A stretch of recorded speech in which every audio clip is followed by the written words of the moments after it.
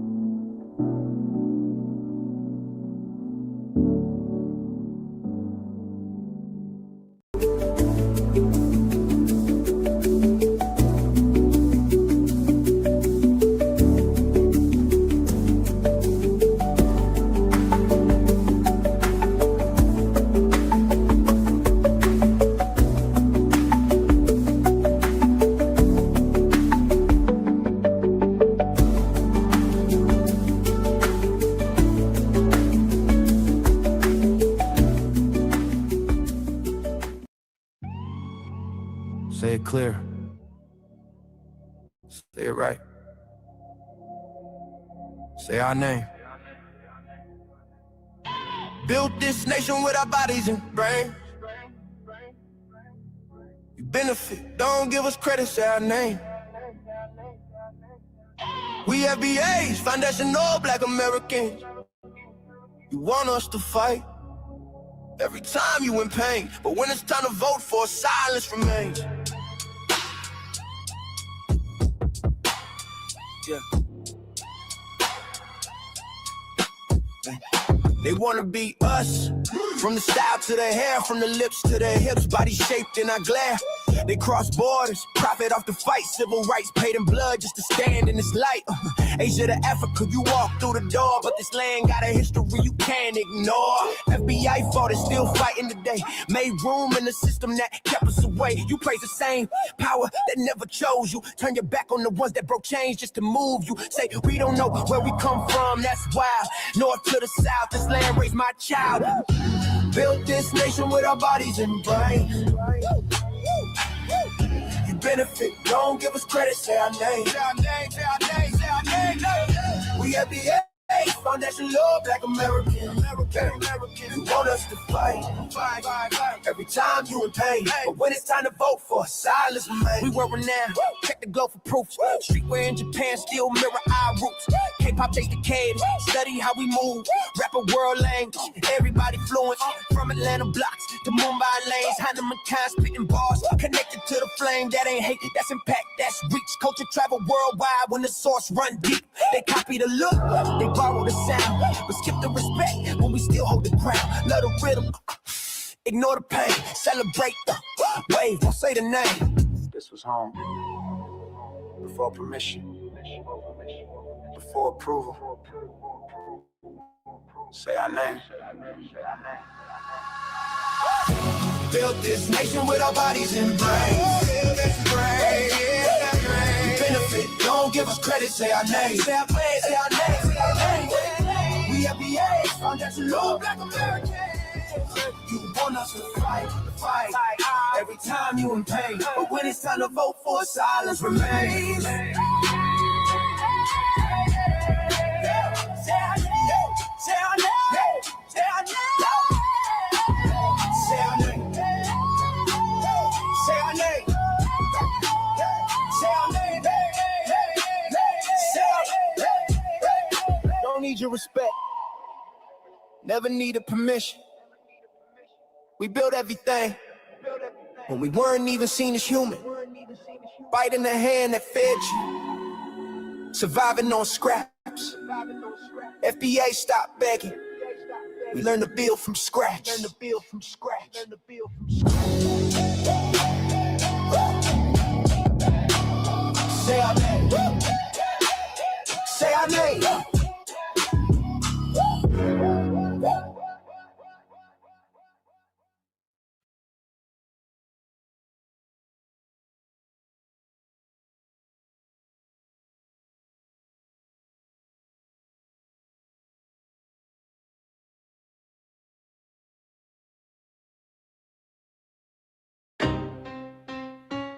Y'all don't hear us. Pull up a seat and motherfucking listen.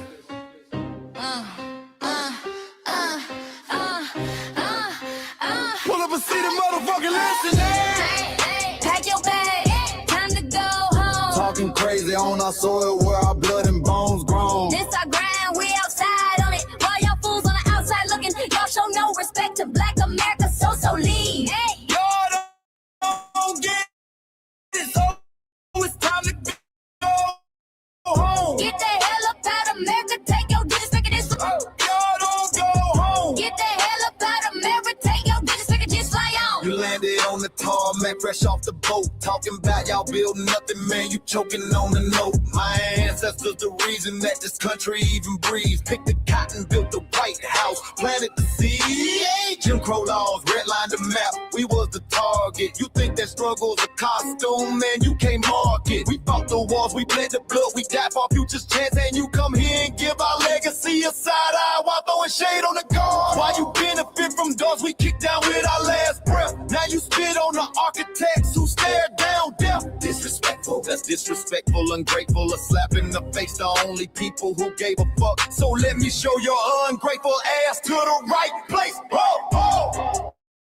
Pack your bags, time to go home. Talking crazy on our soil where our blood and bones grown. This our ground and we outside on it. While y'all fools on the outside looking, y'all show no respect to Black America, so leave. Y'all don't get it, so it's time to go home. Get the hell up out of America, take your disrespect and just fly on. Y'all don't get it, so it's time to go home. Get the hell up out of America, take your disrespect and just fly on. Passport, the visa, the privilege to be here. Cause my grandma did march for y'all, so disappear from our land.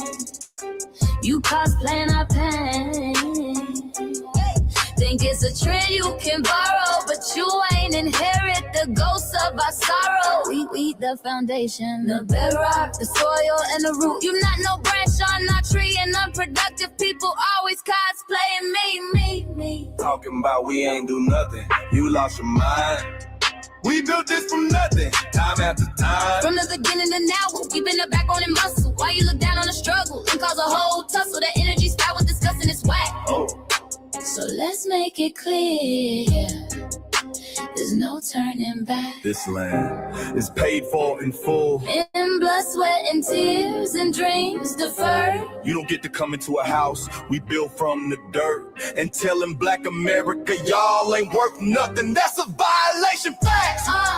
Pack your bags, time to go home. It's our soil on our soil where our blood and bones grown. Show respect, this our ground. Y'all just tenants on a leash. Or get the step. Show no respect to Black America, so leave. Don't get it, so it's time to go home. Get the hell up out of America, taking your business, I can just say on.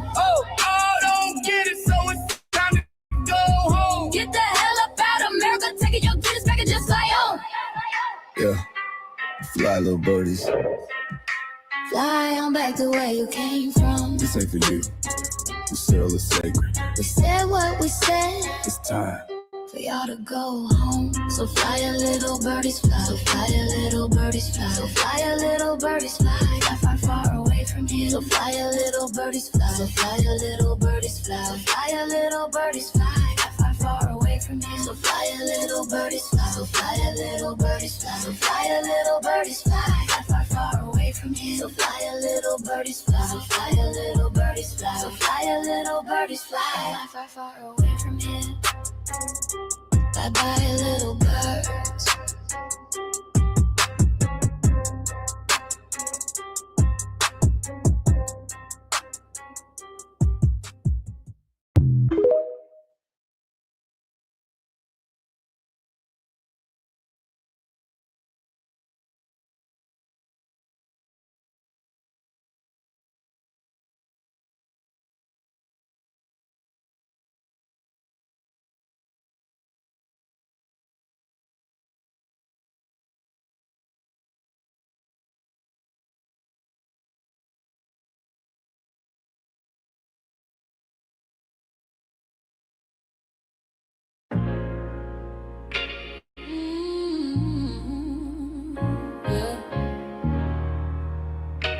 They thought we forgot, but we never forgot.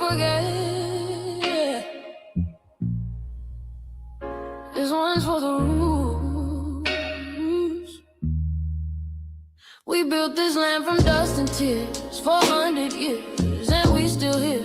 They write new rules, but they don't see every freedom they got came off you and me. We planted seeds, they took the bloom. We lit the flame, they left the room. But we back now, no disguise. The spirits woke, we realize all we want is what we earn. That sweat and blood, yeah, that table turn. You can't buy culture, can't fake that fight. This is our day, this is our ride. We FBAs. Say it loud, say it strong. We the heartbeat that's been here all along. Foundational Black Americans, stand tall. We ain't begging for nothing, we built that all. Born from pain and grace, you can see the truth written in our face. We the soul, the sound, to fight the flame. Foundational Black Americans, say our name. They love our rhythm, but they dodge our blues. Use our voice when it fits their news. They take our sound, but not our scars. We the backbone, we the scars. Now the veil is gone, the mask is clear. We see the game, we know it's here. No more silence, no more lies. We lift that flag and watch it rise. Rise up. We the ones that made this nation breathe. Our veins are power, our roots are trees. We know worlds. It's rhythm and grace, and now we're reclaiming our rightful place. Can't copy courage, can't steal pain. You can't inherit soul by changing names. Our story ain't done, it's the revival. We guard the gate, it's about survival. We FBA, say it proud, say it loud. The world dances on what we vow. Foundational Black Americans, still we stand, still we fight, still we demand. Every block, every song, we've been right here all along. The soul of a people strong and free. Foundational Black Americans.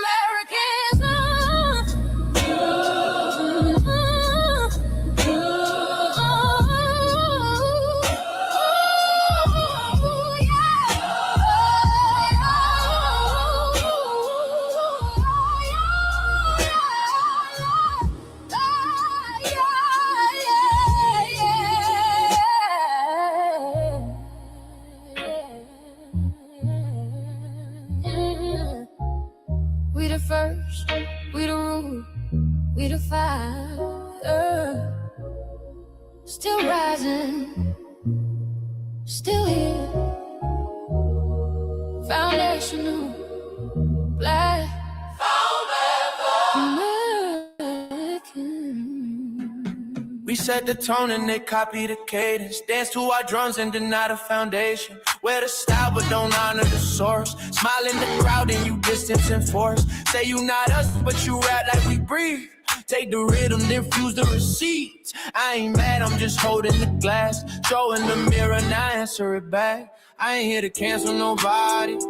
Just keep it honest, keep it solid. If you eat from the table we built, don't act surprised when we guard it. Do you like that? Do you like that? When I flip your sound and I ride like that. Do you like that? Do you like that? Do you like that? Cause that's how it feel when you borrow my culture. Then act like we never mattered. Hip-hop.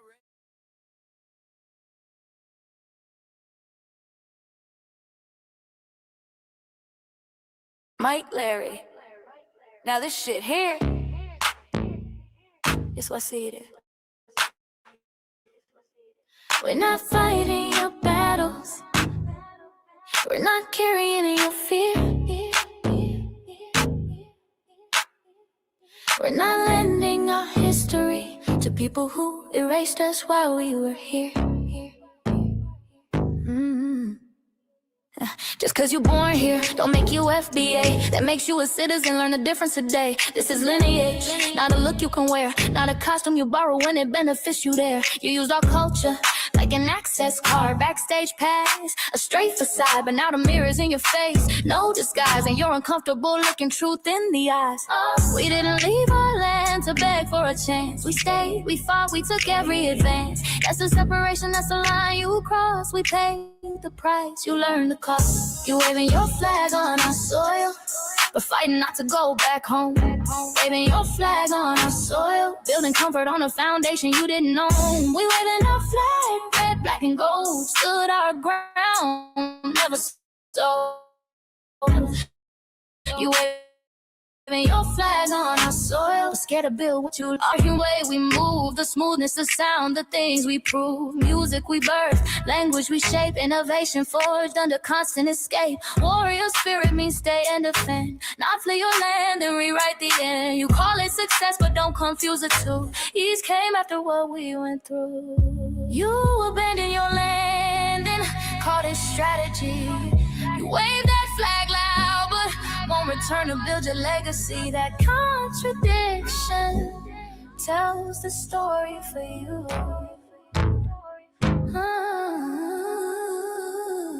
You waving your flag on our soil, we're fighting not to go back home. We waving ours where we were forged, every inch earned, every brick known. We can't be deported, and that truth changes everything. We can't be deported, and that truth changes everything. We know who we are, and now we see who you are too. Just because y'all born here doesn't make you FBA at all. It makes you an American citizen. It's biologically impossible to be us, because it's a lineage, not some damn costume you can just put on to look cool. You immigrants and immigrant Americans has used our culture as an access card, a backstage pass to our culture. Now y'all have to look in the mirror. Our sense of humor, the aesthetics, mannerisms, the style of dress, the smoothness, the creativity, our genres of music, innovativeness, our slang, our warrior spirit by staying on our homeland and fighting and not fleeing to somebody else's land to beg for a better life and shit on the very people who fought to have us there. That's who we are. And we know who the hell y'all are waving your flag on our soil and fighting to make sure y'all don't go back.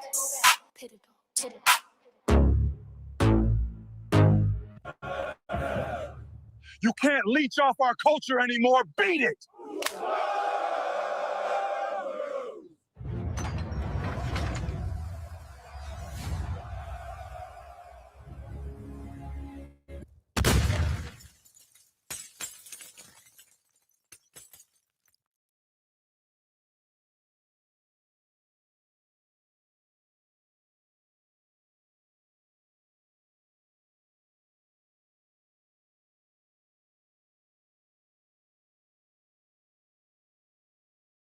Mike Larry, man, you did it again.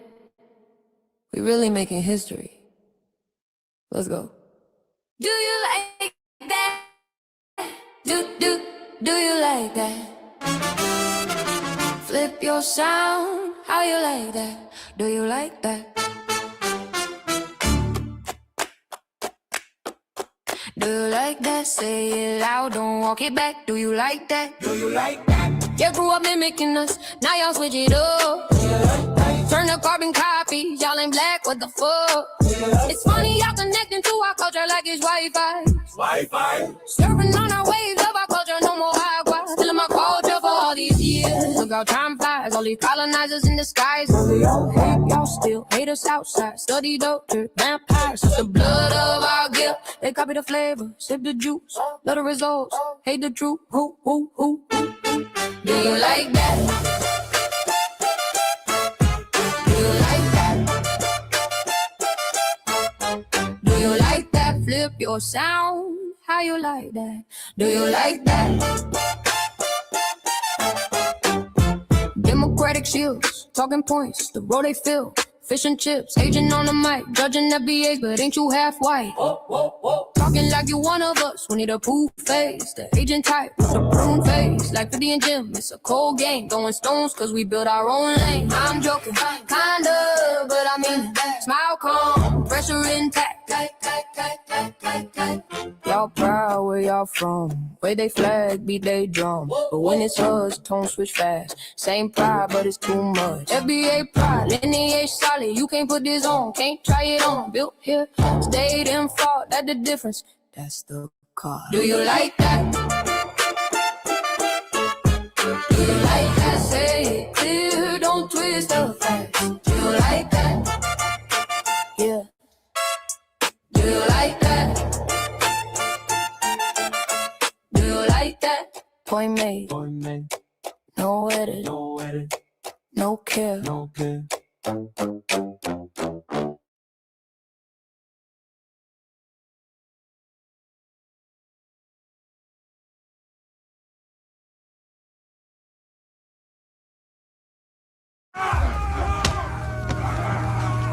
You know, erasing history is something that you have to do when it comes to conquest, domination, and destroying a people. If people knew who they were, and what they were capable of in the past, they will understand what they have a possibility or a likelihood of doing in the future. Foundation of Black Americans, we've always had a culture of resistance. We cultivated a culture of resistance on this land, and we've been resisting ever since we've encountered European domination. But nothing was really popping in Europe until the transatlantic slave trade, and that's where they amassed a lot of wealth. One thing that I think is unique about our culture as far as how we resist, how we fight back, is just the environment we were put in from day one. Being only 13% of the population, the white supremacists were very meticulous about keeping that population at a certain amount. There was never a period when we did not resist the encroachment of the white man. They have a natural behavior of authority no matter where they go. That's why they'll step up in front of us in the line at the store. We're not important. They don't even see us. We've never been able to excel. We've never been able to relax. We've never been able to just be, which means that existence is resistance. It must be something in our DNA, our historical background, to when something doesn't sit right with us, especially spiritually, in our souls and in our spirit, we just say no. We live resistance. You know, from the moment we're born, we're in resistance. And it's handed down generation to generation. And so I think that cultural resistance is actually in our DNA, in our epigenetics, and then it blossoms out into the culture. So there's almost nothing in America that we do, from song to dance to politics to the way we talk, the way we dress, having coded languages considered to be slang today. Everything about Black American culture is a form of resistance. Of course, they want to always downplay our contributions to the global tapestry because they continue to act like our number one export in this country is not Black innovation. Everyone understands that our resistance has been the cornerstone of what foundational Black Americans have always done. We are the life that breathes everything into this nation. The further back you go, the further Black you go. It's just simple like that, brother.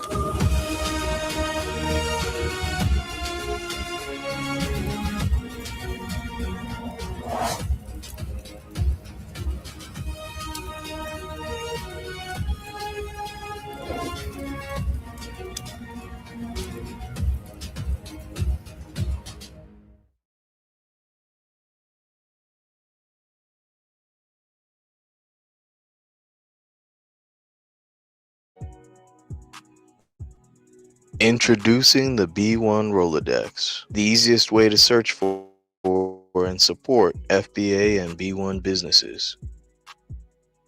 Hundreds of entries from the Black grassroots for the Black grassroots. Free to use, free to download, constantly updated. Trouble navigating the document? Try using the map version. Notice a business missing? Use this simple Google form to submit an FBA or B1 business. Also submit anti-Black businesses, which are now being collected in that last tab. Find resources, contact numbers, and much more using the second tab. All the info you need to start practicing group economics today. Go to blacktruthunited.com. That's blacktruthunited.com. Greetings, Black family. Greetings, and thank y'all for tuning in to another episode of the Frontline Black News. I'm your host, Chan Crewman.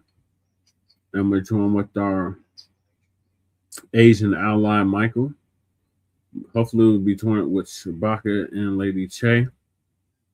And on this season 6 episode, Trey or 33 part 3, continuation part 2 of the Frontline Black News, we'll be discussing several topics we didn't get to in part 1 continuation.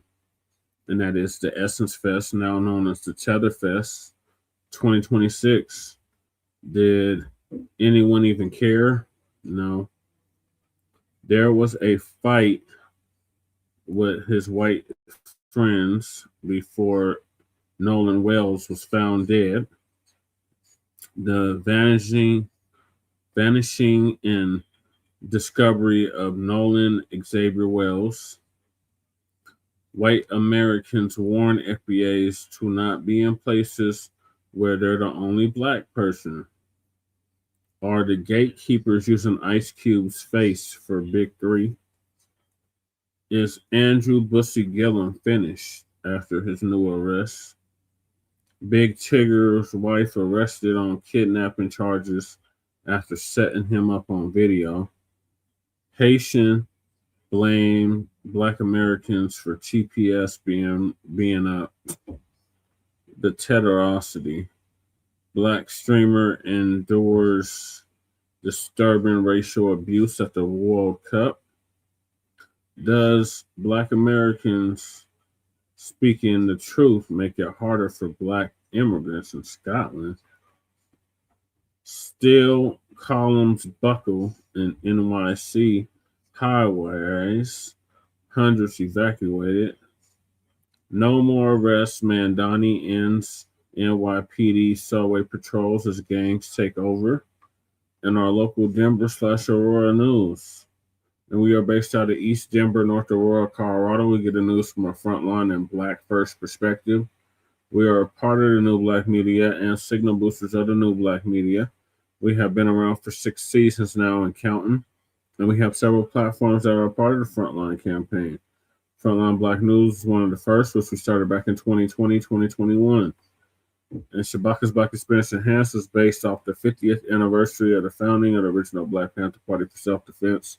We started on Blog Talk Radio back in 2016 and have been around for 12 seasons now. Shabaka's Black Experience Enhanced covers Black experience from the beginning of time until 10 minutes ago.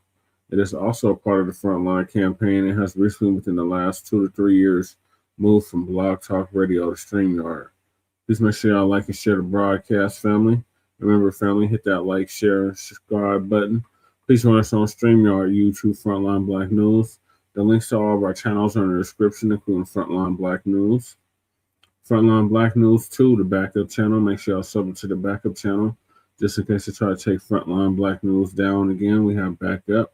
And the link is in the description. All these links are in the description.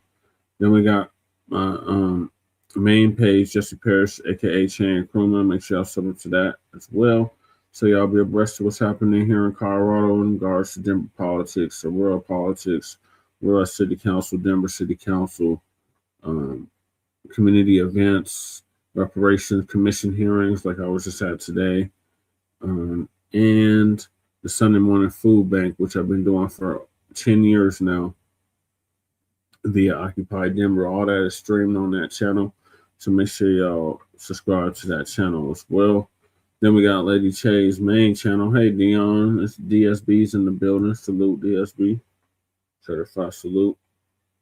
Hi DSB.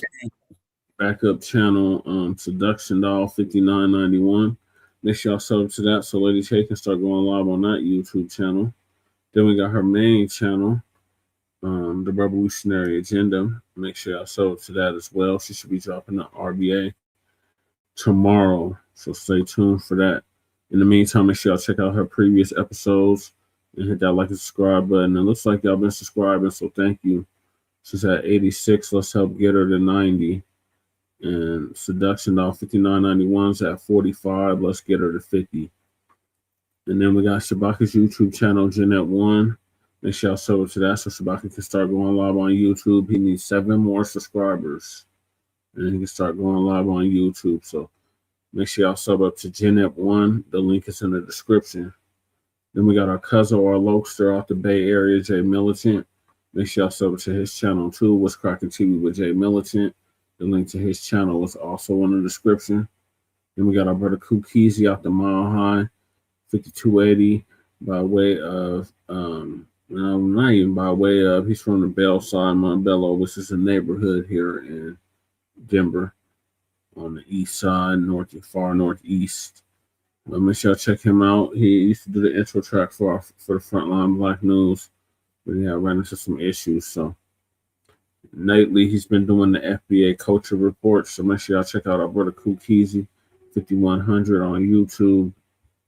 Then we got my brother from another mother, Breeze Omega, who's originally from Hempstead, Long Island, but is now in Leesburg, Virginia. And the link to his channel is in the description, Breeze Omega. Make sure y'all sub to his channel as well.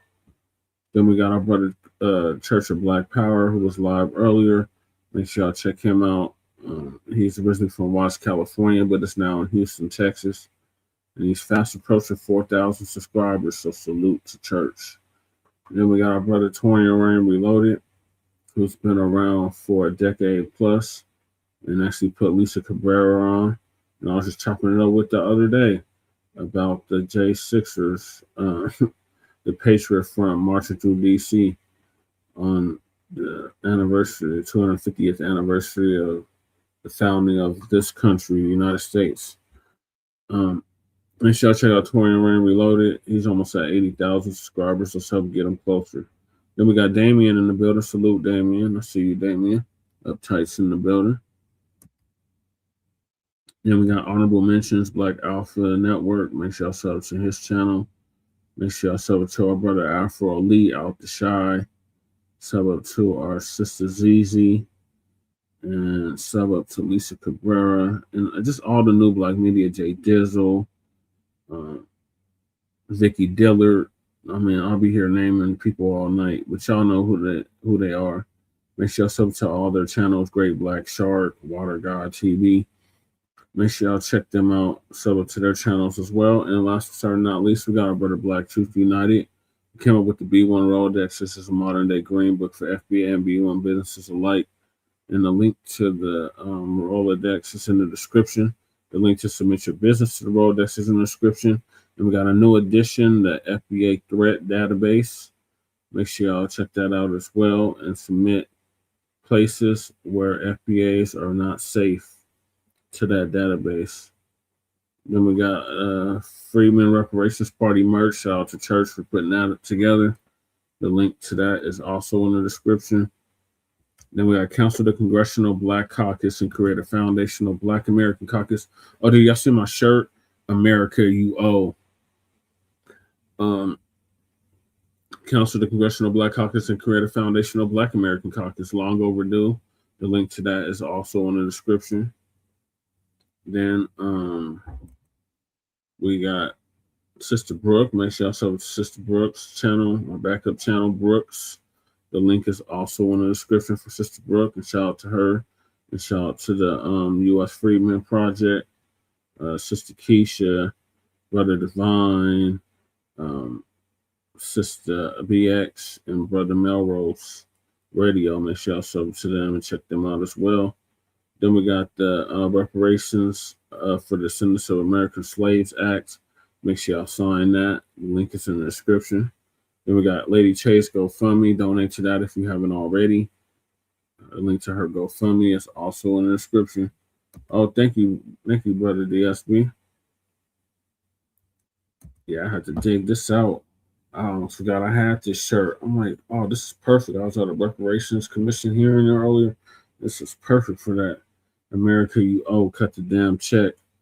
Then we got the GoFundMe for Joshua Fox, the Black military veteran that put hands and feet all over that RWS Nabisco, Chad the Bussy, Chad the Builder, aka Dalton Etherly. Make sure y'all donate to our brother Joshua Fox's GoFundMe if you haven't already. Then we got Stop Netflix from releasing damaging docuseries about Michael Jackson. Shout out to Dr. Randy Short for putting that together. and the link is in the description. And then we got myself, as you can tell from the background. I am a candidate here in the state of Colorado for Colorado State House of Representatives for House District 8, a historically Black district up until recently. Yeah, America with a triple K, exactly, Damien. And elections in November 3rd to be exact. And the link to my website is also in the description. Then we got a copyright disclaimer under Section 107 of the Copyright Act of 1976. Allowance is made for fair use for purposes such as criticism, comment, news reporting, teaching, scholarship, education, and research. And I do not own the rights to the music. And if you don't understand racism, white supremacy, the only racism that exists on this planet and in this realm, everything else that you think you understand will only confuse you in all 9 or 10 areas of human and people activity. And that is economics, hey, Amaru. That is education, entertainment, labor, law, politics, religion, sex, and war. And some say health and nutrition. In all 9 or 10 areas of human and people activity. And that was by Mr. Nelly Fuller Jr., who transitioned exactly a year ago at the age of 95, ProduceJustice.com. And when you, a Black person, are captured by any race soldier, you must never fuss, fight, or flee. Comply and defend yourself in court, also by Mr. Nelly Fuller Jr., ProduceJustice.com. And last but certainly not least, we got racism, white supremacy, which is the only racism that exists on this planet and in this realm, is conscious and subconscious behavior to maintain white genetic survival, to prevent white genetic annihilation. And that was by the late, great master teacher, warrior, scholar, Dr. Francis Cress Wilson, who transitioned exactly a decade ago at the age of 80 and would have been 90 as of 2 weeks ago or 2 months ago. So, and RIP to her, and shout out to Tariq Nasheed, our FBA brother out of Los Angeles, California, for paying for her funeral, along with several others, master teachers and warrior scholars that we've lost in the last 10 years or so. So those are the topics. Make sure y'all hit that like and subscribe button. Michael, what are your thoughts on the Essence Fest, or do you have any thoughts on the Essence Fest? Yeah, my thoughts on the Essence Fest is a way to like really dilute American freedmen's struggles, freedom and equality, right? Mm-hmm. And not really acknowledge that American freedman was the one who created the Essence Fest in the first place before the Tiefers took over. Right. And I would say the Tiefers they definitely owe a lot to American freedmen. The Tethers. Yeah, Tethers. Yes, Tethers. Thank you. They gotta pay up as well to American freedmen. Yep, they do. And they also gotta stop cosplaying. Yeah. FBAs. Yeah, they have to stop that.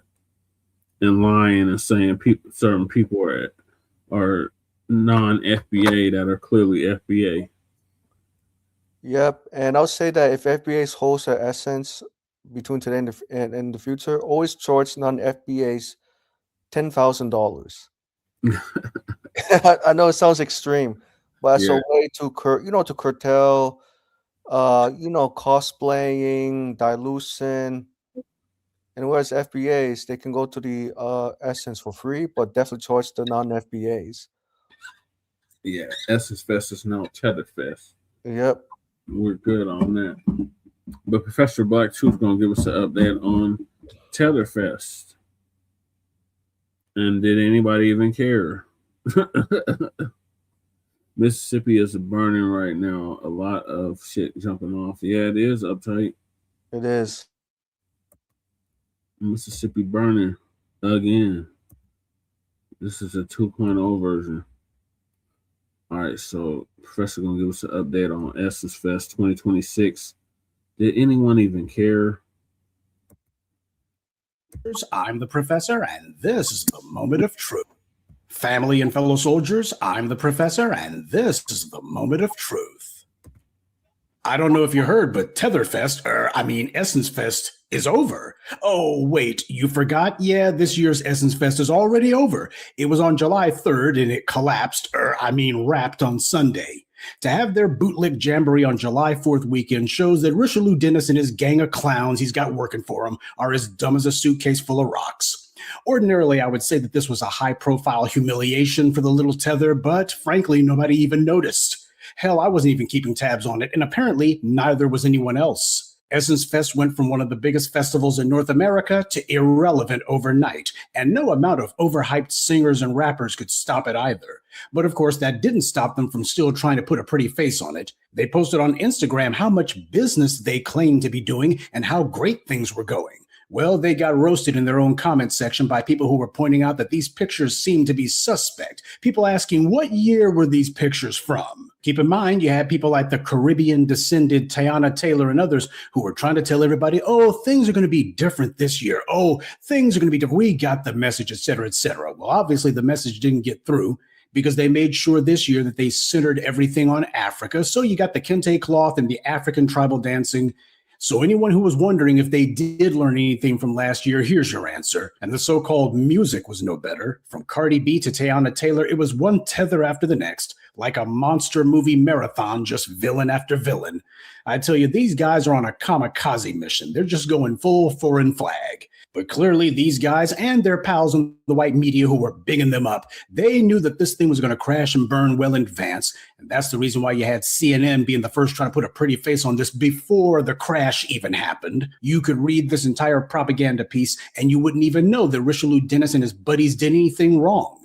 They totally talk around the controversy. Look at how they put a slant on all of this when the tethers and foreign flags tried to take over. Just look at how CNN chose to phrase this. Essence was taken to task for, quote, an intentional shift toward trying to make the festival more appealing to a global audience than focusing on its core African-American supporters. Notice how they slipped in the weasel words? They're trying to make it sound like it's a good thing. Well, there was a controversy because they were intentionally trying to shift toward making the festival more appealing to a global audience. See, it's all about inclusion, but those closed-minded, bigoted African Americans, they just didn't like that because, they're no different than these white supremacists. See, they were trying to be so exclusive. That's the only sin that Richelieu Dennis and Caroline Wanga and others committed. They were trying to be more inclusive. Richelieu Dennis and his tether pals weren't simply trying to appeal to a global audience. They were trying to openly co-opt what had been one of the premier FBA festivals in the country as a springboard to magnifying their own influence as Africans. That's the audience that he was trying to appeal to. But to call Africa a global audience is not appropriate at all. There's hundreds of millions of Africans in Africa, and yet neither Richelieu Dennis nor anybody else has tried to make or create an Essence Fest over there. If you're trying to reach a global audience in Africa, wouldn't it make far more sense to have your festival in, Africa? But it takes more than just bringing some vendors and some people together. You also need an audience with a tradition of supporting one another. And in Africa, let's be honest, because of how the tethers have completely and thoroughly broken their loyalty system over there over the course of hundreds of years, that's not the case. Reaching Africa is not reaching a global audience. Yes, there's a lot of people who fled to countries all over the world, but that's not how a global audience works. Don't believe it? When Black Americans abandoned Essence Fest, where was this so-called global audience at to make up for all of those Black Americans who were missing? Where were they at to patronize Essence Fest? Where were they at to patronize this new, reinvigorated, newly defined global event? Where was Richelieu Dennis's fellow Liberians at? Where were Caroline Wanga's fellow Kenyans at? Where were the Nigerians like David Oyelowo and Godfrey at? Where were these people at? You had Cardi B and Tiana Taylor, so where were the Caribbean people at to go ahead and flood into the Memorial Center? This tether Richelieu was pivoting to Africa, so that's his audience now, all right? And where were they? The only Africans you saw there was Richelieu Dennis and a few of the vendors. Local businesses take part too. My family's from West Africa. My mom is a jeweler, and I grew up at the French market with all these artists. Well, you're not going to be making much of a market out of that. And CNN's little puff piece, they were just lying by omission. They didn't mention Africa at all, by the way. In fact, the word African only appears once in this puff piece, just one time, and that's in reference to African Americans. They didn't see fit to say anything about Africa or Africans at all, even though a blatant attempt by 2 African immigrants to marginalize Black Americans is exactly what the entire controversy and scandal has been all about. But you wouldn't know that by reading CNN's puff piece. This is how the white media slants the news, how they lie by omission and intentionally miseducate the public. And because the white media and their bootlick allies never have any new ideas, they predictably went to the old standby, the effort of last resort. They were trying to see if there was any Black feminists out there that they could appeal to, trying to say, well, Essence Fest, this is about Black women, don't you know? It's just like the Democrats. That's their go-to line. They're hoping to go ahead and breathe some life into the corpse of the sister girl routine. And something else I found interesting. In the CNN puff piece, they mentioned a statement that Essence put out when the controversy was gaining steam last year. And the wording that Essence used to try to dodge the issue and redirect it, well, it sounded exactly like what Godfrey said when he was making excuses and splaining for his buddy David Oyelowo. Quote, "We know there is a lot of pain and a lot of healing that needs to happen in our communities, but we don't have to destroy each other to heal," the statement said. That's a hell of a joke coming from the tethers behind Essence. These guys have been the main ones trying to lead the charge to undermine our community and our culture for their own personal benefit. Last time I checked, the people who are rightfully criticizing Tetherfest, none of them are in some white corporation's pocket. Can Richelieu Dennis say the same? He did the same thing Bob Johnson did. He set up an apparatus that he claimed was meant to attract Black eyeballs, and then he did a bait and switch to try to pimp those Black eyeballs out to a white corporation. Look at who the sponsors of Essence are. Almost all white corporations. That's the entire point. You look at the people who were there. What were they posting online about this? They made sure to tag Disney because nothing says Black pride quite like a white media company founded by a racist, which is what and who Walt Disney was. But today, the Liberian Tether and his foreign flag friends, well, they're getting caked off by these white companies, so it's all good, right? This is who the real customers for Essence Fest are now. But there's only a few immigrants who showed up, and that's not enough for you to make a market out of. And that's why they have to try and lead us around by the nose without us getting anything out of it, because that's the point. Yo, I think I made this video in a moment. As a dinner right now at Essence Fest, I'm so pissed and anytime because our row is like empty, like legit. So much space here. Meanwhile, our entire audience is like stuck back there. They're not letting them in. People are really truly no one at these booths, and there are thousands of people over there waiting to get in, can't get in. We're missing out on like over half our sales. The lack of people in here is ridiculous. And now people come, yo, that's the line over there. People trying to get in, right? You know when that line is on your class? Now look at the red. You see all that space? Like, as a vendor at Essence Fest and BeautyCon, you're not even getting half the sales you're supposed to get because they're holding everyone back in the line. What the and people spend money to get here, flights. We put product down. We spend money on banners, on like setup. And people can't even get in. And when they do get in, they're rushing to the big vendors like Doug and like Tide and the MEL. And all the small brands are suffering. We can't get sales. I'm not gonna lie. I heard some like rumors and bad stuff about Essence before I came, but this is like much worse I could ever expect. And I'm not trying to like nobody, like no Black-owned brand, but respectfully that we're not getting our sales, we're not making our money. We spend money. I'm not gonna break either. I'm just looking pissed right now. I'm pissed. I'm not gonna lie. Now you have this one vendor here, and he says that the customers at Essence Fest, the Black patrons, were being kept away from the Black small businesses that were there, and that the convention was funneling people towards the white corporate stalls, you know, like Dove. Dove, he says. Gee, do we even have to ask who owns Dove? Oh yes, Unilever, the exact same Unilever who Richelieu Dennis sold his so-called company to, and who he is still in cahoots with to this very day. I thought the entire alleged point of the so-called New Voices Fund was to try to get startup capital into the hands of Black immigrant businesswomen. And let's be honest, when creeps like Richelieu talk about Black businesses, he means immigrants.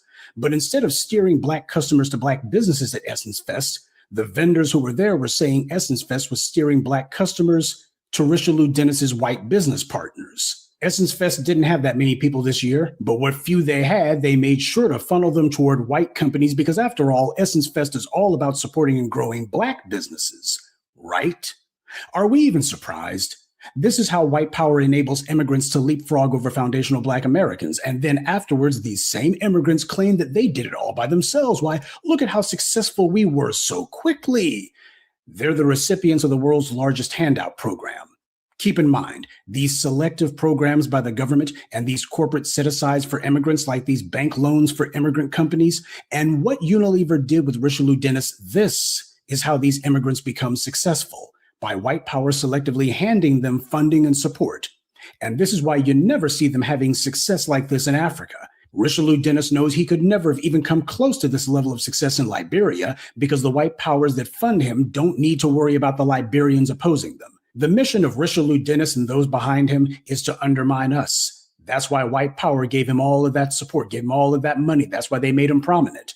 That's the secret to his success. As the old saying goes, if you see a turtle on a fence post, you know he had some help getting there. But of course, you don't see any of the concerns of Black vendors referenced in this CNN puff piece. No mention of how people came in and attempted to get Black Americans to subsidize their own marginalization, because that's what the entire controversy was about. That's what Tetherfest was meant to do. But the white media is covering for them, trying to sanitize it. Richelieu and his pals were being loud and proud that they were going to use Essence as a launch pad to prioritize and spotlight literally anyone and everyone except for the very foundational Black Americans who created it in the first place. They were being blatant and open and shameless about their contempt for the very people who they demanded patronize them. This is the same anti-Black attitude that we see from these white supremacists and these racist immigrant convenience store and beauty supply owners. They've been made to feel very comfortable disrespecting us to the point that they want to be as openly abusive as possible towards us. Everybody, including immigrants from Africa and the Caribbean, have to come to us because we're the pulse. That's not a brag, it's a fact. Yes, there's successful forms of music from the Caribbean like reggaeton, and once every blue moon, this or that African song might trend for a couple of days. But neither African nor Caribbean music has become the global culture. And before anyone wants to get offended by that, I'm not making a commentary about the cultural value of the countries or the people who produce these forms of music. What I'm presenting is just basic math, and we don't do ourselves any favors by denying that. New Orleans, by the way, also has another big festival, Jazz Fest. That was all about jazz for the longest time, but eventually you had all these other people, bums rush the place. They want to be part of it because that's how many people it brought in. So now Jazz Fest had to go all DEI and inclusive for white folks. And now they got tents for country music, bluegrass, heavy metal, and all this other nonsense. You never see that the other way around, by the way. You never see some festival that highlights some white form of music and then it attracts everybody else to it. Other people gravitate to what we do. It draws them in. And we've never had a culture of excluding others, by the way. And yet everyone else takes our altruism as an opportunity to try to steal what we made. It happens every time. Nobody ever tries to steal reggaeton. You've never had some Black American from Bushwick Avenue or from Crenshaw saying reggaeton was created by Miles Davis or Afrobeat came out of the Harlem Renaissance. Black Americans have been going into Africa since before they had a music industry, but not once have you ever seen a Black American ever claim that we invented some aspect of African culture, nor have you seen us claiming that we influenced them, even though you see people running around with Michael Jordan jerseys, sagging their pants, or wearing the kinds of clothes we do the way that we do, taking on our mannerisms like they saw it from a TV show or a music video, but we still don't sit there and say, see, your culture is actually ours. Regardless of all that, you never saw us trying to lay claim to their culture. Why would we? There's more than enough that's vibrant and dynamic about our own culture that we don't need to try to look to anyone else. We got too much going on over here. We don't have to dump on other people's communities either in order to try to big ourselves up and make ourselves feel better. We don't have to attack other communities just so we can finally feel good about our own. There's nothing any of these other communities are doing that makes us feel insecure or inferior about ourselves. But apparently there's a lot that we do that makes other people feel that way. Well, Black Americans closed their wallets to Essence Fest, and the tether begging began immediately. They're trying to get the state of Louisiana to subsidize their event now. Revenues are down, attendance is down. They couldn't even pay their vendors last year. The state's trying to get them to pay the fee for the convention center.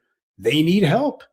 These tethers love to talk about how successful they allegedly are, but most of them aren't. And the few who are, you look at where they work and what they allegedly do, and it's always them speaking as spokespeople for the FBA community in some form or another.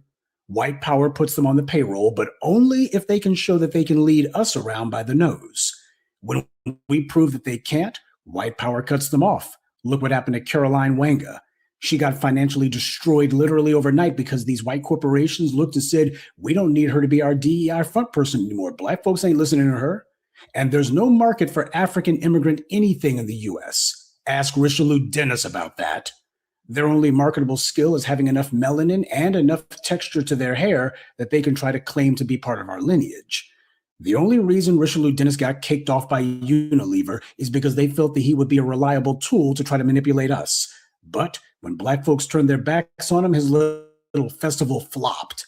And now it's happened again. And don't let their phony happy talk fool you. Remember, right after last year's Essence Fest fiasco, they were putting out the same talking points, saying that Essence Fest 2025 was a huge success. Everyone was so happy. Thank you for making this the most successful Essence Fest yet. That's what they were saying last year.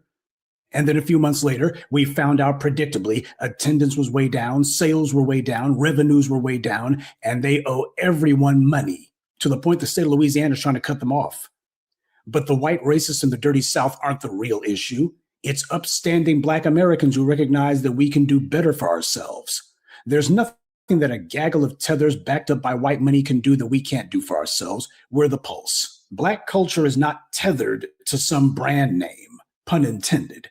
If Black people decide that they're going to go to a particular place and they're going to spend their time and money there, they bring their energy there, that is what gives it legitimacy. Not whether it's being funded and produced by some white corporation or if it's got some notable music acts there. Our culture is bigger than that. This is about more than Essence Fest. This is about defunding anti-Black tethers. Same way more and more Black people are realizing that they need to defund these racist immigrant so-called businesses, Black people also need to be on the lookout for the Richelieu Dennises of the world. They can see the backlash, so they're bringing in other foreign flags like Tiana Taylor and Cardi B, and then bringing in legit FBA people for their whack old stage shows. They're betting that there's just enough off-code Negroes who are still silly enough, even with all that's gone on, that they'll show up if someone promises some free music and a little yaki weave on sale. Sure, there will always be a few off-code Negroes who basically will always go for the okie doke. But the reality is when it comes to the masses, I think that we got the beginning of a righteous trend going here. And that these bootlicks for white power, whether they be homegrown or from abroad, they're going to find out what happens when the tethers get severed. Good day and be one. I'd like to take a moment to mention some of our contributors. Trampstein, William Ross, John Harvin, Andrew Lewis, and Jasmine. Salute to them and thank you to everyone for listening, liking, and sharing this message. Black empowerment only exists because of you. Thank you, Professor. And I said it better myself. To hell with Tether Fest. Let me get this straight. Michael? Oh, yes. My thought is that, you know what, Professor Black proved that this is nothing new, right?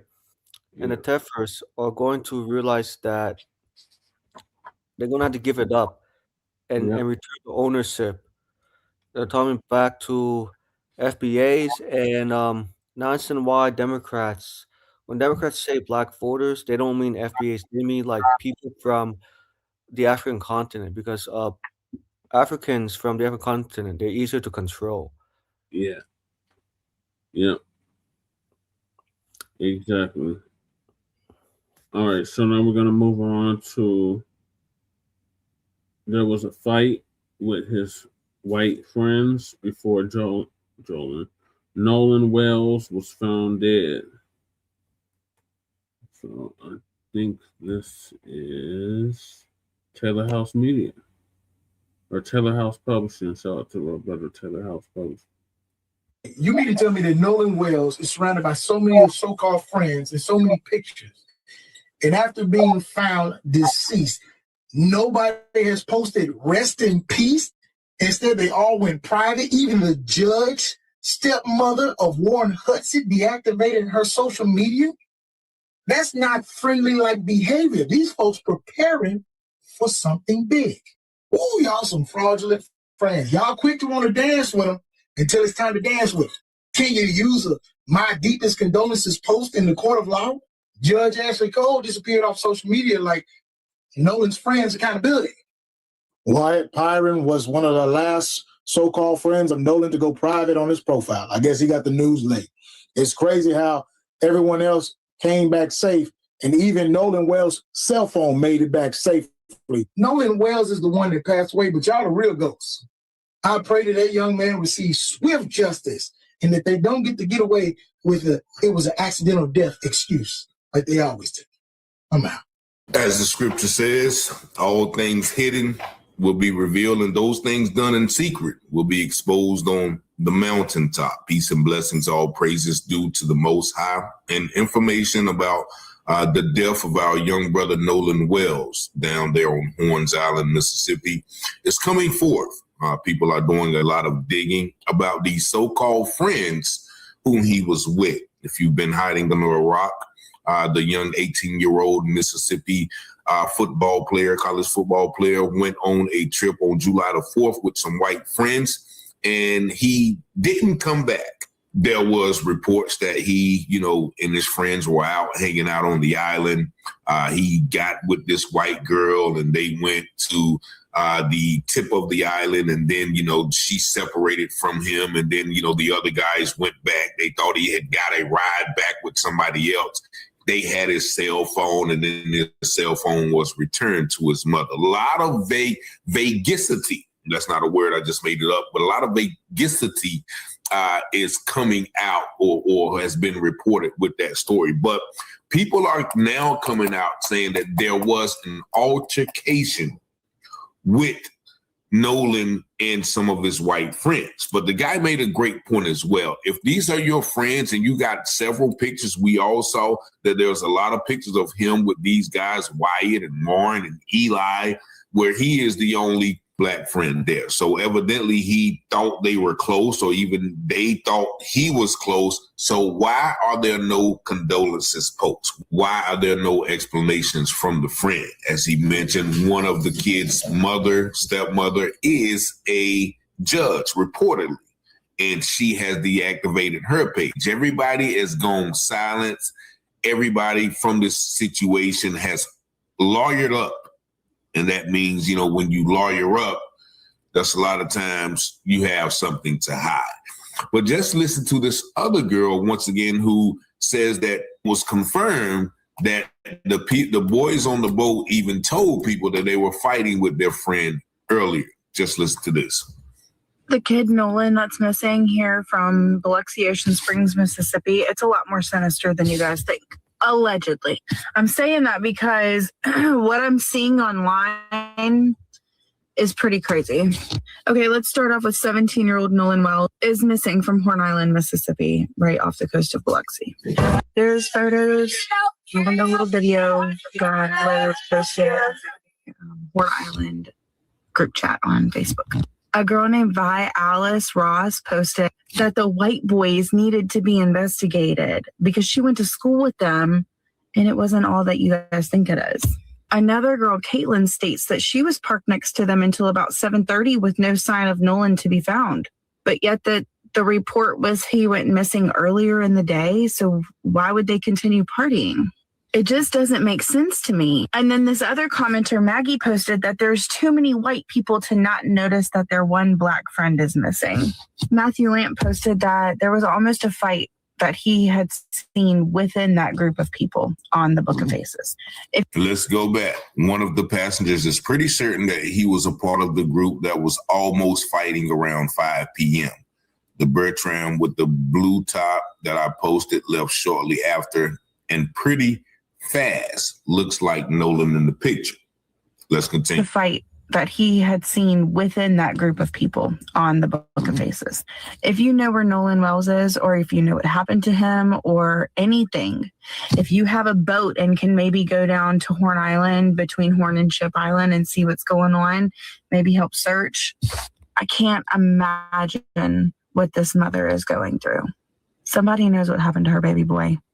I pray that they get justice. So people are saying that they saw the kids from the boat that Nolan was on getting in a fight. Now, I'm going to show you this video as well, but you can clearly hear and see that somebody is engaged in an altercation. Also, great point as well. Too many white people to not know that your only black friend is missing. And why did they speed off and leave if they did nothing wrong? They said they sped off pretty fast. That lets you know right there, okay, they knew they had done something that was nefarious. But let's listen to this audio of a clear altercation going on. And you can tell because everybody is looking at that direction when the camera pans.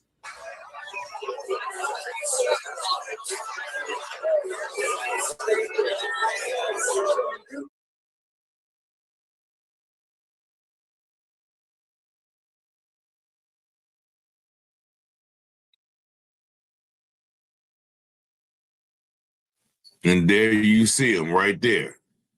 It's Nolan with the blue shorts on. Listen to the audio of the video, and everyone on their boats are looking towards the bank, and that's what you see. Agreed, Damien. They are guilty as fuck. But these are his friends. Did they mention that there was a big fight? This is so sad. One of the boat drivers did mention he and his friends was fighting amongst themselves. Anna Seymour claims she saw Nolan arguing with his friends at 4:01 p.m. and her proof is her Snapchat timestamp. So many people are saying that there was an argument. So if there was an argument and y'all pieced it up and y'all, why not come out and say it? But as the first video we watched said, these guys are hiding something that's very sinister. There's no way in the world that me and my 4 friends are going to go out to this beach and then we're going to leave one of them. My mama always taught us, if you leave together, then you come back together. You watch out for each other. And so this is very unlike friends to leave their friend on this island. Very popular island, mind you. It's a very popular island on regular weekends, but as you see on July 4th, it was very crowded. Let's continue to look at some more of this evidence. And there you see, once again, there is a close-up photo of, you know, the boys in the water, as they say, and one of those boys allegedly is Nolan and may have been right here involved in a heated altercation as well. And let's listen to this video once again.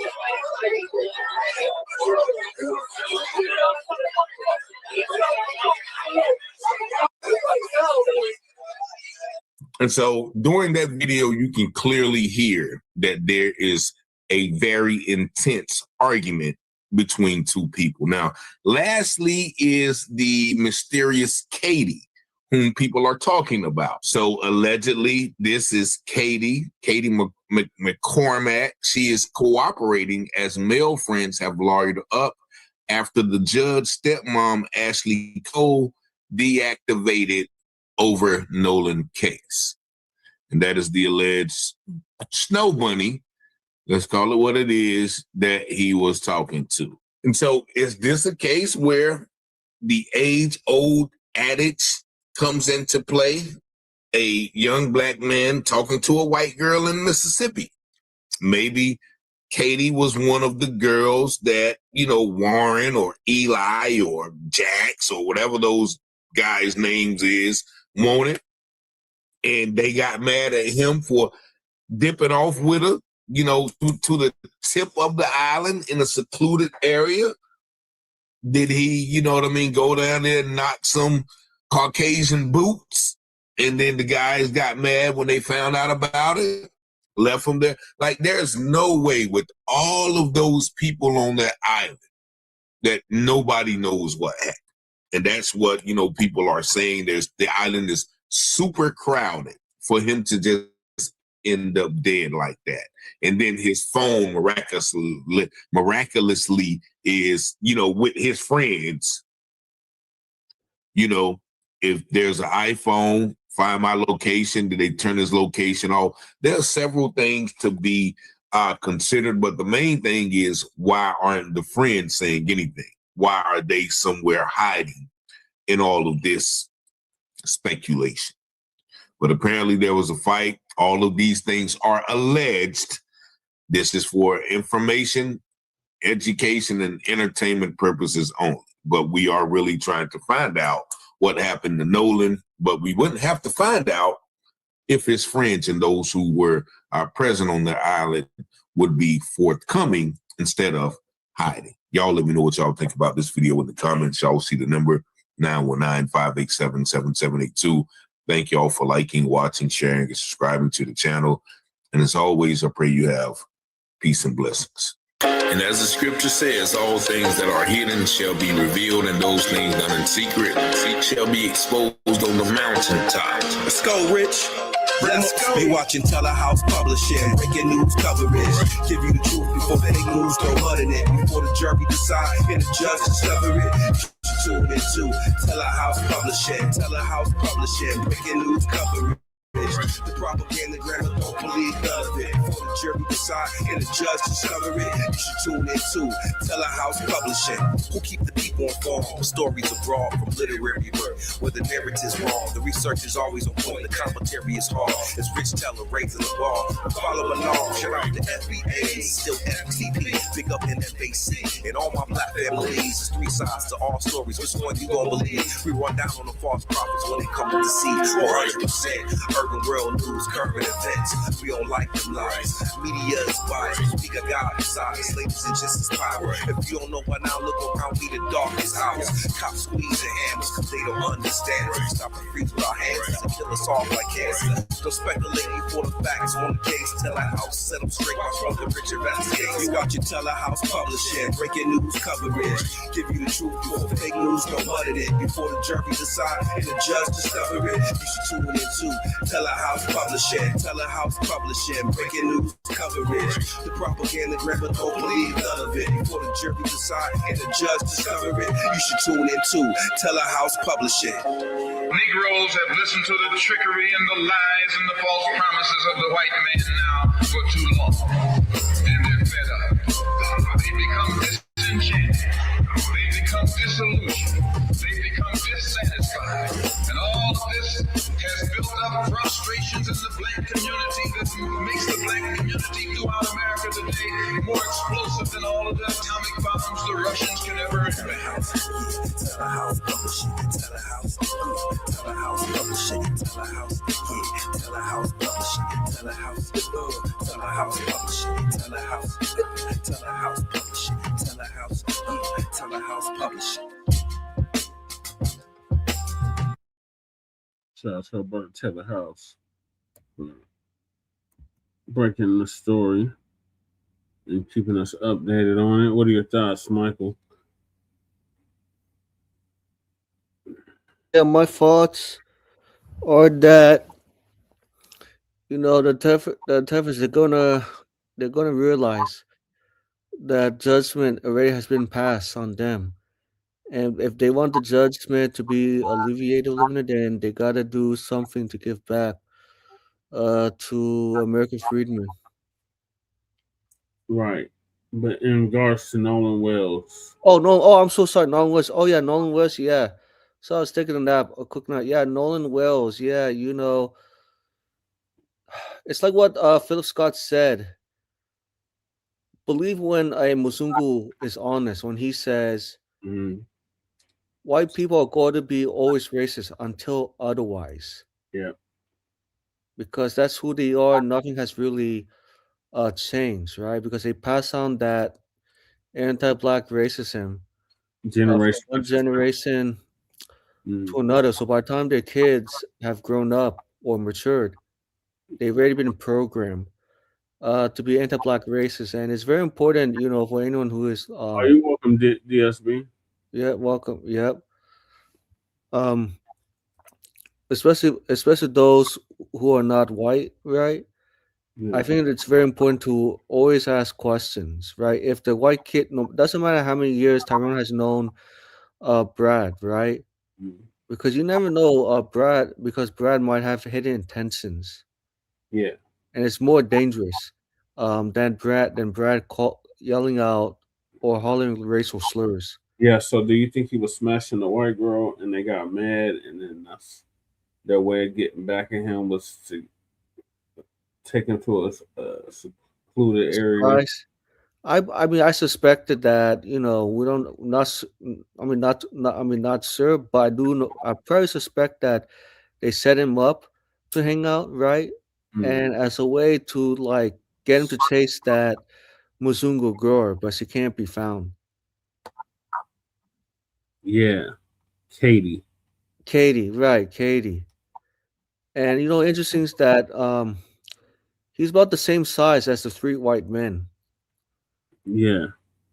They're And yeah, pretty big. pretty big, right? And it's like what Todd Thomas said, as I mentioned to you on your podcast, couple maybe a day yesterday or days or one day before. Yeah. Todd said if there were three brothers and one white man, and if the brothers, I mean, if Brad disappeared, right, and the brothers have his phone, Mm. immediately the police are going to question the brothers and incarcerate them. But when it Yeah. comes to like three Brads and one Tyrone, totally They, different. they just let them go away scot free.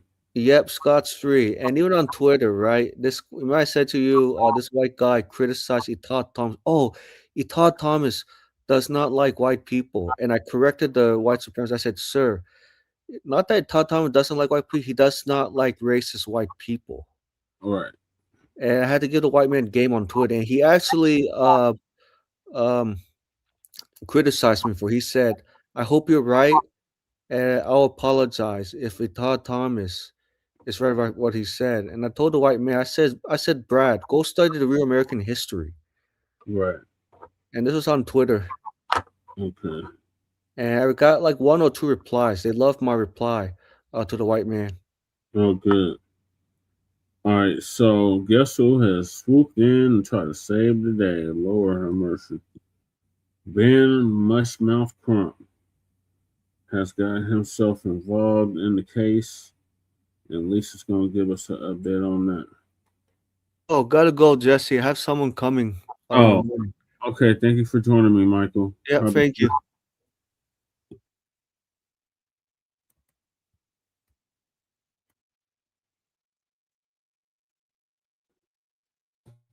Shalom, family. Good to see you all. Hope you're doing well. All right. Now we're going to get into Nolan Wells. And many of you already know he was a teenager that made the fatal mistake of going out with a group of white teens. He was the only melanated one there. And everybody seemed to have made it home except for him. And we know we've seen this play out before. It is something that's been happening for probably a very long time here in America. And, to see such a young man life gone at 18, yeah, I mean, I can understand how his family feel. So anyway, Ben Crump is now one of their attorneys, at least that's what it's saying. And we're going to hear Ben Crump talk about Nolan and what happened. And, he's now at least one attorney that will be representing the family. So, let me share my screen.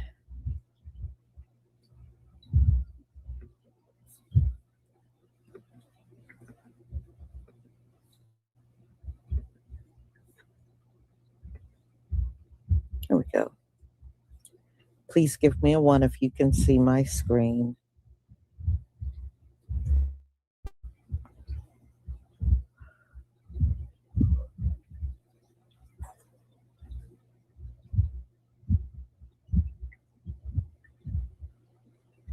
Thank you.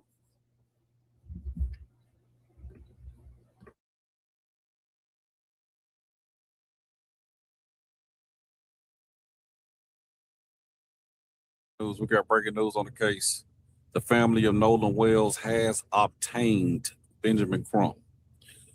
Also, I've been hearing on social media that all his so-called friends deleted all their social media accounts, man. Do this make sense? No, of course it don't.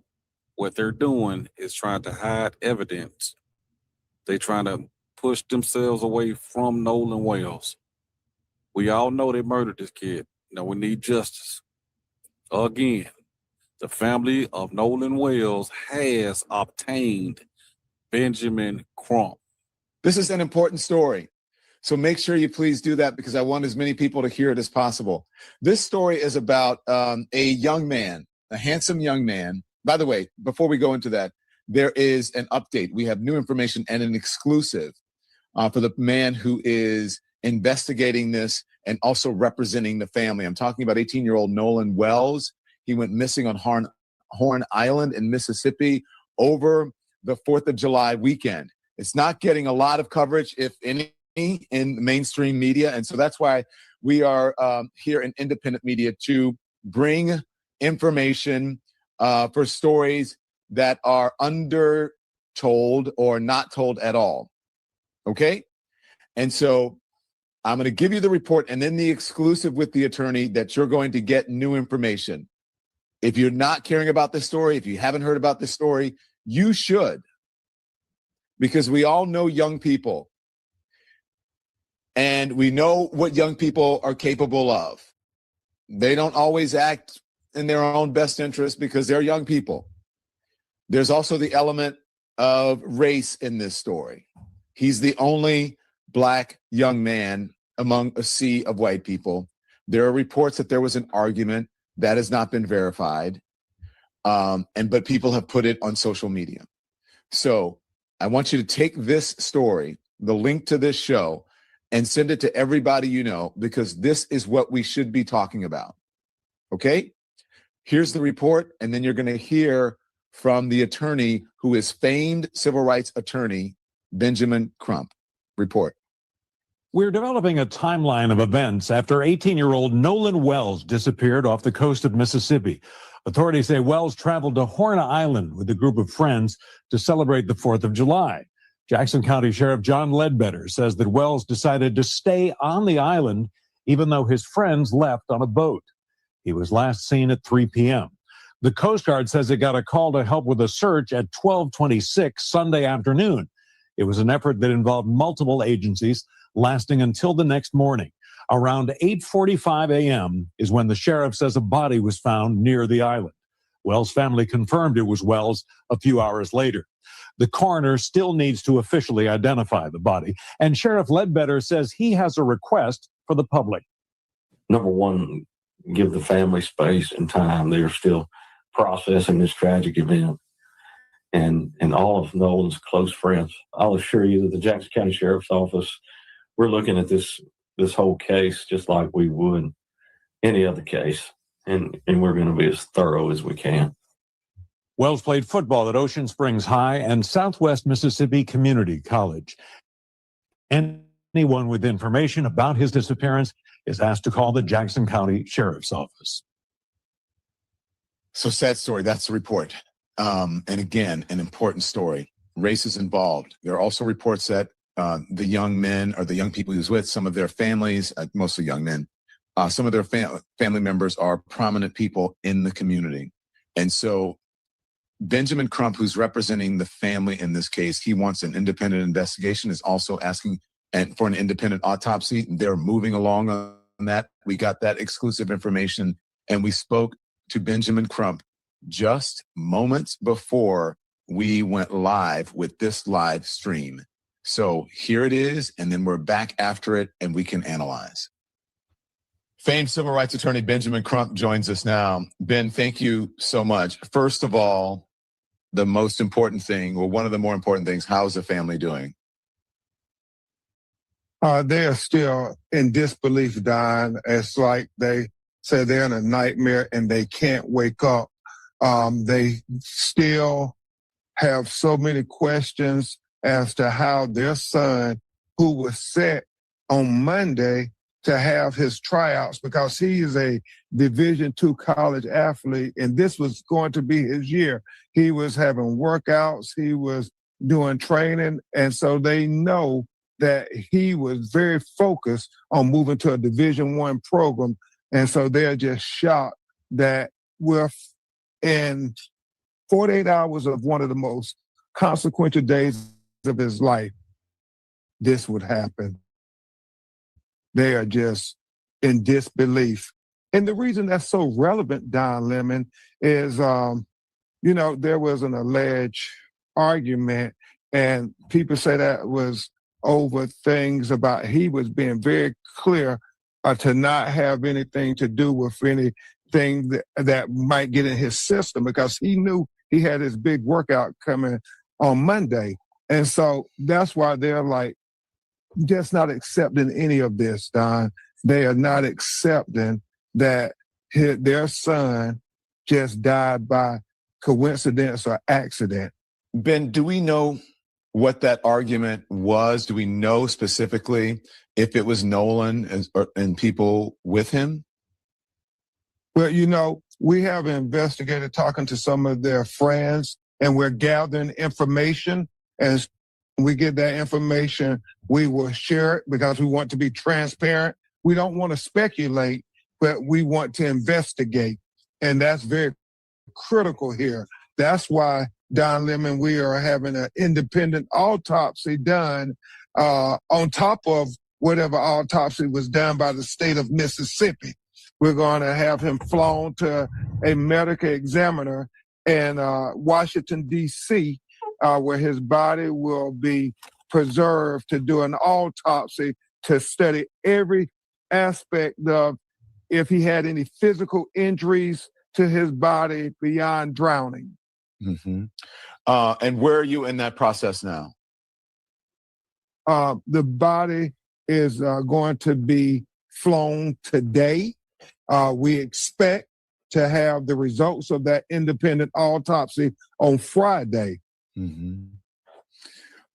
Ben, what does the autopsy show? Have they given you any information from the autopsy they did? What is that showing? They haven't given us any information. Obviously, they are saying it's an investigation going on. And, at this point, I believe the sheriff said that they believe that he was left on something. We don't know what the story is, but they're saying it was an unfortunate accident.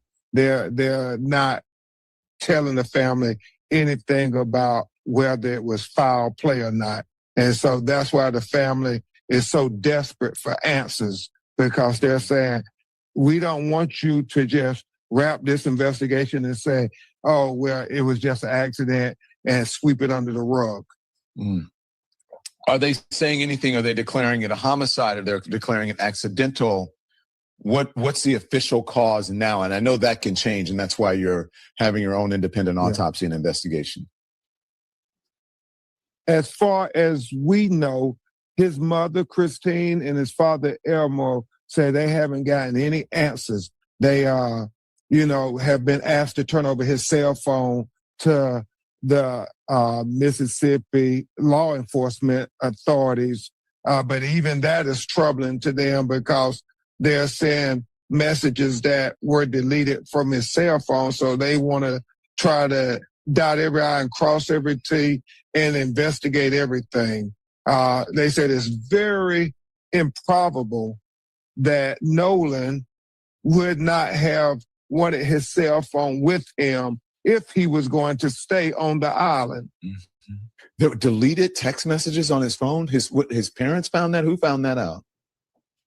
Now, where they got his phone, so they're trying to figure out there's deletions on the phone, and they're trying to look at what is that about. There's so many inconsistencies going on, and so we're going to have with our investigators and our associates, we're going to list all the inconsistencies down. We just got onto the case yesterday, so we have been staying up late with the family, talking to friends, talking to people who were there on that 4th of July, trying to piece together what really happened to Nolan Wells, what caused him to be a healthy, young college athlete and then to end up dead, washed up on the shore on Monday morning after 4th of July weekend. Just to clarify, you said you're doing your own independent autopsy. And Ben, you and I have been through, sadly, similar situations like this. But you have your own independent investigators too. You're independently investigating this, I am sure. Absolutely, Don. We are leading this investigation from the parents' perspective. The parents want to know objectively. They don't want to rely on the state of Mississippi investigation to be the end of the story here. And so as you reminisce, Don, there's so many cases that we worked on that it was our independent autopsies, our independent investigations that got us to where we were able to get some measure of justice, whether that was Breonna Taylor, whether that was Ahmaud Arbery, whether that was George Floyd, and all these number of tragedies where young Black lives were taken from this earth far too soon. And now here we are yet again. And I know it's challenging because when we look at the history of the state of Mississippi, it has not been what we call equal justice for Black people in America. When you look at the history of Mississippi, this is the state where Emmett Till was lynched. Mm-hmm. Look, I'm from one state over in Louisiana. So trust me, I know. And that said, Ben, there have been people who have been pointing out on the internet, some prominent people saying, imagine if the situation was reversed. If it was 3 Black boys or young men who went out with a white young man and the white young man ended up dead, imagine the outrage and the news coverage and the demands of investigations as well. Yeah, and that's the crux of the matter, Don Lemon. That's why I'm so grateful to you and your network for, at the very beginning, covering this matter. So often when Black lives are taken, it is the media of people who have compassion and care for our community that make mainstream media pay attention. And I think this is one of those situations. And if the crux of the matter, if these were 3 Black kids with a white kid, and that white kid ends up dead after they claim they left him, they can't remember anything, but they have their cell phone, you have to ponder whether they would be treating this as a murder investigation or if this was what they call just investigation into accidental death. Mm-hmm. You have to ponder that. You can't be being honest with yourself if you say they would not have treated this investigation differently. Mm-hmm. Ben, was he a strong swimmer? His mother and father say he was a strong swimmer. He was an athlete. He was about to be a Division I wide receiver, Don. Athletes have to maintain their physical prowess. Their bodies are in extraordinary shape. And that's what they believe Nolan Wells was, an extraordinary athlete. Yeah, I mean, look, the evidence is there. We can see his record. We can see that he looks a good-looking, healthy young man. Ben, anything else? If something comes out of this autopsy, you said you expect to get the results by Friday, correct? Yes, sir. Friday morning, we plan to have them. And depending on what comes out of this autopsy, then you'll figure out where to go next. Now, I know that they've been saying, go ahead, I'm sorry, go on. No, you're absolutely right. And different times that you and I have talked about these cases and you used your platform to give a voice to these victims, oftentimes we would turn to the Department of Justice. But here I think we're going to have to work with the local authorities and the state of Mississippi if we find any instances of foul play to get some criminal culpability. But we are still in the infant stages of the investigation now. And this independent autopsy is going to be very important for many, many reasons, Don Lemon, many, many reasons. And so as soon as we get that, we will come back on and talk to you about the findings and what they mean. Yeah. I know that you have a time crunch here, and I understand that because you're very busy and you're working on this case. I just need to know, they said that these were childhood friends, or longtime friends. Or have you been able to investigate that? Is that true? Apparently, they all went to high school together, Don Lemon. And, these young men come from prominent families in the Ocean Springs community. And so we are trying to get to the bottom of this one way or the other. We know that they have attorneys, so they are not speaking at this time. But we intend at some point to hear from them as to what happened on that Horn Island off the Gulf Coast of Mississippi on July 4th weekend. And so that's what we're waiting for. And we have to keep pushing, Don. And thank you. And thank you to your audience. Thank you to everybody on social media. Thank you to everybody who gave on GoFundMe so they can afford investigators and independent autopsies, because it is very difficult when you're trying to get the truth to be revealed when it seems like people are not trying to be transparent. Yeah. We spoke to Ben, a member of the Cajun Navy, who was looking for a part of the search, and he said the mother, at the time that we were recording it yesterday, that the mother had not had an opportunity to view the body, either yesterday or the day before. Has the mother had an opportunity to view the body yet? Not at this time. Oh, man. And why is that? Is that because, is that normal, Ben? Is that procedural? No, I think they just got the body back yesterday. And so they are preparing the body for the independent autopsy. And I will say this, Don.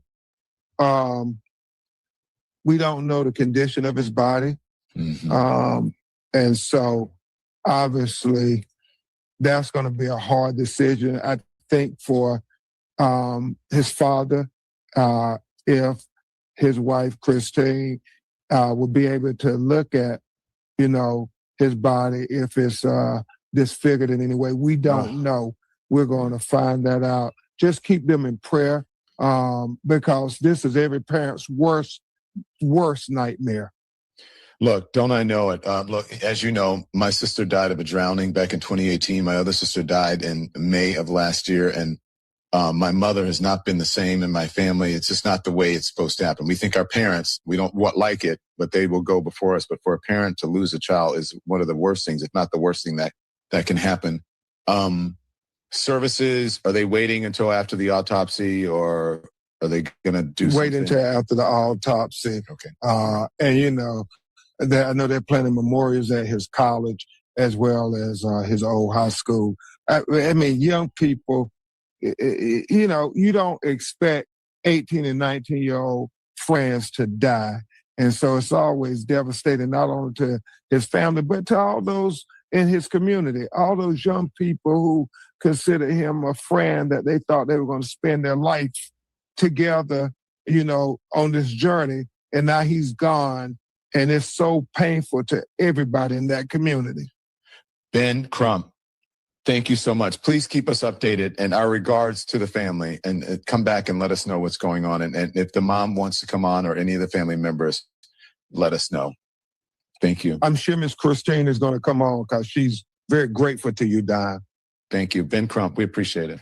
Baby, it looks like Nolan's family is not wasting any time. They have retained the services of attorney Ben Crump. And you know when Ben Crump gets in the room, everybody stops moving. Now, if you don't know what happened to Nolan and Xavier Wells, then maybe you've been living under a rock. On July 4th, he went out with these 3 white boys to Horn Island. There was said to be an altercation that happened between him and these guys. And for some reason, Nolan never got in that boat. These 3 white boys returned back to shore without Nolan and without his phone. His mother, Christine, had his phone. Unfortunately, yesterday, Nolan's body was found off the shore of Horn Island. And every last one of his friends or so-called friends cleared their social media, even the parents. Now, attorney Ben Crump has stepped in. His law firm will conduct an independent review on the circumstances surrounding Nolan's unaliving. They're seeking answers and transparency. A lot of people are saying that the kids closed off their social media because they probably lowered up. Some people are saying that they lowered up before the body was even found. They're also saying that it looks like to be a drowning. Now, I have a couple of questions. Boys allegedly said that Nolan didn't want to get on the boat with them. They allegedly said they saw him on shore. Then they say they couldn't find him after 3 p.m. Then people saw them arguing around 5 p.m. Then someone took a picture of all 3 of the white boys having a good time in the goddamn water. There's a lot of moving parts to this situation that just don't make sense. And we know through Katie's mother that she got on the boat and left, but she did not get on the boat with Nolan. She got on with her other friend. We know with attorney Ben Crump on the move, they're going to get some answers. Let's see what comes next. So Nolan Wells' autopsy report has came back as a drowning, as a accidental drowning. But yeah, we ain't trying to hear that.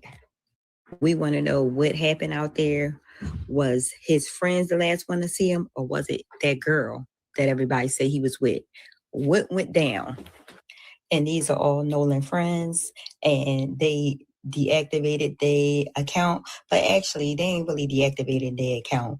They just put it on private mode for right now, I guess, till shit die down. Now, I don't know if y'all guilty or not, but it's looking real guilty because all the friends done lawyered up. They lawyered right up. So the family has wasted no time hiring attorney Ben Crump, who is known to represent victims in high-profile civil cases. And that's good. I'm so glad they did that. That's right. They ain't wasting no time. They want to know what happened to their son out there in that water. Do your friends got something to do it, or was it that young lady that he went off and was talking to? So the parents of Nolan Wells has hired civil rights attorney Ben Crump to represent them in this case. He is a famous civil rights attorney. He's handled such cases as George Floyd and won $27 million within that case. Also Breonna Taylor, which resulted in $12 million settlement. Mike Brown, Ahmaud Arbery, Trayvon Martin, just to name a few, very high profile cases. His parents are on their job, doing what they need to do. I'm so proud of them for locking in and getting somebody to represent them of color. I'm so glad they did not hire a white attorney because, listen, we all know how that can go. Ben Crump has stated that he's urging for immediate and thorough, transparent investigation because the parents deserve answers. And let's just hope for the best, guys. Katie McCormick is speaking with authorities allegedly, and she also has a lawyer. So just a little more clarification. Katie was someone that Nolan Wells met at the party on the island, and there was an altercation that was on film. If this is behind a girl or not, Katie's actually stuck in the middle of this. You guys know how they get about their women, very territorial about their women. Did it have anything to do with this? Did this bring out the animosity that they had hidden within? I want to let you guys know, keep you updated on the details. Autopsy was performed and carried out today. Hopefully the coroner has found some interesting results. I don't expect him to find water in the lungs. Nolan Wells could swim. So for all of you people, white people specifically, are saying who we can't swim, Nolan Wells is already confirmed that he could. Black people, you have got to teach your kids, especially your kids that are hanging out with rich white kids. That is not good. You got to stop letting them hang out with rich white kids. This Nolan Wells situation never should have happened. The parents of Nolan Wells should have known better than to let him hang out with these kids. I have an older son. I'm not saying it's the parents' fault, but I'm just saying it happens all the time. My older son is half black. He looked more black than he did half. We as parents, we have to do a better job in informing our children about who they should and shouldn't hang out with, because matters. The color of your skin matters, especially when you're hanging out with a bunch of rich kids that have, doctors and lawyers and judges as parents. You know that your kid is going to either wind up locked up or dead. So my heart goes out to Nolan Wells' family. I really hate that it happened to him, but you gotta protect your children, because white people will kill your children at the drop of a hat. It's just the way it is, especially these entitled little rich white kids. Okay.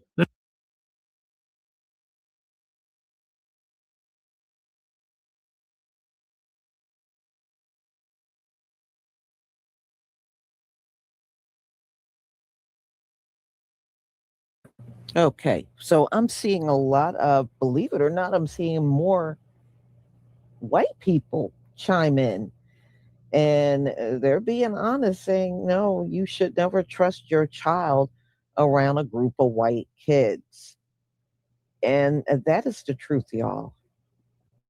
That is the truth. We've seen this way too many times. And, kids that were there will give different accounts, but nobody goes to jail. They stay free. So we'll see what type of, I'm sure they're going to be getting more than just Ben Crump as their attorney. So we shall see what happens. I pray that y'all will do the right thing and punish those teens. But I have to tell you, I'm not hopeful. Just looking at how similar incidents played out, where you just pretty much just occupied our time online, but at the end of the day, you did nothing. I think it's sad, but I'm sure, there'll be many updates in the coming days. So, y'all, I'm going to go ahead and conclude. Thank you so much for being here. Thank you for your support. And be on the lookout for my lives starting tomorrow. Have a wonderful evening, and don't forget to pick up your hair products. Shabbat Shalom. No, this ain't no Shabbat Shalom. Shalom. I don't know what I'm thinking. Shalom. And have a wonderful, wonderful night. Shalom, family.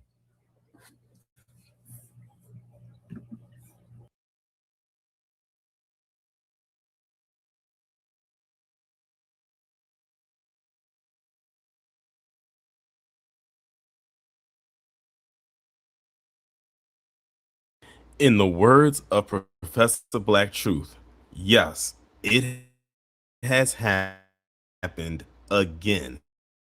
So we have another incident that involved a black teenager, or someone just black in general, who was off having fun with their friends. And ironically, all of their friends looked particularly one way. And if you look at the picture in the background, that is his so-called friend. It's another person in there too that's off to to Nolan.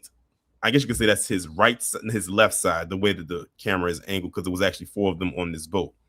And apparently he went out with them on July 4th to celebrate down in Mississippi, of all places. And he was apparently the only black person that was in this so-called friend group.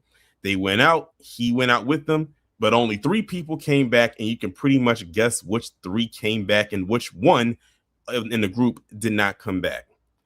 This is getting very, very, I guess you can say, redundant at this point, where you'll have someone who is the quote unquote black friend of a group, and then they have a bunch of PC friends, and then they hang out with them, and they have met their quota, and then something ends up happening. That's why some people might think I'm joking when I say this, but when I see the black friend hanging out and they're the only black person there, and it's other white people and that's it, and they're the only black friend, I just sit there and say to myself, I hope I do not see them pop up on my news feed as something happening to them at any point, because then it's like that image and that thought is going to stay in my mind when I think about what could have ended up happening to them. There was also a video that I saw online where there was this black guy. He saw this other black guy who was, again, the only black person in the group, and he went up to him and said, "Are you okay? Is everything okay?" The black guy at first didn't understand what the guy was trying to allude to, and then he kind of had to break it down a little bit for him, and he says everything is okay. But I'm glad the black guy went up to him to check on him to see if everything was okay with him, because he might have thought it was a joke, but he was being serious. And then you look at this situation right here, and the sad part about it is, the unfortunate part is that it could obviously happen again. So they went and did like a search party. They was trying to look for Nolan since the 4th, like he was been missing since the 4th. And then it came out, and the discovery was that they ended up finding a body near where they say he was last at. And it turns out that it was indeed him. Authorities in Mississippi have located a body they believe likely belongs to a teen missing since the 4th of July. 18-year-old Nolan Wells was last seen on Horn Island Saturday. The barrier island is a popular vacation spot. The local sheriff's office says Wells was there with friends for the holiday when he was reported missing. ABC's Alex Perez is following this case for us. And Alex, great to see you. What's the latest with this? Yeah, Stephanie, officials unfortunately say it appears we're dealing with a tragic ending in this case after beloved 18-year-old Nolan Wells disappeared July 4th after going on a boating trip with friends. Now, sadly, officials say a body matching the description of the 18-year-old was recovered about 8:45 this morning just off the shore of Horn Island, a popular holiday destination about 10 miles off the Mississippi Gulf Coast. Now, the teen and friends reportedly took a boat trip to the barrier island for the 4th of July holiday. He was last seen on Saturday at about 3 p.m. After he vanished, his family and friends making an emotional plea for help, flooding social media with pictures of the outing showing Wells and a group of friends on a boat. The 18-year-old seen holding what appears to be a hard or alcohol seltzer in his hand.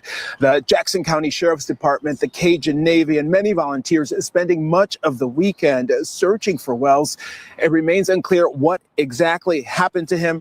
Authorities say they are still working to figure out what exactly went wrong here as his community now grieves. Stephanie? This is so tragic. Our hearts are with his family. Alex, thank you very much. So you just saw the news clip right there. And the one thing that stuck out to me and a lot of other people who saw this news clip when I was looking through the comments is how the reporter made sure to make an emphasis on that he was holding a hard seltzer in his hand. Now, for those who don't know what a hard seltzer is, it's basically it's an alcoholic drink. If I had to guess, I'm not sure if it's on the same line as a Four Loko, but it's like it does have alcohol in it. It's not a strong alcoholic drink, but it does have alcohol in it.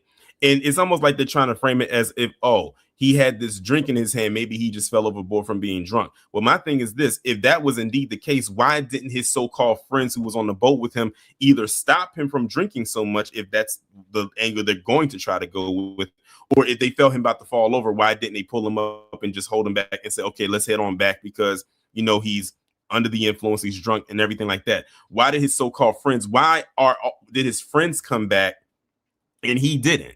See, this is a tale as old as time. If y'all remember Tamala Horsford, she was the woman, I think down in Georgia, she was the only black woman. She had went over to the sleepover event and it was a whole bunch of white women there.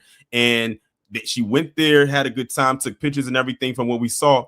And then the next day, Tamala's dead. She's laid face down in the yard. And the story that they went with is that she lost her balance and fell over the balcony. Mind you, the balcony wasn't that high up. So it's not like she could have died unless she fell straight down and broke her neck or something like that. Something tells me they probably did something to her and then threw her over, or maybe the impact did cause it, because it depends on how you fall. But then notice you don't really talk about that story anymore unless something like this pops up. Then there was another story. I can't remember the guy's name. I think his name was Elijah. And this happened in South Carolina. And this one almost mirrors almost exactly this incident, because that too involved a Black teen on a boat with nothing but his so-called white friends. And they went out. But what makes that one even more stranger is the fact that where this one involved, it had 4 people on the boat, including Nolan. The one that Elijah was on, it was a bunch of them on that boat. I wouldn't say they were on a yacht, but it was a lot more than 4 people on that boat. It had to be at least 10 people. He was the only Black one on the boat. The rest of them were white. 10 went out, and I'm just using 10 because I don't know hypothetically. I don't know the exact number. 10 came out, 9 came back. And what made that story even more weird is when they started to question the teens that were on the boat with him, every last one of them gave a different account of what happened to him. Not one of their stories lined up and were like the same. And guess what? Nothing happened to him. Now the case is just cold. They just chalked it up to, oh, he just fell off the boat.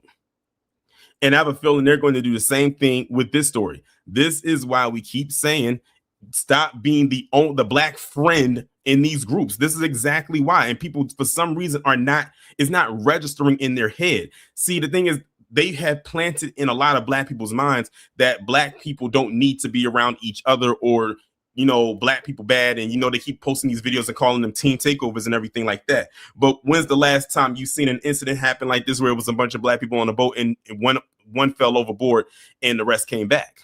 Because I've been on a boat several times, and every time I went out on it, I came back. As you can clearly see, I'm still here. But of course, also I was around other Black people. But they'll sit up there and tell you that we don't need to be around our own people, and then also get mad when we out there having a good time amongst ourselves.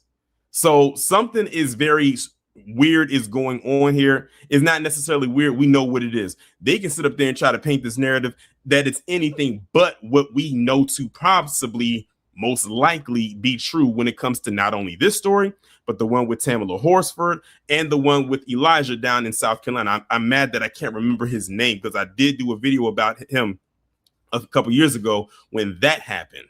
And it wasn't that long ago. I want to say that might have been maybe 2 or 3 years ago. But notice no one talks about it. Now, there might be some people in South Carolina who talk about it because that's where it happened at. But now, it never got that huge. It was never a huge story. Shockingly, I'm going to be honest, this story actually garnered some legs. But the unfortunate part is it may stall exactly where I expected to, which is, oh, he just fell off the boat. He had a hard seltzer in his hand, so we'll just chalk it up to he was under the influence and he fell off the boat. But again, he wasn't the only one. That would work if he was the only one on the boat. But he wasn't. He was with his so-called friends. So they need to talk to them. They also need to see if there's any ring footage of him leaving his house to go with them, because I don't know if they specified if he drove to the pier where they left from or if he was picked up. That way we can see who he was last with. Whoever he was last seen with, or whoever he was last with, that's who they need to question, and they need to do it fast, quick, and in a hurry. I would like to offer my condolences to Nolan's family. His father and his mother, I know they are probably going through it right now. Imagine, the last time you see your son is on the 4th and you thinking, oh, they're just going to have a good time. I let them go do their thing. And then, they'll come back and it'll just be what it is. It's just like, whatever. And who knows? This is probably something that's routine for him. And they don't think anything of it. But, here we are. Now, they said that the body that they did find, they said they found a body in the water near the area, and they said it matched a description. Let's be honest here. It was most likely him. They can go ahead probably flat out and say it, but they probably want to wait and see, get the records just to be sure that it's him. But honestly, 9.999 times out of 10, it was him. But again, I do offer my condolences to his family, his mother, his father. I don't know if he had any siblings. If he had any siblings, condolences to them as well, and all of his associates, and RIP to him.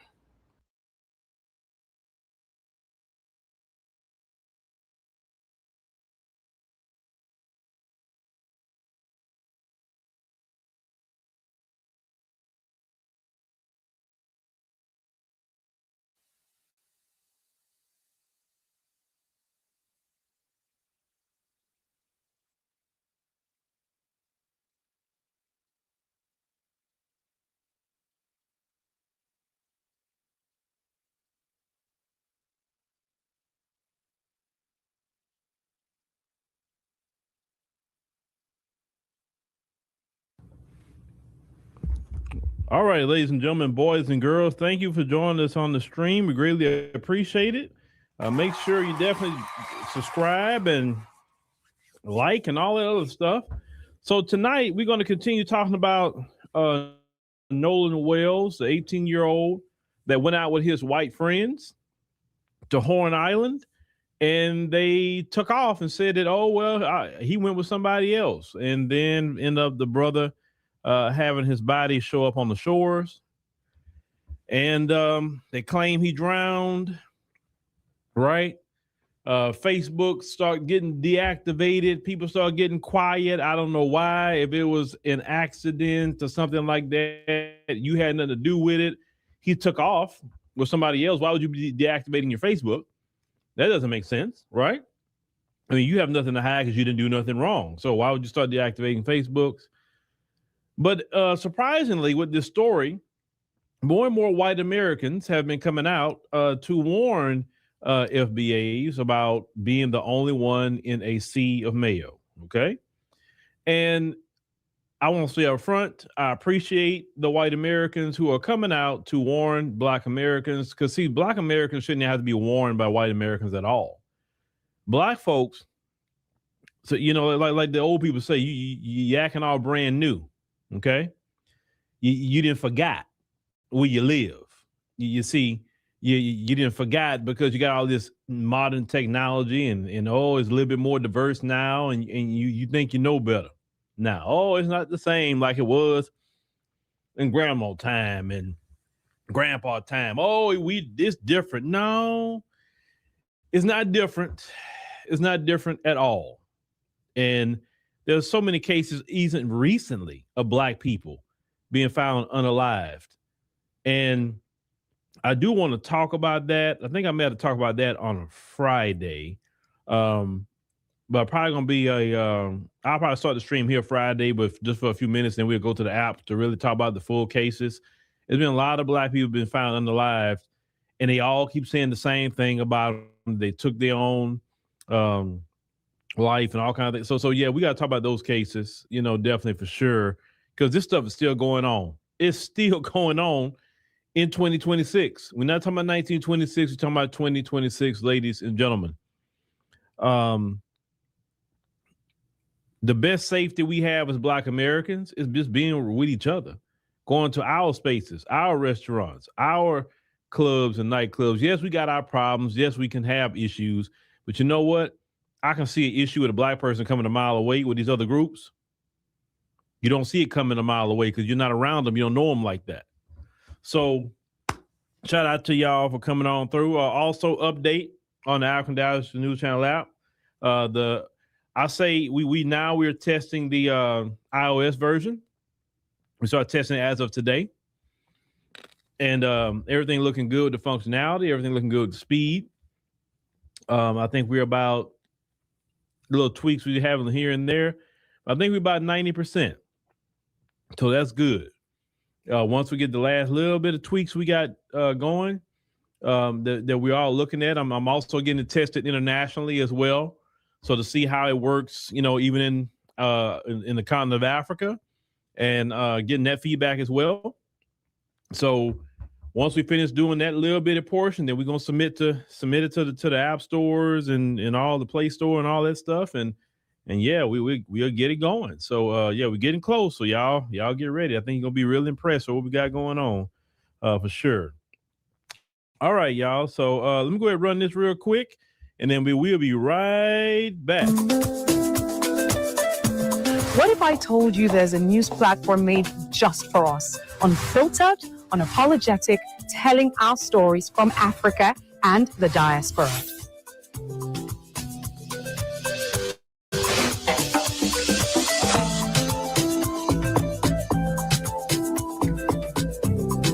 The African Diaspora News Channel app keeps you informed and empowered from wherever you are at any time. Don't just watch, join the movement. Download the app now and stay connected to the news that matters.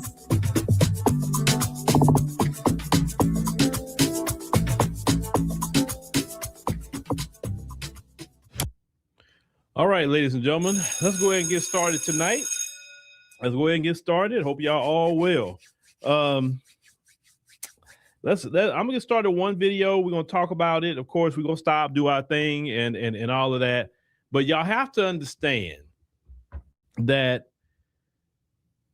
some of y'all, unfortunately, are oblivious. It's unfortunate, and you have to not only teach other brothers and sisters, but teach yourself not to get too comfortable. Because a lot of you like to be comfortable. Do whatever you want to do in this country, especially in the South. And I've been hearing some conversation about the parents of Nolan Wells. Oh, they should have told him. They should have. Okay, let's really look at this. This boy was 18 years old. He graduated high school. Okay, he's an adult. You don't know if his parents told him anything. You don't know. None of us know. So we don't want to go out here saying what his parents didn't do and we did not know. Because listen, as a parent of grown children, you tell your children a lot, and they can do it or they cannot do it. You could tell them not to date certain people and why. You could tell them not to do this, not to go there, whatever. You tell them why, but at the end of the day, they make their own choices. So let's not run with his parents didn't never tell him anything, because none of us know that until only they know that. And trust me, if they didn't tell him anything, they probably would admit it in the end themselves. I should have warned him or something to that effect. So let me get to this, what this white gentleman has to say about the situation. And let me get down here. Boom. This is where we at. All right. Let's cue this up. This is going to be hot. Wrong one. Hold on. That's one from yesterday, but that was a good one, actually. I guess I didn't cue it up. Oh, let me get it for y'all. I got it.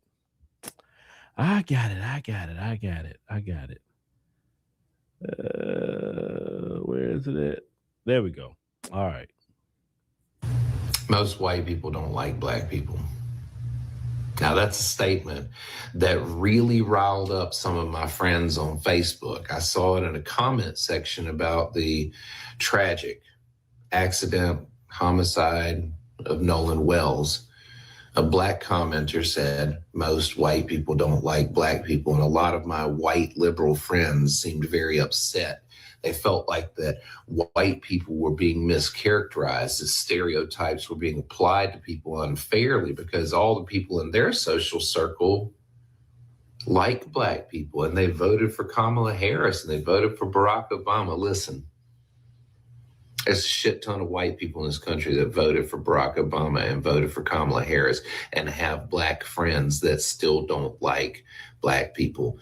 Let me explain to you white people, because I know all the black people in here watching already know this. So for the white people that have hung on this long, let me give you an explanation. You can't like black people and never spend time in black spaces. You can't like black people and never take time to learn about black culture or adjust how you speak to black people so that you are being polite within the confines of their customs, their culture. You can't like black people and not know a single black person's birthday. You can't like black people and never invite a black person into your family gatherings or to come over for the holidays. You can't like black people and never have been in one of your black friends' houses. You can't like black people and leave your only black friend on an island out in the middle of the ocean to catch a ride with someone else on an island full of white people without his cell phone. You might like to hang around with him. You might think he's funny. You might think that they're entertaining. You might enjoy their company. You might be courteous to them. You might be polite to them. But you don't like them. All right. Now let me say something up front. The beauty of life is that you just see things as, I think you know, sometimes people in this community, our community, sometimes ridicule getting older in life because they think youth is where it's at. And really youth, I've been 20, say 21 years old, 20, and I didn't know much. At this stage in the game, you see things more clear. And I'm gonna tell you what, I really don't care if somebody don't like me or even like my people. But unfortunately, some of our people are still dealing with they want to be liked by them and other groups, right? And what this guy said about a lot of them not liking us, that's not the first time I've heard that from a white person. I'm gonna tell you about this story about this guy. I never forget, his name was Jason. I worked with this guy in the petrochemical plant, and I wonder why like the white folks didn't really like him too much. But I started noticing that like he would always be calling them out on the anti-black racism. And if he ever heard them trying to, be a little slick, he'll stand up for black people quick too. And so one night I actually sat down and talked with him. Someone told me, like, sit down and talk with him. So I sat down and talked with him. I was like, Jason, let me holler at you, man. I said, man, I know you a little different. I say, and I know you be calling them out. I say, what's up, man? Like, what's going on? He said, man, look, I'm sick of them. They racist, man. They all racist. And I said, what you talking about? And he said, Phil, let me tell you something. Now, this isn't Philip of today, okay? Philip of today was shaped by many not only reading and experiences, but also even white people like the gentleman I'm gonna tell you. So Jason told me, he said, look, Philip, I don't care what nobody tell you. The best way to approach my people, he said, I'm white, I'm telling you, is to assume all of us are racist until we prove you otherwise. And I'm like, really? He said, yes. He said, I'm going to tell you why. He said, the majority of us is raised to not like black people. We be in our house discussing black people. My grandparents was discuss all of the dirty things they did to black people back in their time period. He said it was disgusting and it was sick. He said, I can't stand that from them. He's saying people like me are the minority and they hate us. They want us to be like the rest of my people. And I'm like, well, why? I say, why they hate us so much? He said, man, it don't even make sense. He said, they don't even know why. He said, because I've even asked that question to people in my community, why they don't like black people, and they don't even know why. They come up with stupid stereotypes, he told me, but that don't mean anything. He said, we live in places where black people are not even at, and we're still talking about black people. You say, it's like we're obsessed with them or something. So it sickens me a lot. And when I see them and I know when they being racist, I call them out. That's why they don't like me. You say, because they feel I should be on the same racism that they're on. So when you have a white man sitting down telling you about his people, he's telling you the best posture to take is a posture of assume all of them are that way until they prove you otherwise. And then after you talk to this person, you start seeing more and more and more and more what this person told you and pointed out to you and help open your eyes to. Come on, a lot of black people have met some white people like that will sit down and give you the game about anti-black racism. Some of y'all have. And after that conversation, I say, well, Jason, man, I appreciate you, bro. I appreciate you, just being honest and truthful. You know what I'm saying? And I know many of us have asked that question. Well, what do we do? It don't matter what we didn't do nothing, first and foremost. It don't even matter at this point, right? I don't want nobody to like me. I'm not trying to listen, I want black people to take this posture. We don't need nobody. We don't need them. We don't need none of these groups. Trust me, I'm telling you, we got all we need in our community. Who cares if this one don't like us and that one don't like us? And oh boy, like, because everybody say, well, what did we do to all these different people? Who cares? If that's the position they take, then we need to take the position of, okay, cool. Stay on your side. We handle our issues within. Then when black people start doing a wealth transfer, then one community, Asian community, start complaining, crying, talking about, oh, well, but they all want to be next to black people though. That's the funny part. And also the part that none of us can understand. You don't like us, but you won't stay away from that. With the other stuff the gentleman was saying beyond with you, that's not really why I played it. All that knowing a black person's birthday, who cares about that? Going to their house, no, we don't need to be there. We don't definitely need to be eating their food. They don't season their food right for the most part. You know, no. They don't need to be in our spaces. I don't care because they have no problem being in our spaces. They don't. It don't mean they like you now. I mean, they can infiltrate your spaces. Don't mean they like you. That's just, but the part I was getting to, he said that basically you can vote for Kamala, you can do this, you can do that, and still don't like black people. Yeah, that part's true. Now, last night we played video, and I'll play it again with the other lady. Just a reminder, I was playing her, but let me go ahead and replay that again. And it's either going to get me canceled or people are going to be like, you're right. So here we go. I'm just going to say it. Black people have got to stop hanging out with groups of white people. And I mean that. If you're going to be the only black person in that group, go home. Go home. Because these days, you just can't trust white people anymore. Obviously. It happens time and time and time again. You see one black person hanging out with their group of white friends, and they're like, oh, I've known these guys for forever. We grew up with them. I'm the only black person in the high school or something like that, especially down here in the South, okay? Down here in the South. Obviously, we realize that these pieces of crap, the white people, will turn on you. They will turn on you quick. So not only do y'all have to be worried about the police, now you need to be worried about your group of white friends that you grew up with. Am I saying every white person's like that? No, obviously. Okay, so that's somebody else just reiterating, just warning you.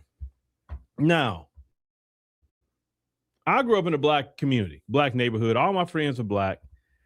I didn't do all that. When we went to school, there were white people in my school, but the way it works, it was just like this. If you had to take the cafeteria, you can literally look and see all the white people sat on this side, all the black people sat on that side. That's really what it was. And I remember the principal, Mr. Fowler, black man, he kept noticing that. He said, hey, why don't y'all just start, sit with each other? And people look at him like, we didn't ask to sit with them. And it wasn't no beef. We didn't ask to sit with them like that. You know what I'm saying? And everybody was cool doing what they were doing. And that just, it is what it is. But we didn't involve with them folks, and they didn't involve with us in Port Arthur. We just kind of kept to ourselves. And there was no issues and no problems either. It was actually, everybody got along pretty good that way. I didn't grow up having to go to them folks' house or even asking to go to them folks' house. No. Shoot, even with black people, my parents be like, who is that? Because we always been funny about sleeping at other people's house and all the other things. No. Because you heard some of the horror stories about that. And then some of y'all moves to these neighborhoods. Y'all talking about, oh my God. I thought about this child today.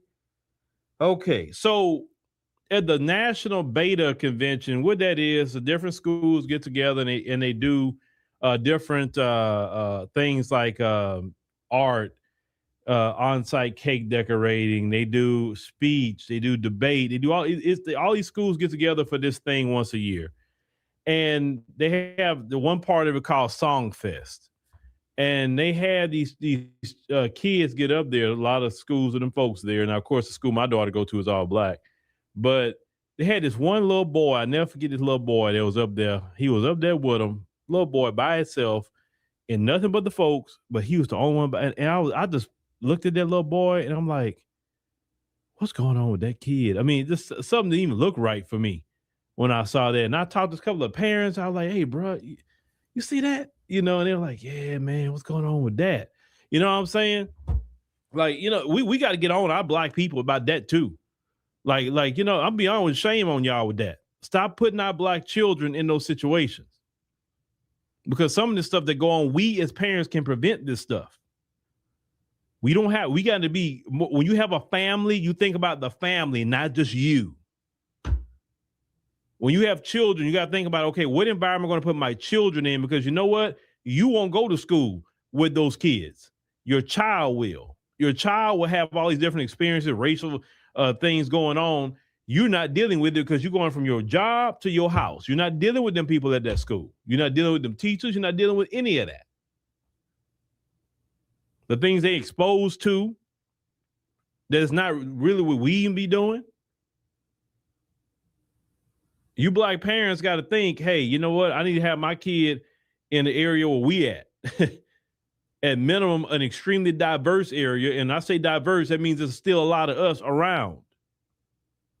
I got to think about my child, not myself. Now, when your child graduates school and they're not at school no more, you want to go live in, you want to be the only black person, a token in the middle of them, go ahead, do that. You're grown. If something happened to you, well, hey, that's the life you chose. But when it comes to our black children, we got to think about that.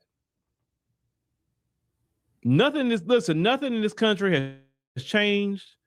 Them folks are not a progressive people. They don't let that anti-black racism go. I told you that's cultural. They teach that. They pass it down the line to their children, to their children's children, right? They pass it down. There's no excuse for these things to keep happening if it wasn't passed down, if it wasn't taught in the household. Look at the Metcalf situation with Carmelo Anthony. And you start finding out how that Jeff Metcalf and how he started talking. You know good and well his sons was filled with anti-black racism based off of how he talks. That's why they felt that they can approach Carmelo like that. See, they sit up here and teach their kids this anti-black racism, and they may not take it to the next level. They may just be talking crap about us in their house, but they don't never know their kid may take it to the next level of some sort of violence or whatever against a black person. And Austin Metcalf had to learn the hard way to leave black people alone. I tell all you other groups, leave black people alone. If you don't like black people, that's fine. I am not the person begging you to like black people. Listen, black folks are okay with you not liking us. We are cool with that. Just keep to yourself, keep your hands to yourself and everything else to yourself, and we are all good. You don't have to like us. We haven't been liked ever since we've been here. So I mean, what is that? Now, let's continue with what these sisters have to say real quick. But I just want to drill that in y'all head. Who cares who don't like us, man? We don't need nobody. Dr. John Henry Clark said we have no friends. He told us a long time ago, we have 0 friends. 0. None. And that's okay. We don't need nobody. We need each other. We need the Lord. That's it. These other groups aren't offering nothing to us, and they haven't done nothing right by us either. If anything, they've used, abused, and walked all over us and trampled us underfoot. We've done good to all these other groups. They done came in here and done from different countries and all kind of things these people have done. They ain't gave not a thing back to the black community. And that's just a reality. All they come do is siphon resources out of the black community, siphon our money, but then they arrogant, especially some of the Asian people, arrogant, the business owners. Why are you not shopping with us? That's just one guy. See, that's what I'm talking about right there. Let's continue. My people, cautious is no longer good enough. We are not teaching our children the art of fear and suspicion well enough. Being raised in a Great Lakes state, you know how many boat parties and cabin trips and all that type of stuff I've been invited to over the course of my life? You know how many times I've gone? Remote areas as the only was never an option. Either I'm bringing 5 more people that look like me and half of us will be packing, or I'm not going. Remote areas are their method of choice, always. Well, we went on a hike and she slipped off a cliff. If it wasn't no clear motive, how was anybody gonna disprove that? If they just don't like you, take your butt out there on that boat. He fell overboard and we couldn't do anything about it and we couldn't save him and we didn't know what to do. Long as everybody keep their story straight, which they will, how was anybody gonna refute that? He was missing at 3 o'clock and they were partying again by 7 p.m. I'm not going anywhere along with y'all where there are not going to be a plethora of cameras. Just off of the invitation to go to a remote area alone, knowing I'm the only black person in the group, I'm not going. Caution ain't good enough. And history has told us that over and over again.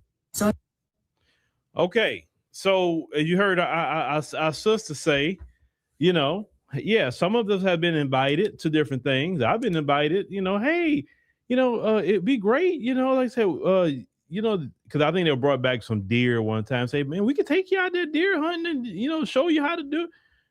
No, I'm good. I can't do that. Sorry, I'm not going in the woods with y'all. It won't be a deer you're hunting; it'll be me. You know what I'm saying? What's that movie with Ice-T? What's that thing? Surviving the Game or whatever. It's not about to be surviving the game. Not starring me. Oh yeah, we do, man. Yeah, I do guide fishing trips. You can come out with us a guide fishing? No. I'll go buy some fresh fish. I know where to get it at. Do they catch fresh fish every day? I'm not going out there with you. I'll just go fish or whatever else I want, and we bring it back to the crib and cook it. I ain't going nowhere with you. Now, if it's a black man that's doing guide fishing trips, I'll go with him and all of us black people. But no, I'm not going out there. No. Some people have made that mistake going out there hunting with them. Some of them made mistakes, so going to sleepovers and all this other stuff. When will y'all learn? Oh, you black people, some of y'all just too militant. No, it's not being militant. It's called being safe. And I'm sorry, my safety is number one, and your safety is number one. Your kids' safety is number one. It's not nobody's feelings or what they got to say. We have to protect black people at all times. Now, let me say something to some of our distant cousins, some of the Africans and Caribbeans. Some of you come over here and you think that you know better. And so you want to get up underneath them. And some of y'all to come up missing too. Because that Wood story I keep referring to, the dude was Jamaican. He wasn't FBA. I remember that story. There's Africans that come up missing. Oh, yes, they have. There's Caribbeans that come up missing. They be up there with them folks and they come up missing. It happens a lot. And then they families looking for FBAs. Well, oh my God, brothers, sisters, like what? I mean, he's missing. He just, where's Benjamin Crump? Where's, Farrakhan? Where's, you're looking for everybody at that point. And sometimes we even told you, hey, tell your son, stop hanging with them folks like that. Oh, y'all don't know no better. Oh, you black America. Oh, okay. All right. Until you come up missing around here.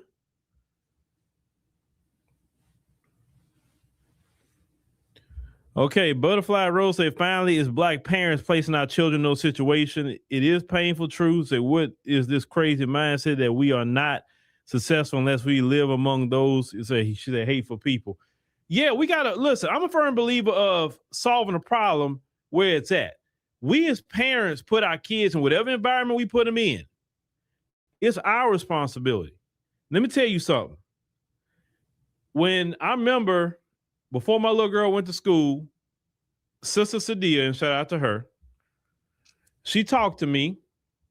And before I enrolled my little girl in school, and I was like, man, I don't know what school to put it in, because I knew I didn't really want to put it in public school, but I just didn't know. And she said, well, look, we got a school, say, hey, she provided me the school, gave me the information. And I say, well, I'm not in the nation, so how can I get in that school? I say, man, no, anybody can come to the school. You got to be in the nation. I say, shoot, you with us anyway. You say, so come on, you like we gonna reject you or something? You a black man. Why we reject? I say, okay. So I enrolled my little girl in the school from she was basic pre-K up to third grade. Okay. Then from third grade, we switched her from that school to this current school she's at now. Of course, black run school, great school been running for 30 years. Love the parents, love the environment. And, but I just knew I could not just throw my child into a school full of them. I couldn't do it. I'm covering too many stories as a black parent to be just immersing my child in that. And yes, we as parents have a responsibility where we move to. Listen, I remember white classmates, parents were literally moved to a whole new location for a certain school district.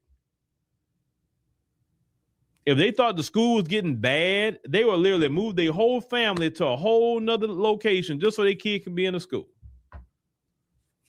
And as Black people, we got to think like that too. Our children got to be safe. You only got them for this much of time. And let me tell you something, moving where they at, that's not the flex that you think it is. Trust me, there's a lot of places you can move to in America that has a lot of successful Black people. I know recently he talked about Missouri City and how Missouri City is becoming a Black Mecca and all that stuff. There's a lot of successful Black people in Missouri City. Hell, it's a lot of successful Black people in Pearland. Anywhere in the Houston area, it's a lot of successful Black people. Now, I know it's successful Black people in the Dallas area, all these different Chicago, all these major cities, we have a lot of successful Black people. Don't get it twisted. There are Black people that's doing so well in this country. Even in the midst of this crazy economy, there's a lot of Black people doing very well, and they're not poor. And I'm happy to see that. Trust me, I enjoy seeing Black people do well. I feel like I'm doing well with them. I'm not jealous of my brothers and sisters that's doing better than me. I love to see it because you just inspire me to keep working harder so I can get there, right? Oh, you say your cousin live in Pearland? Okay. Shout out to the cousins. There's a lot of Black folks in Pearland, a lot of Black folks. That's why a lot of Black people have been moving down here to not only to Houston, but the Houston area. It's a lot of us here. There's a lot of us doing well. I know people talk about Houston with the partying and the nightlife and all that stuff. It's way more than Houston than party and nightlife. There's a lot of successful Black businesses here. Black people doing great in their careers. You know, it's doing well here. Even though it's a quote unquote Republican state, but the Houston area isn't. It's more so left leaning area. But Texas don't have a state income tax. A lot of people like that. They're debating property tax right now. Let's see if they eliminate property tax. That'll be great if they eliminate that. Okay, you say you grew up in Sunnyside? Okay, shout out to Sunnyside. You should travel. Listen, I tell all Black people, you need to stay in a thriving Black city if you can. If your job can transfer you, move to a good Black city. We have more numbers with our people. Now, I know all cities aren't as big as the Houston area. Sure, I'm from Port Arthur. There's a lot of Black people, right? I mean, you like a slower pace of living, and Port Arthur probably be good for you. I think Port Arthur's like, 56,000 people? If you like that slower pace of life. A lot of Black people, for sure. Me, I like it a little bit faster than Port Arthur, so I like where I'm at. I'm cool. But let's go ahead and continue. In that situation we all just witnessed, I see that Black folks are online imploring each other to not allow your Black child to be the only Black child in their spaces growing up. And as someone who was the only Black child in my spaces growing up due to attending predominantly white Catholic schools in Ohio, I have to say they're not wrong. It is the safety concern. And it's not just the identity crisis that you go through, the being treated differently, all the traumas that come with that. I can make a series of videos about how traumatizing that situation is. But it also is a safety concern because you can be so deeply ingrained into your all-white social circles. They can like you, they can love you. Their parents may even say, oh, you're like my bonus child, your family, we love you. But at the end of the day, them folks ain't gonna protect you because no matter what, they can love you as much as they say they do, but they still look at you as an other, and they still look at you as lesser than. They may not say it directly, but it shows up in their microaggressions. It shows up in the little things that they do and say. There's always a treatment towards you that demonstrates that you are different and you are not like them, and they will not look out for your safety. Well, I mean, yeah. That's why we have to look out for our own safety. And you heard the sister say she was put into those Catholic schools where she was basically dealing with issues and problems. We as parents don't have to ridicule our Black children. Listen, it is our responsibility to give our children a proper foundation. That way, when they grow up and go into the world, they know how to deal with that. Just like this Nolan Wells case. I was discussing that with my 11-year-old. And even my grown daughter, we were talking about that too. And, you know, I was just talking to her about the whole case, what's going on, why daddy moved the way he moved, talking about history, things like that. And I'm going to discuss all these cases and different things that happen with my children is because they need to know. and they need to know how to move, and they need to know how these folks move. And it would be a sin and a shame if I'm in here talking to y'all and I can't even talk to my 11-year-old. No, I'm going to teach her. I want her to know everything I know times 2. So she is thoroughly prepared to deal with anything and have her answer for everything when somebody approach her with something. That's the bottom line. You sit up here and you cannot allow yourself to be a victim of white supremacy. A lot of this stuff we can prevent. Beyond which, a lot of it we can prevent. Some things we can't, but a majority of it we can, by location, by where we live. And we got a choice where we live, Black people. We have a choice. Now, some say, oh, well, Baltimore is bad. And Baltimore, let me tell you something about Baltimore. Baltimore is where it is because the people allow it. If you sit up there and go and say, you know what, Baltimore gonna be the best place ever, and we're gonna make sure we got the right politicians in place. If not, we're gonna get some grassroots people in here, and Baltimore gonna be the best place. If you got a bunch of boule people, which you do, and most of your Black politicians are boule, you know how I've said in the past, if you attach to any fraternity or sorority, I really don't think I just think this, I'm just keeping it real. If they're attached to fraternities and sororities, I don't think they should be, we should vote for them at this point, because fraternities, people that attached to fraternities and sororities are built for the system, basically, to operate in the system, not operate independent of it. And we love them. We love the brothers and sisters in the fraternity and sororities, but here's the thing, you're just too trained in the system. And we don't need people trained in the system. We need people who's outsiders. We need people that's going to be right for the people, not somebody trained in the system, because that's call it what it is. We got all these trained in the system Black people, and what has that gotten us? Nothing. We've still seen more corruption still going on with these Black politicians. We Baltimore, how is it you got all these Black people in Baltimore, but yet the white area has lesser taxes than the Black area? And the white area makes more money but the Black area is taxed more? You start peeling the onion layer back, because all they say, just follow the money. That's all you got to do is follow the money. In every city, follow the money where it's going. Who's spending what, who's giving what, follow the money. And you're gonna find out everything. These Black politicians, every time I look up, they're attached to a fraternity or sorority.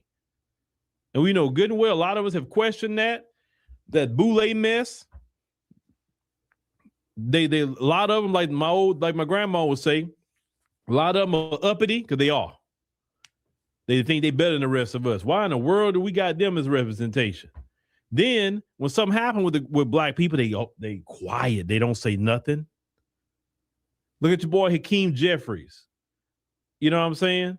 I'm just mentioning him. He never speaks up when something happens. He's supposed to be the head guy in the House, right? I'm talking about at least for the Democrats. And he says nothing. They never say nothing. Well, when something go on for Black people, they quiet. They're always quiet. Your legacy civil rights organizations, quiet. And then you go look at the majority of them, if not all, they're all attached to what? The boule. We got to take a hard line on the boule. I've been saying that. You attached to that mess, you like white folks say, you're just not electable at this point. I don't have a problem with college. I don't. Get your college degree. I'm with it. But attaching yourself to the boule? No. Because all the boule that I see, they are just Democrat shields, and they don't do nothing for Black people. Not a one. Show me the group of boule members that stand 10 toes down for Black people. The only time they do it is white folks say, okay, you can go do it now.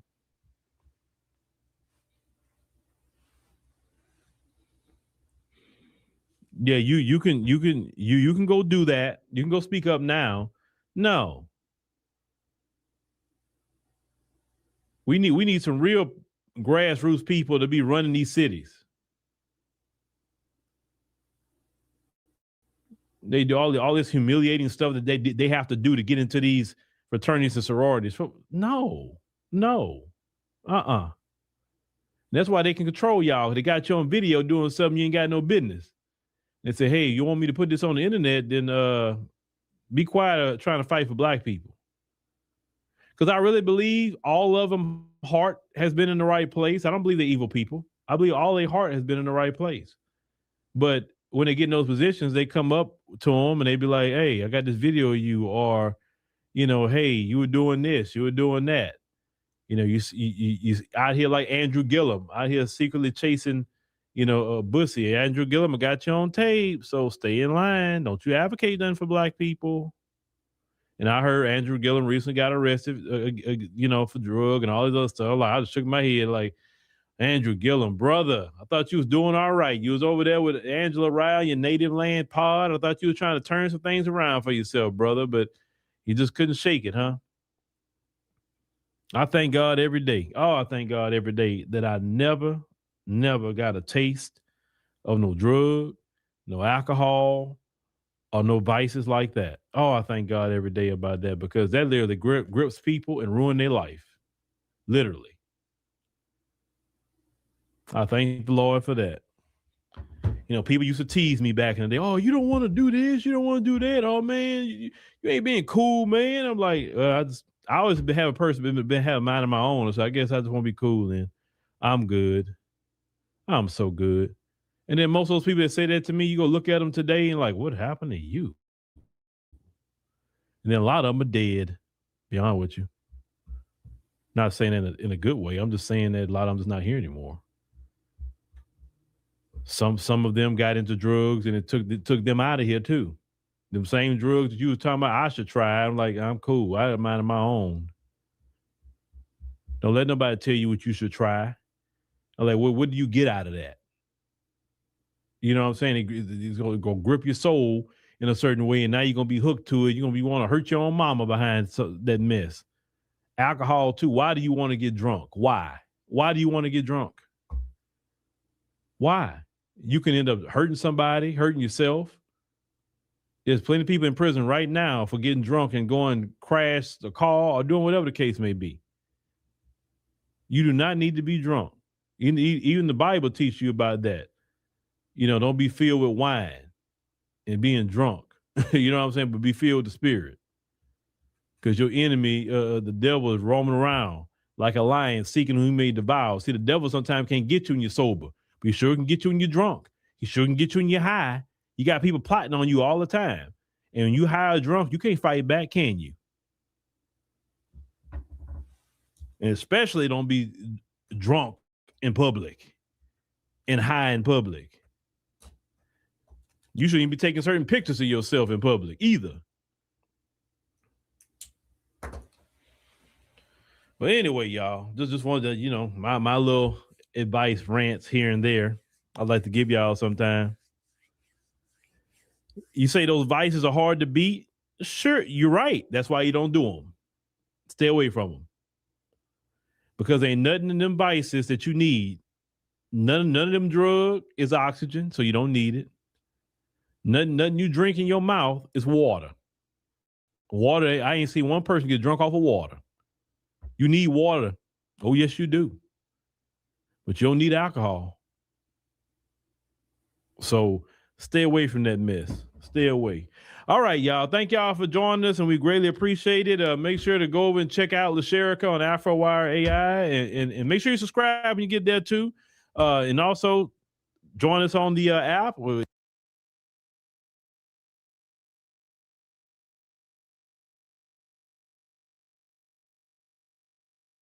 Some of you may not have realized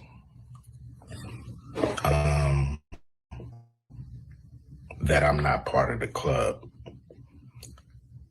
And a lot of you listening to me right here, right now, you're not part of the club either. And what I realized with the club is what makes them so mad is when you don't want to be a part of their fucking club. Might have to drop a dime on them. For sure. You know what I'm saying? You gotta stop it. I don't like that shit. For sure, bro. I don't like that shit.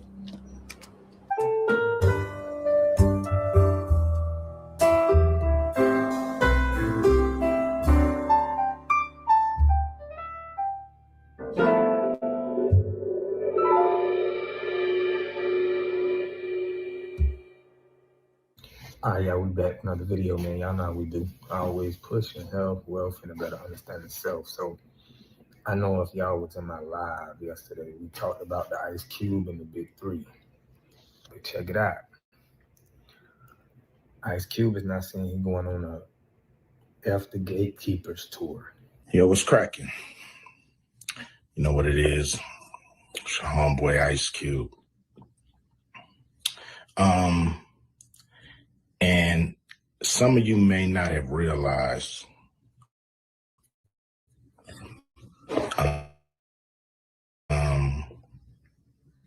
that I'm not part of the club.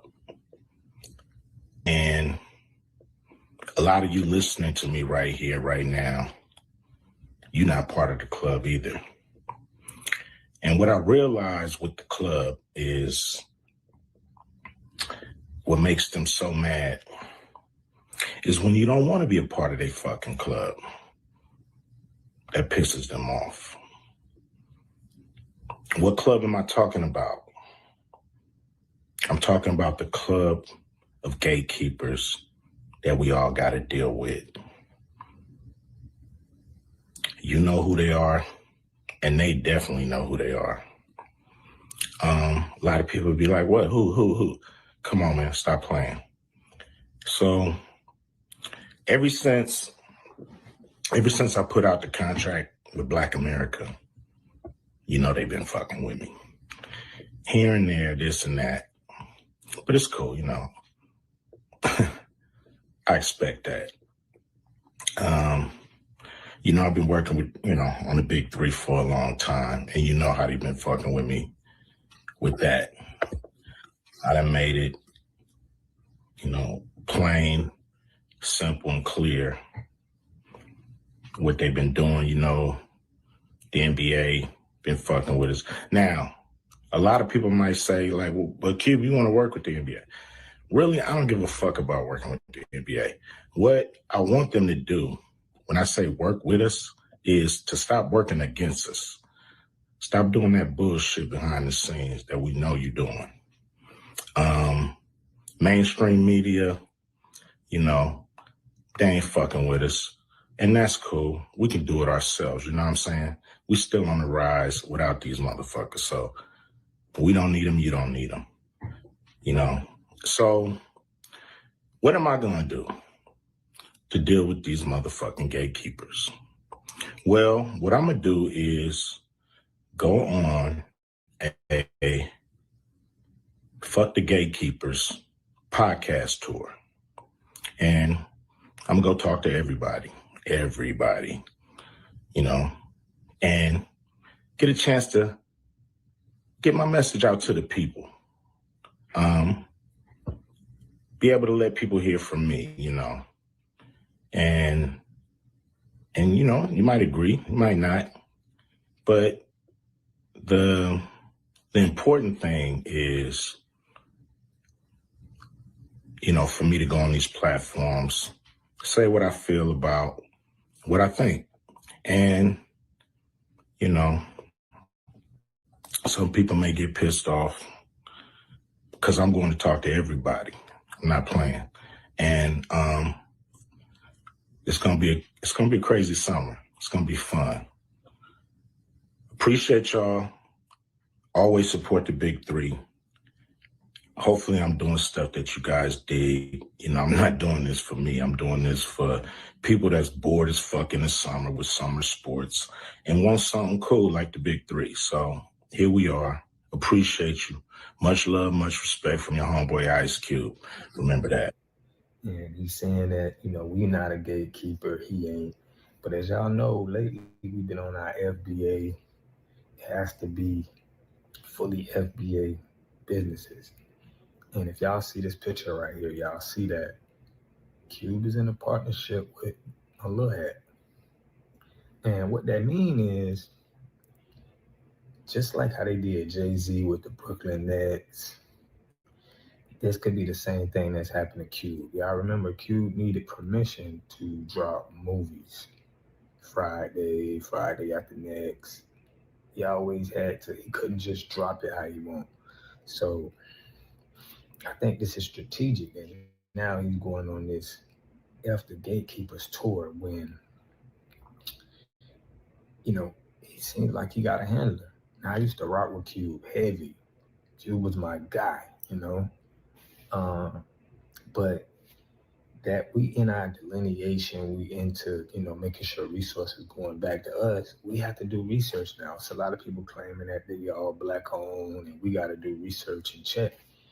And when I did my research, I dropped the video last year and I exposed that, you know, Cube is in a partnership with another, you know, with another race. Now, when he first came out, it didn't matter. We wasn't on this. But right now, we got to make sure all our resources and when we spend our money comes back to us. And we don't want nobody to get Mr. Tenderism. So we in a time right now where the grassroots movement got to co-sign you. They got to put you out. It's no more, you know, you hiding behind money of the higher ups. Because we know how they've been doing this for a long time. And it's the same play. They use our face, but they don't have us with no power of ownership. So that's where I'm at with Cube, man. I mean, Cube, I feel like this is performative. This is theatrical, you know, to probably give him more validation in the community that, you know, he's standing with us when them people really control what's going on. Now, this is just my opinion. I want to know what y'all think in the comment section, but he dropped this video like a day ago, a couple days ago, and I spoke about it on my live, but Cube is not in the right standings with the FBA community for us to really feel like this is us, this is ours, you know. Now, if it was just him owned it, and we know that he could have had a brother with him owning it.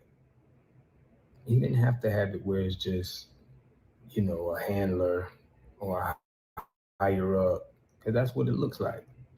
Now, if I'm wrong, I'm gonna come over here. I come on the internet and say, look, man, I was dead wrong about Cube. This is fully Black owned, you know. But if you do a light Google research, you see, I got the picture up right here. We see really what it is. So right now, we're just pushing the grassroots movement to support our own agenda, support our own leagues. Okay, we don't want to have people tapped in. Nobody else have people tapped into their culture unless they on the bottom half. Okay, when it comes to funding and ownership, it has to be us. And we just can't keep doing this. All right, so we standing on the FBA business. So we still on the blackout. We still on making sure that trillions of dollars come back to the community. And with the big three, I mean, they could possibly do Cube like they did Jay-Z. Or like what happened to Diddy with the Ciroc. Okay, we tired of being pimped out of thinking that somebody is, you know, they're the owner when they're not. Okay, we seen what happened, what they tried to do with Mr. Tenderism. The guy said Mr. Tenderism was the owner, a part owner, and that was far from the truth. So they always run this play. But I want to know what y'all think about this in the comment section and what we're going to do. We got more content, more stuff dropping. And we got that We Funder link. We're putting that together to build our manufacturing plant. It's going to come from the grassroots. So y'all look out for that, man. Appreciate everybody who's been supporting the channel. Shabazz, Fresh Always, Blue Lotus TV. Okay, salute to you. Yaya Kids. And everybody who been holding me down, man. Call Dog, Ames Well, the guys, the whole water gang, y'all. So we're gonna be jumping on live on Thursday. Y'all tap in. We got our think tank tonight at 10:30. I'll see y'all there. Peace and love. A community must have three things to have a community in it. You must have a wholly independent economic structure that can provide goods, service, products, and things for your own people, and jobs and tax bases for your own people. You should at least control four basic things You should be trying to control water, food, medicine, and energy to be able to survive and compete. Here we got Mr. Pollock. He had a cornfield. He took advantage of a free water test from us, and this is what we found in this water. We found sulfur, we found hardness, and we solved these problems with an easy fix of 2 tanks. So get your free water test today. Stay blessed. Click the link below.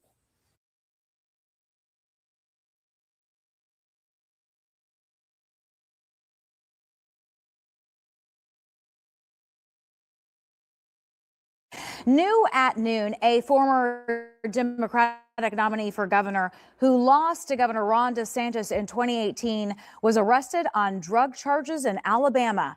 46-year-old Andrew Gillum was pulled over and is accused of possessing 3 grams of methamphetamine, marijuana, and drug equipment. Police found the drugs after stopping Gillum in a town just east of Mobile. You may remember it was back in 2020 when Miami Beach police say they found Gillum at a South Beach hotel room with 2 men and crystal meth. No charges were fired from that incident. So I'm thugging it out. So y'all excuse my voice if my voice is going out, if I sound congested or whatever. But I'm here with the family, ready to rock out and thug it out. So if you guys can give me a retweet, that would be absolutely phenomenal. If you guys can give me a fly retweet. First thing we got to talk about, ladies and gentlemen, Andrew Big Bussy Gillum. Oh my goodness. Andrew Gillum. Oh, we got to talk about Andrew Gillum. Ladies and gentlemen, Andrew Gillum got caught up again. This time his hand wasn't in the bussy jar. Last time he got caught up, you know, he got caught up in that hotel down in Florida, face down, ass up, meth pipes all over the place, narcotics all over the place, bussy stains all on the sheets. I'm like, damn. He got caught all the way up, literally ass out. So now what happened, there was a traffic stop in Daphne, Alabama.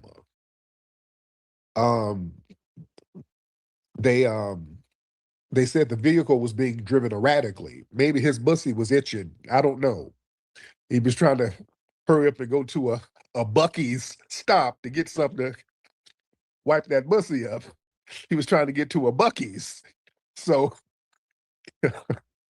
he was driving erratically, according to the police. Poor Gillum.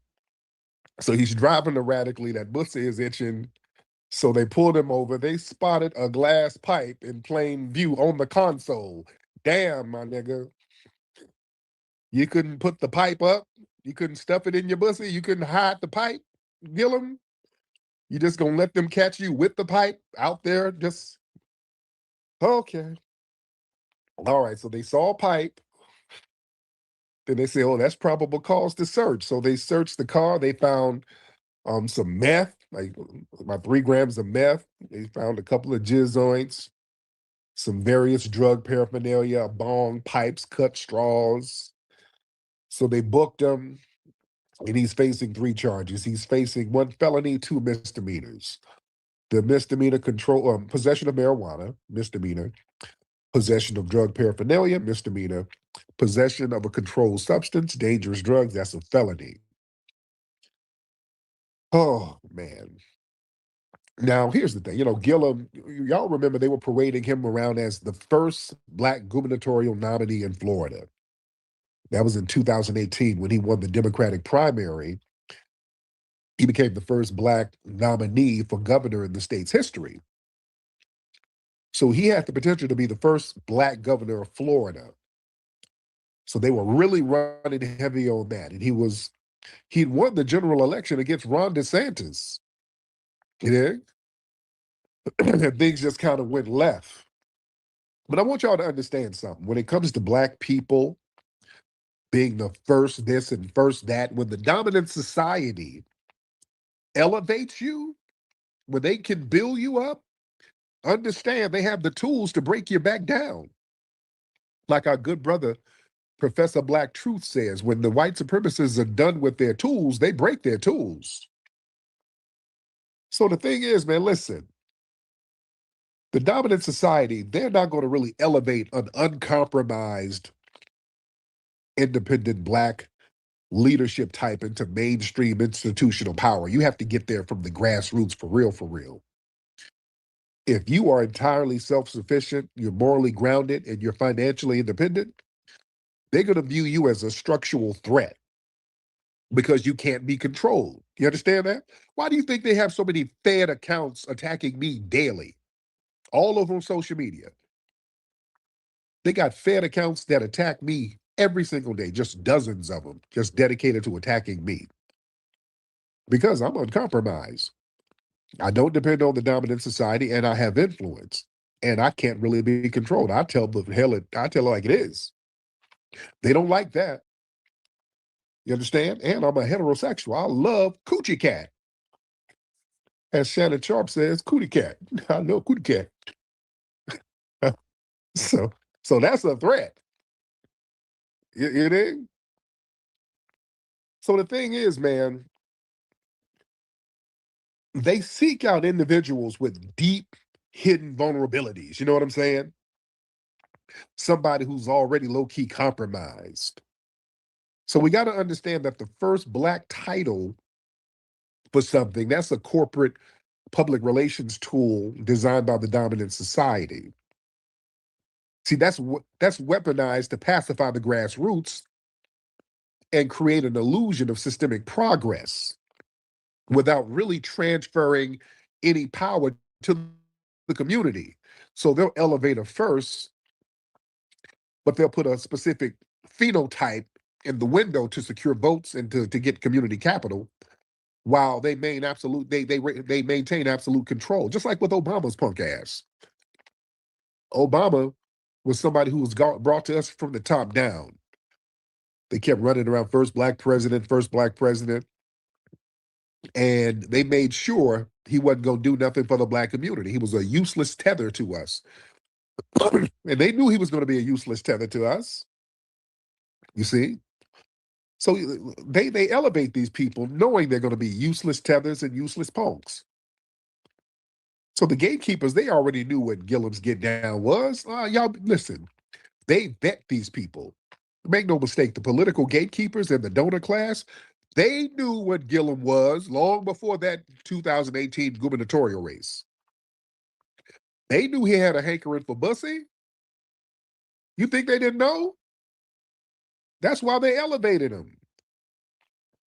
The political establishment, they spend millions of dollars on opposition research and background checks. You don't get within an inch of running a state as massive as Florida without every skeleton being documented. They knew that dude had a hankering for Bucci cat. They knew about drug habits. They knew all that. They didn't elevate him despite that. They elevated him because of that. So they know they can flip on him. So those secrets, that was the establishment's insurance policy to keep him on a leash. You know? I give you another one with Marion Barry. I use Marion Barry as an example. I think they knew Marion Barry had, an issue with the pipe or whatever. But the thing about Marion Barry, he was a rider, though. Marion Barry wasn't no punk, and he was FBA, and he did a lot of things for the community. And, Gillum, when Gillum got caught out there with his bussy up with a pipe and all that, he got to explain it. Well, I was going through things. I was depressed. I got a little lifestyle that I'm a little uncomfortable with. My wife was coming to terms with it. And y'all remember he did that interview?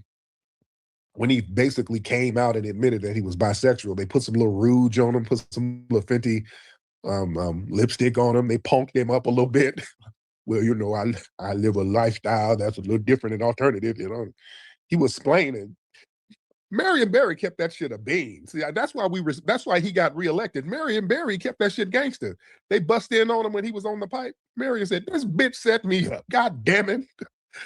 You mean the bitch set me up? The hell? How this bitch gonna set me up?" Marion kept that thing a bean from top to bottom. Yeah. We can respect that. We can respect it. Yeah, they caught me with it. Okay, you caught me with the pipe, but this is a raggedy bitch who set me up. Boy, you's a sorry bitch. Like, we gotta reelect this nigga. He's gangster as hell with it. Yeah. But the thing is, man, the dominant society, they use the same tools to build up a black figure. They'll use those same tools to break him down. That corporate media apparatus that put these people on magazine covers, write glowing articles about them, crown them as the future of the party and all that stuff. Those are the same people that'll leak them police reports, that'll parade them mugshots. You understand? Oh, you ain't never safe with these people if they're elevating you. You understand? So that's standard operating procedure. You know, J. Edgar Hoover, he had extensive files on every prominent black leader. I mean, they were spying on everybody. This was in the 50s, 60s, and 70s. So, you know, they're still doing it now. You think they stop with all of this social media that we have? I mean, if you look at some of the COINTELPRO papers, they were spying on everybody. They were spying on colleges, churches, if there were 6 or more black people in any kind of group or whatever, your ass was getting spied on back then. So you know they're doing the same thing now. They're doing the same thing now. And there's an expiration date of utility sometimes, man. A compromised asset is only protected for so long as they are useful to the power structure. In 2018, Gillum was a highly useful asset to drive voter turnout. But after 2020, he lost the re-election.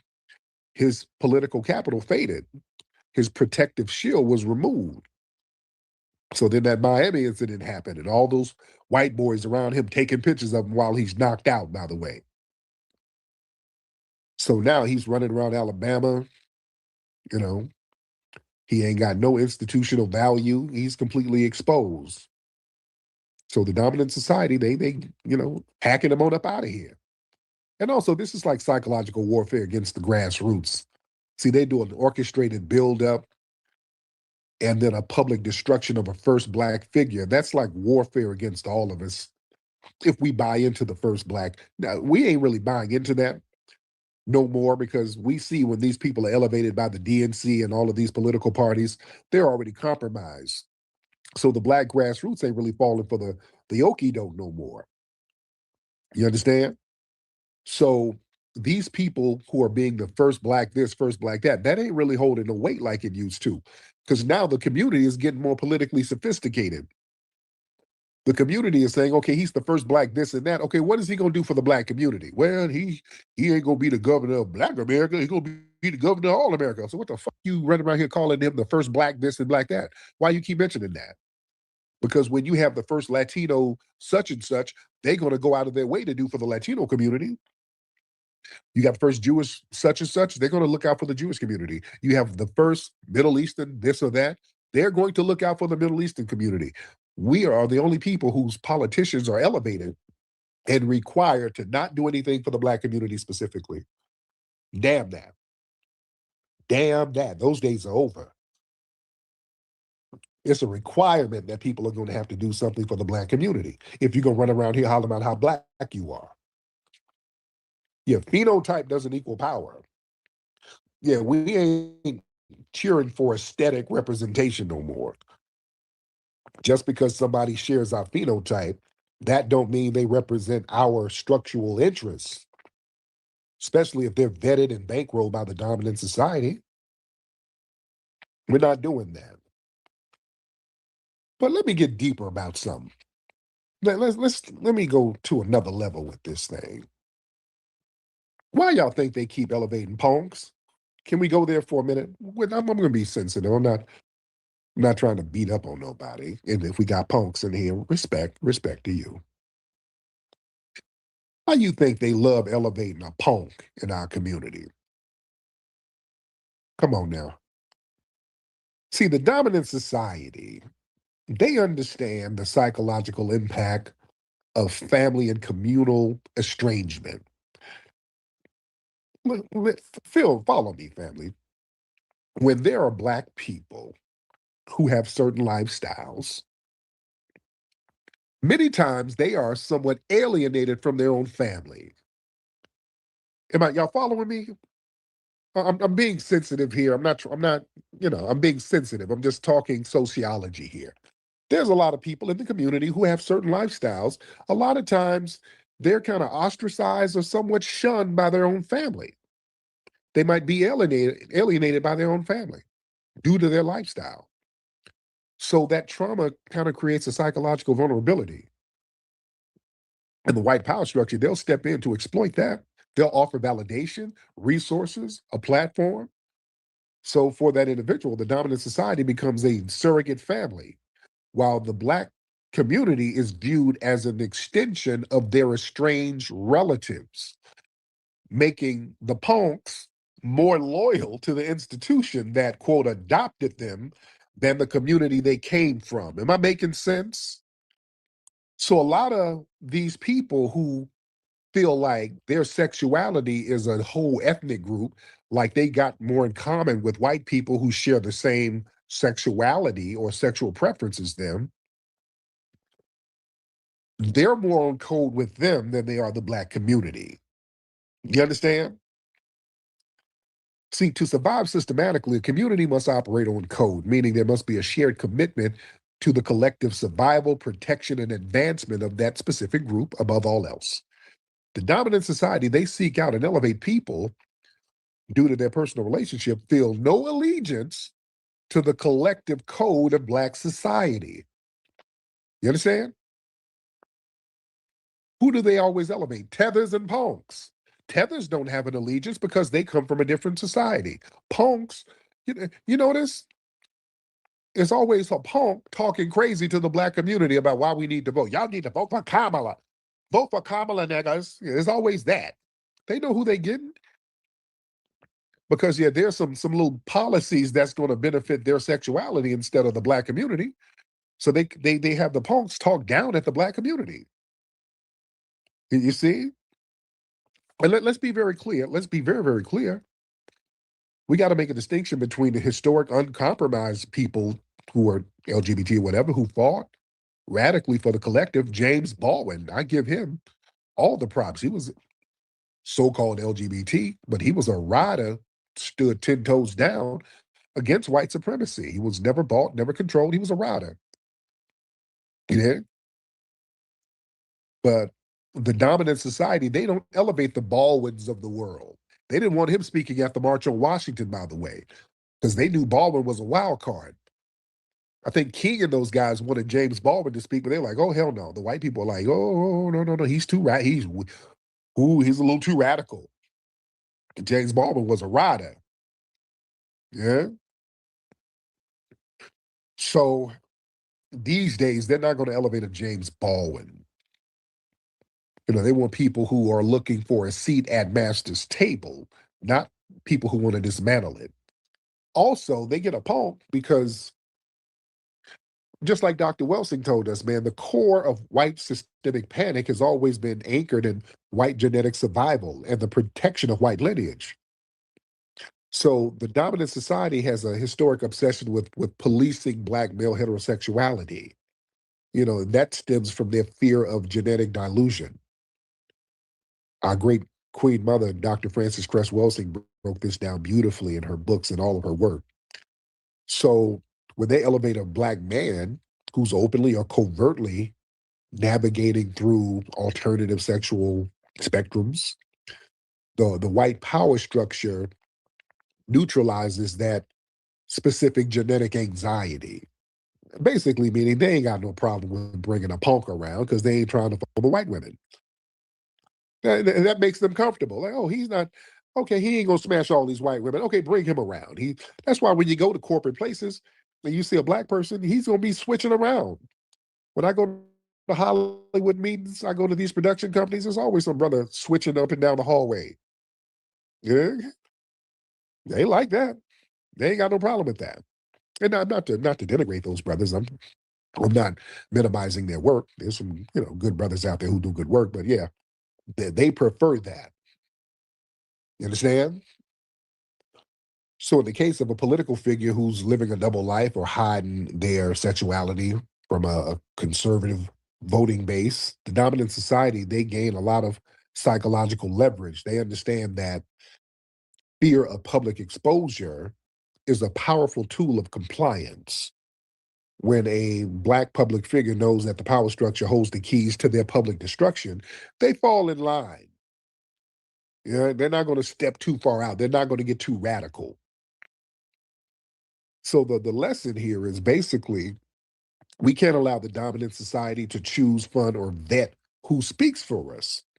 When they speak, when they choose the speakers or the spokespersons or the leaders, they pick the vulnerabilities that they can exploit later. So we have to develop our own independent standards, our own internal vetting mechanisms, and our own economic infrastructure to support our activists and people like that who are entirely uncompromised, people who are fiercely independent, people who are strictly on code with the survival and the advancement of the collective community. You know?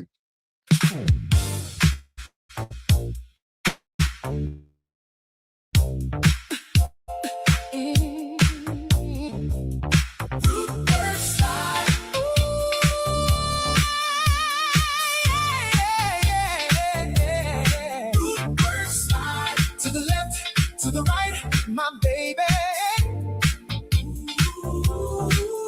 First slide, do it with me. Yeah, yeah. First slide. I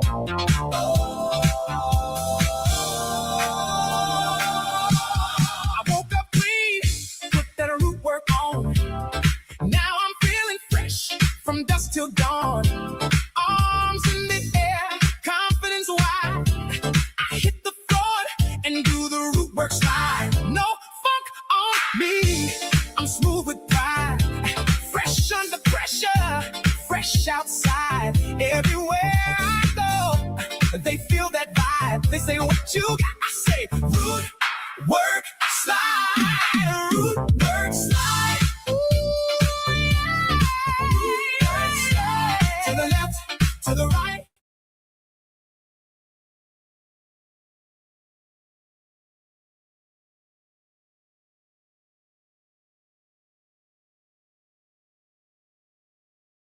Oh, yo, it's Big Ant, the spokesman, man. We back. Another edition of Urban Politicians TV, UPTV. Make sure you stay on your pivot at all times, man. Had to come tap in as the internet got shook up a little bit today as the video dropped. There was supposed to be the incident that led to Big Tigger being arrested recently on battery and cruelty to children charges. Now, when you look at this video, you can see the dog is really just trying to get his cell phone back, and they really putting a whole lot of extra stuff on it. And it's like, wow, this is what's really going down. And this is his wife doing this type of stuff right here. Well, if that wasn't crazy and wild to see in itself, and that was just coming right after Big Tigger had said that he was going to step away from radio, his wife ended up getting arrested on kidnapping charges. Kidnapping suspect is under arrest in Hart County, Georgia, and 2 children are safe following a traffic stop. That is according to the sheriff's office. Deputies said last night they were notified about a vehicle traveling north on I-18. Deputies said the driver was wanted on kidnapping-related warrants out of Maryland. Investigators said the vehicle was stopped near the I-85 exit to Highway 77. The driver was identified as 37-year-old Alicia Brown. Deputies say 2 children were safely recovered from the vehicle. In addition to the warrant out of Maryland, deputies said Brown was also wanted by the Fulton County Sheriff's Office. And this has been something that people have been saying. She had this going on where she was from in Maryland or out there in Maryland. I don't know if she's from there, but people was like, hey, man, she got some old stuff. People in her kids' family been speaking out, and she got a lot of stuff that went down in her past. Well, they caught up to her today after she came through with this stunt that was on that video, and it says Big Tigger's estranged wife, Alicia Brown, is now facing a whole new set of legal problems. TMZ has learned she's been arrested in Georgia on a warrant related to kidnapping. Hart County Sheriff's Office tells TMZ deputies tracked down Brown's SUV Monday night after receiving a bolo tied to an outstanding kidnapping-related warrants out of Maryland. Authorities say Brown was arrested without incident during a felony traffic stop on Interstate 85, and 2 young children inside the vehicle were safely recovered. We're told Trigger's kid that he shares with Brown was one of the children in the car. Investigators say the Maryland warrant stemmed from the 2019 disappearance of a 10-year-old child. Brown faces a felony interference with child custody charge in Georgia, and officials say she'll be extradited to Maryland. The arrest marks a stunning new development in what's already been an explosive stretch for Brown. As TMZ previously reported, Tigger was arrested last month on aggravated battery and cruelty to children charges. Ring camera footage then surfaced that appeared to show Tigger, legal name Darian Morgan, physically assaulted Brown during a confrontation. Now, when you see that video, you hear her really overreacting. He just said, man, give me my phone back. He ain't hitting her. He ain't punching her. She, just a whole lot of nonsense going on, her misbehaving and acting like a child. Well, throughout this time when everything been happening and me covering it, people have been hitting me up in the DMs and tagging me and stuff saying, hey, bro, she got a shaky past. She done stuff like this before. The situation with her kids, she got some kidnapping stuff, a charge saying that she ran off with one of her children from the father, something that had custody. Used to seeing terrible things, say this one is in a class by itself. 24-year-old Alicia Brown not only allegedly left her child alone in the car for 8.5 hours, police believe she also put sheets over the windows to make sure no one saw the 4-year-old. And it doesn't appear she ever even checked on the little girl the whole time. Personally, I don't really care what the excuse is. I can care less if they had the whole car set up like a daycare center. Fox 45 spoke with it. So I'm like, wow, what in the world do Tigger really got going on? Because you should know better than really diving in this water and settling down with something like this that's happening when they moving in this type of way. But even with that right there, on her sake, what type of program is you running and got going on when you trying to get your husband locked up? And we all saw the video. It was wild and crazy that we're really looking at something like that in 2026. But you'll really go use the music scene and use the culture to really go get your husband locked up, knowing that that ain't what that was. But then to go back and, hey, my kids and things of that nature, because I don't know what's all what. Supposedly the kid family on the daddy side has been looking for, trying to reach out, or looking for him, whatever, trying to reach out and trying to get in contact. But now they finally have because of these warrants that's here. And I'm going to tell you, there's going to be some wild stuff coming out with this. And messing around with her, bro, you might be able to do a little mini short film or documentary at this point, because the way that she moving is completely disgusting and completely out of line. I can't even believe this right here. This is something that's wild, and it's all on her. Keeping it all the way 1,000, bro, because it's real victims out here going through real stuff, and she just weaponizing the system. Now, Big Tigger had been came out, and I'm going to keep playing it, where he denied this stuff, said that it wasn't true. Also, his co-worker, who she accused him of cheating with in this situation, came out and said that it wasn't true, and she was not going to be doing a lawsuit. I want to say categorically,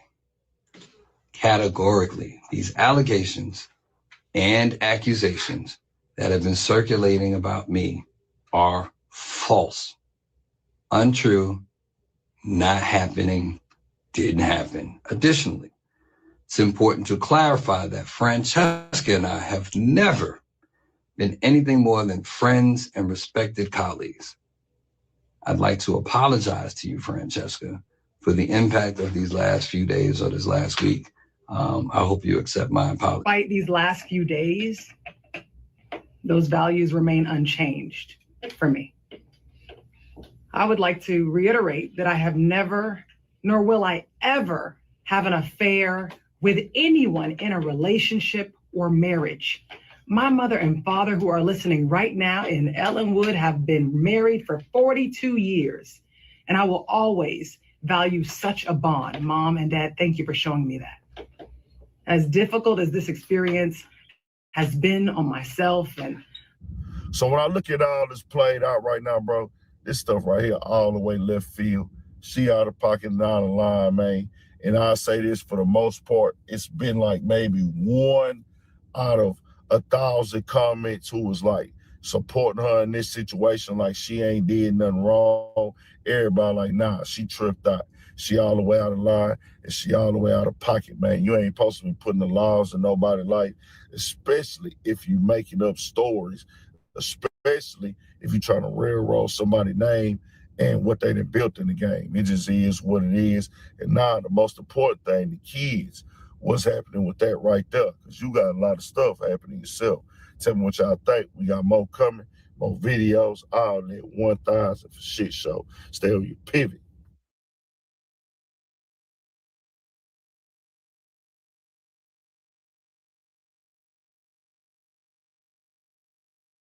Okay, so it's officially over. Haitian's TPS status is now up, and they're looking for somebody to blame, which is us Black Americans, Foundation of Black Americans. And these people are out of their mind right now. You remember the girl calling us dirty Black Americans? Well, these dirty Black Americans is a one who actually rooted for you, helped you, and fought for you, and argued that you should be that proof. I'm going to show that proof. But we're going to go take a look at some videos because, you know, we're getting all the blame for what's going on with them. We're the ones who are control of their TPS status, and they're saying that we all want them to go home. Well, that part is not a lie. We actually do want you to go home. Go home and fix your country. It's being run by a sadist, crazy man named Barbecue who actually a few years ago, they showed him eating somebody. So hence the name Barbecue, right?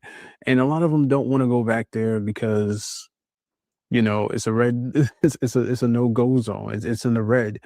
There are Haitians who do still go back home. And I don't really know what to say to that. Like, they're going back home. Why can't you go back home? You know, I've heard Haitians. I got a homeboy who's Haitian. And I asked him, like, where are you going? He's like, I'm going to Haiti. I was like, in my head, I'm like, isn't Haiti a flight risk? Like, well, you know, a travel risk, like to just go there? And he's like, no, I'm going there to support my, you know, my family, because of the hurricanes or the weather there. Oh, yeah, cool. I ain't got no problem with that. So if he can go there, you can go back, which means your TPS status is now up. And the one thing that they don't realize is that they're walking on eggshells. Every 4 years, a new president comes in. You never know if they're going to say, well, continue it. You know, let's keep giving them TPS. They can't go back, right? But when you look at it, you got Trump now. Trump don't like none of y'all, all right? He don't like any immigrants who are stealing from the United States. That's his biggest problem right there. He doesn't. When you start stealing or you come over here the wrong way, he don't want you over here no more.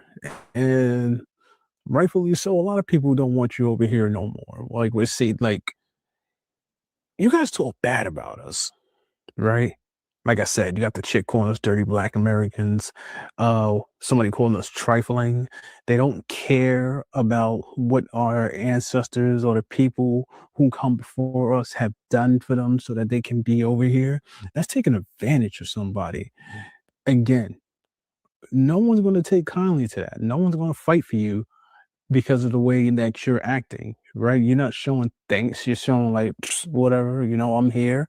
And I find that among a lot of melanated communities, Africans, Jamaicans, Haitians, whatever, they don't care what was done for them at all. So now they're in this bind because TPS status is over. ICE is running around locking them up. 3,000 ICE agents are coming to New York and wherever else to get them out. There's a lot of TPS status. H-1B visas is like being shut down, right? So the Indians, they're going. And who's taking the blame for this? Us, Black Americans. But anyway, I got some clips that I want to show you guys because it's not just me, but there are other Black Americans who got something to say, as well as there's some Haitians who want to tell you how they feel about Black Americans.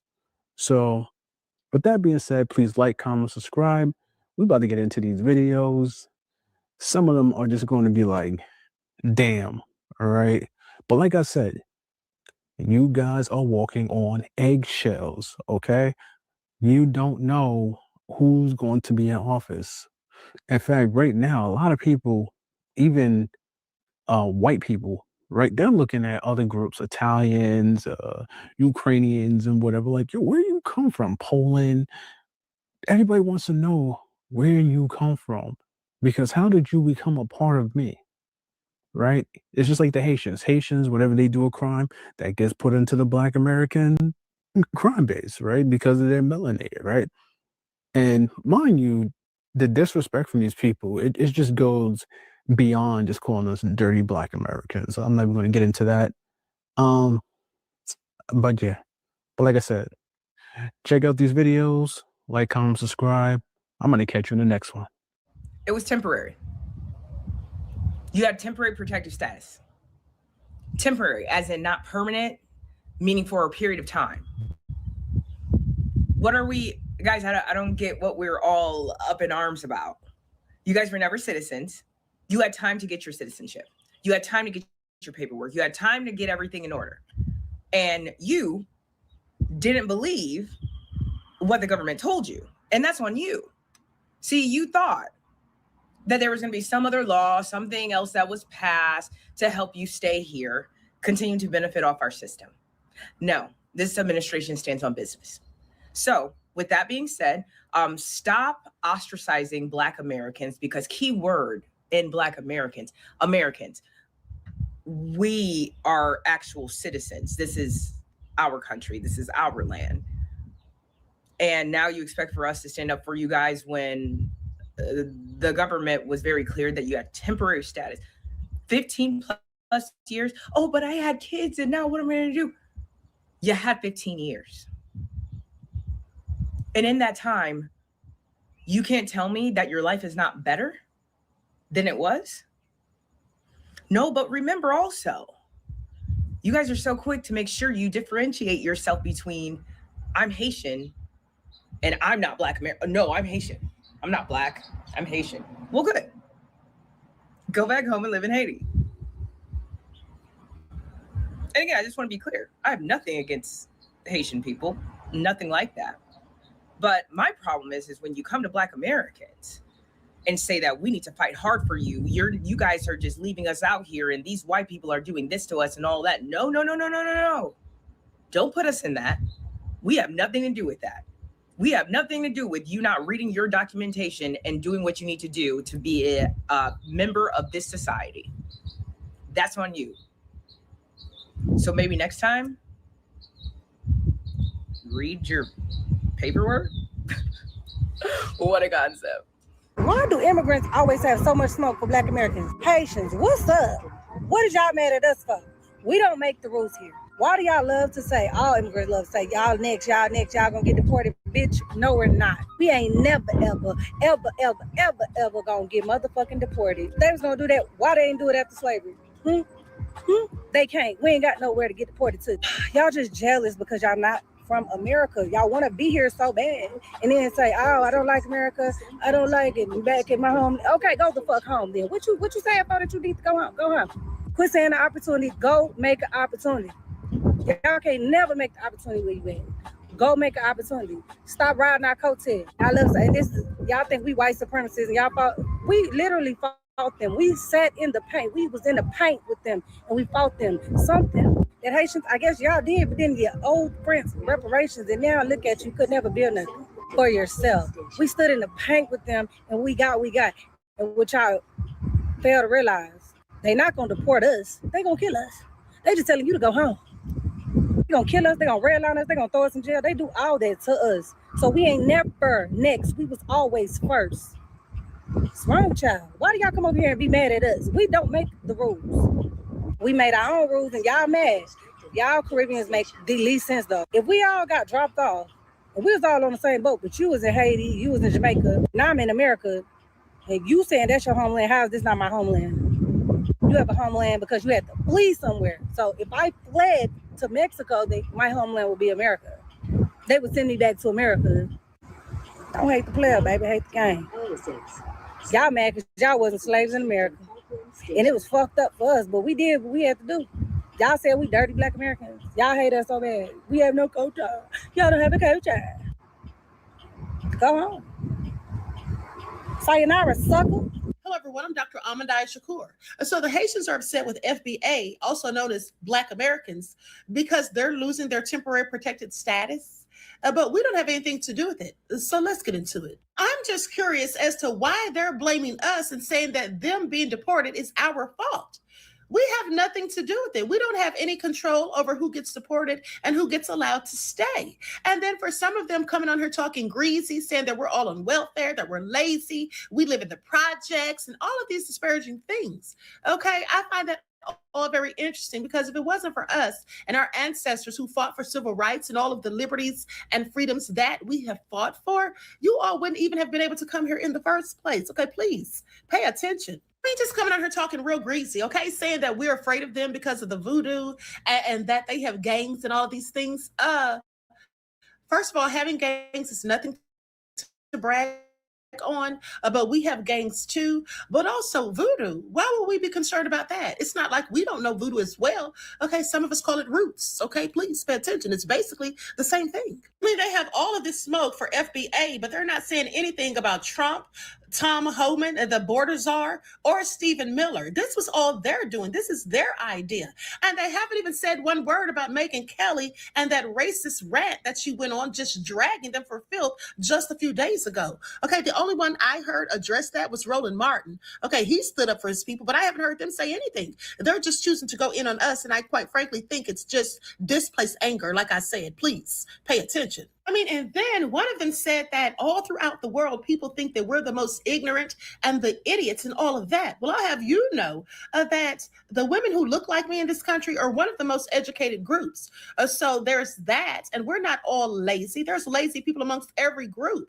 So for them to be sitting here saying that we love massa, but yet they're the ones using and spewing massa's talking points and foolish racial stereotypes about people of my own lineage, I find that very interesting. Okay, it's like totally crazy to me, but still you want to drag us but are not saying anything about the people who are the real problem. Okay, please pay attention. I mean, it was Trump himself who said that Haiti was a shithole country, and then it was JD Vance who lied and said that you all eat cats and dogs. But y'all are mad at us, and I just don't get it, because it seems like a whole lot of projection. Maybe you're afraid to say something about what they've done or said, but so you just want to use us, you know, as the scapegoat. But it's absolutely so ridiculous and sad. Please pay attention.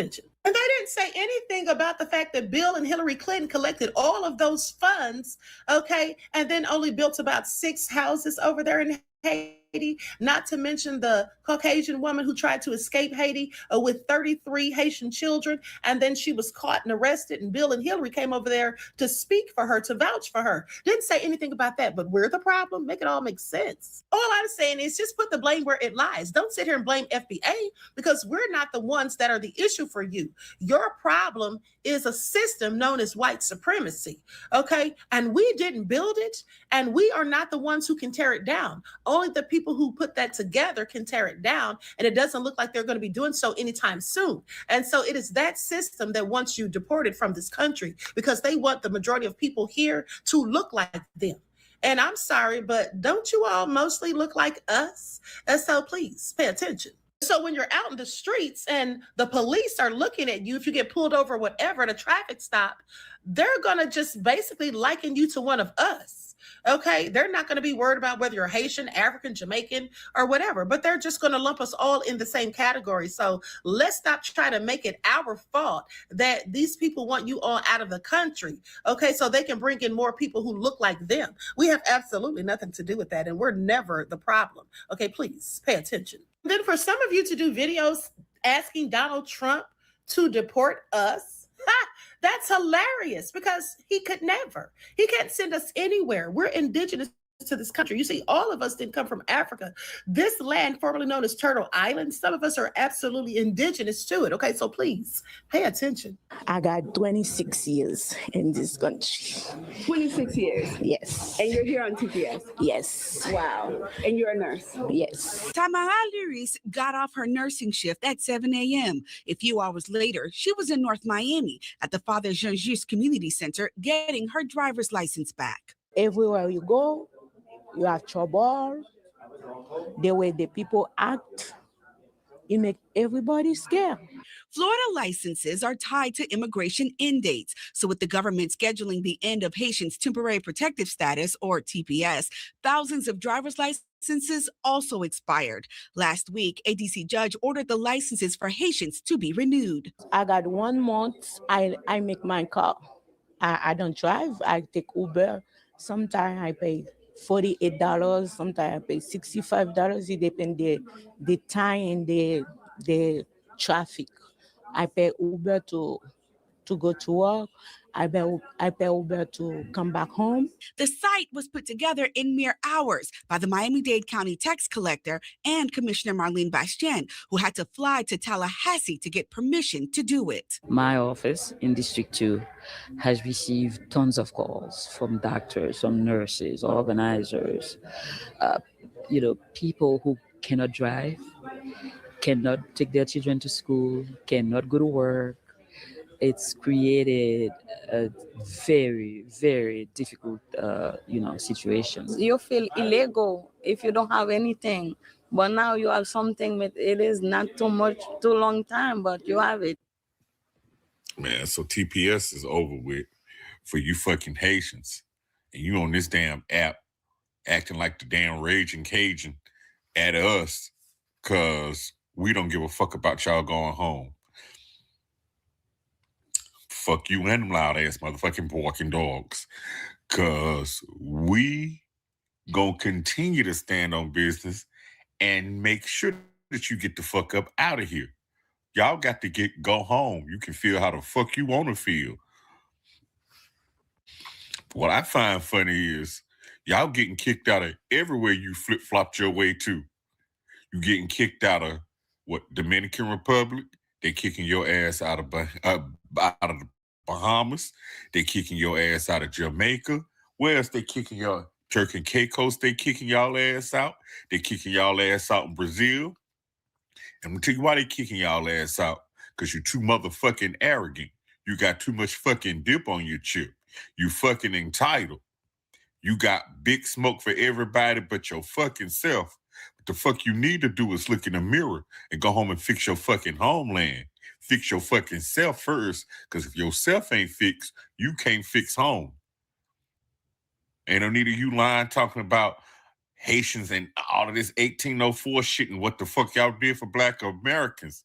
In the words of Finesse 2 times, bitch, you did nothing. Bitch. Because y'all love telling us they kick us out, we have a home to go to. If they kick you out, where are you going? Tardy fingernails, my ass is at home. That's the fuck you dummies don't understand. We home. We home. Our ancestors come from the fucking soil. I'm an indigenous American Indian, bitch. You know, the copper-colored people. Damn, that's who the fuck we are. We home. If they was gonna kick us out, they'd have been kicked us out. That's what you damn Twinkie head fools don't understand. We would have been gone if they could deport us, but we're non-deportable. Unlike you. So go ahead and put your damn shit and your bandana on the stick and H-Town stump your ass the fuck out. We don't care. Fuck you and all that damn dirt cookie goddamn babbling that you doing. Y'all talk about putting some respect on Haitians' name. No, you put some respect on our shit because we didn't disrespect y'all. When they was running your ass up here like a damn episode of Django, what the hell was you doing? Crying, and who was helping y'all? Us. We made our damn voices heard. They help protect you. Then you gonna come over here and tell us what the fuck we run. What the fuck you run? Other than your goddamn patent turners, aka your funky flat ass dusty feet. Man, go the fuck home and shut the fuck up. So I would like to add to this conversation we're having about that Haitian ass bitch that went on that podcast to speak about Black Americans, unprovoked, mind you, unprovoked. I swear to God, we have condos, mega mansions in y'all's heads. The way that y'all obsessed with us needs to be studied. It needs to be studied. It's a sickness. You're not okay. You're unwell. Okay? Here's my thing. I see like many people speaking about it because they're upset, rightfully so. And then you got the Haitians, the Africans, and the fucking Caribbean people in the comments talking about, oh, well, not too much. You always generalize all of us. Like, we don't all feel the same. I can't fucking tell, bitch. I can't fucking tell. And instead of trying to police us, and instead of trying to tell us how we should feel and what we should say, why don't you get y'all people who keep doing this shit, who keep fucking embarrassing y'all, who keep speaking for all of you, why don't you get them and pack them fuck out and worry about them and not worry about us and how we feel? Like, stop trying to police us. Because it gets to a point. We literally are sitting, chilling, cool, and maxing, and we catch a stray every single fucking time. The obsession is fucking real. Okay? I'm going to keep generalizing until y'all stop speaking on us. I don't give a fuck. Because that's all y'all do is speak on us. Speak on us, speak on us, speak on us. You know what? And the thing is, you know what's crazy to me? All of you appropriate Black American culture. All of you. You all do. Yet you want to sit here and disrespect our culture, shit on our culture, but you'll appropriate it real quick, especially when you come here. Don't act like you don't. You do it in so many different ways. Our culture is through everything here. Everything. So stop playing with us. Get out and stop playing with us. Stop trying to police us and how we feel and what we say. Police y'all people first. In honor of the Haitians. Dirty Black American? Wait, what? Huh? What? Wait, what'd you American? say? Black American? What? No. Hold on. You said dirty Black American. You heard that? You just asked me what I said. I did. Why you said that? Because that's what y'all are. Dirty Black American. She just said that? I did. A dirty Black American. I sure did. Because that's what y'all are. The Supreme Court, it's a wrong decision they make.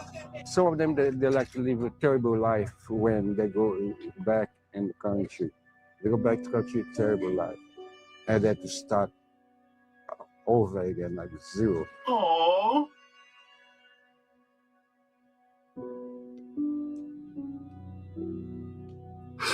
Poor little Haitian.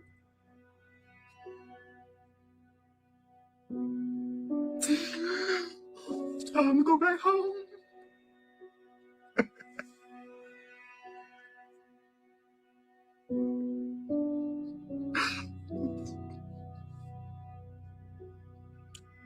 Bye-bye.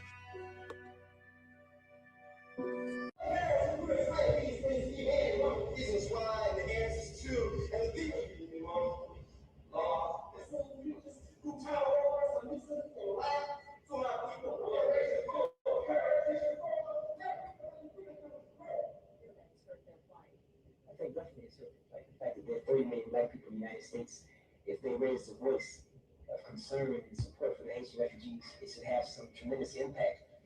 As long as those 30 million Black people are uninformed on the Haitian refugees' plight, though, they cannot raise a voice and thus have the kind of impact that they could have.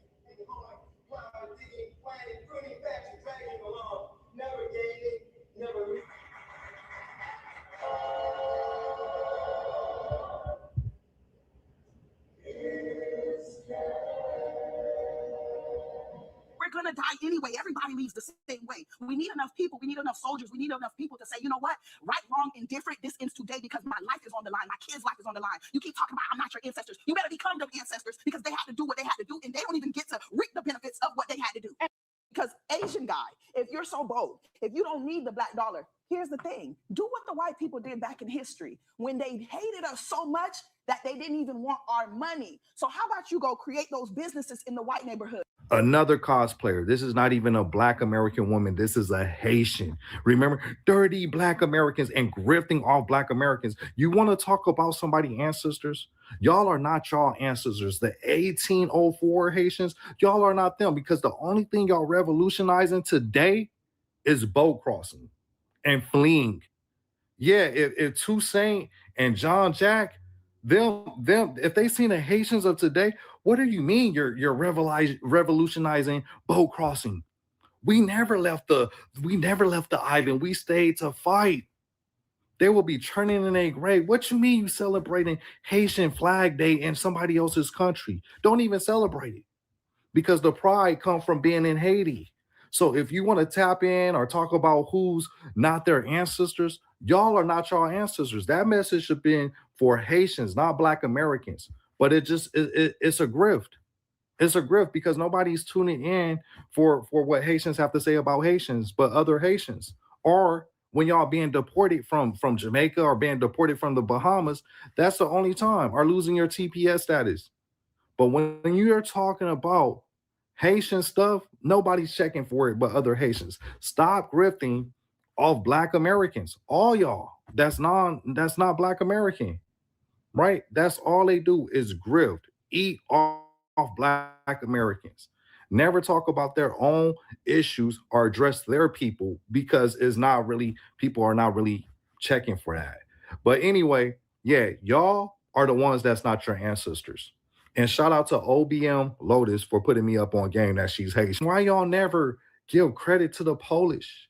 Even your man, John said the Polish was the white Negroes of Europe because they deserted Napoleon to help the Haitians. And y'all never give the Polish any credit.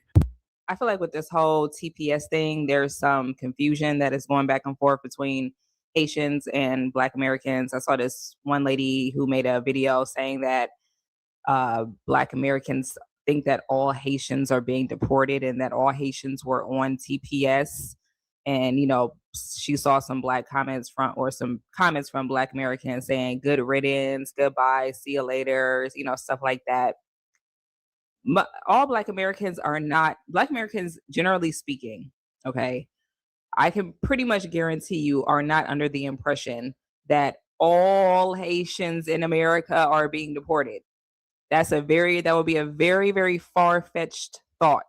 Okay.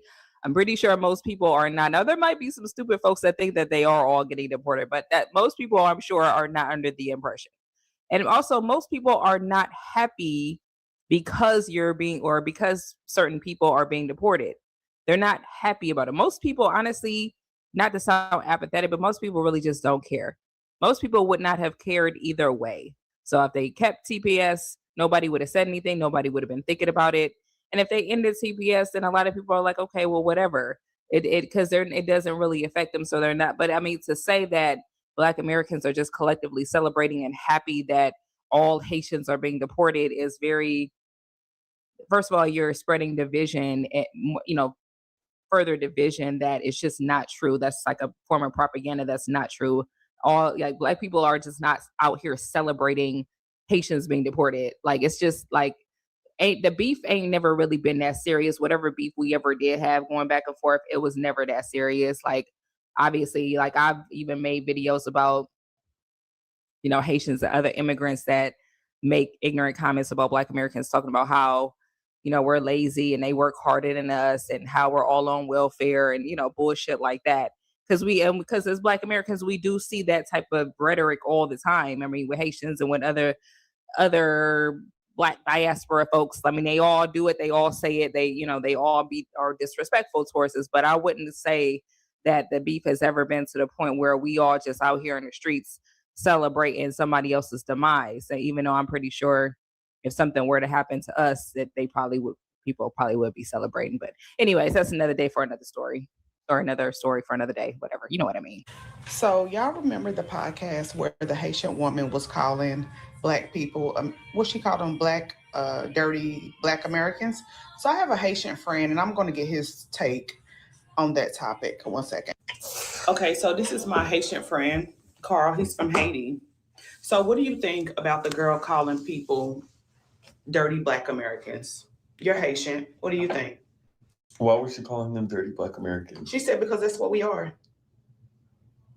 Just to say it? I guess she wanted clout. I don't know, but you're Haitian. Can you explain that? Do they really call us that? No, she called y'all that.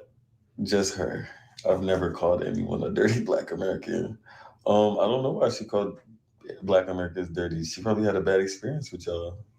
As do most Caribbeans do, have bad experiences with Black Americans. Have you ever had a bad experience with a Black American? All the But you don't consider them as dirty Black Americans, though, do you? They just I feel like Black Americans lack unity.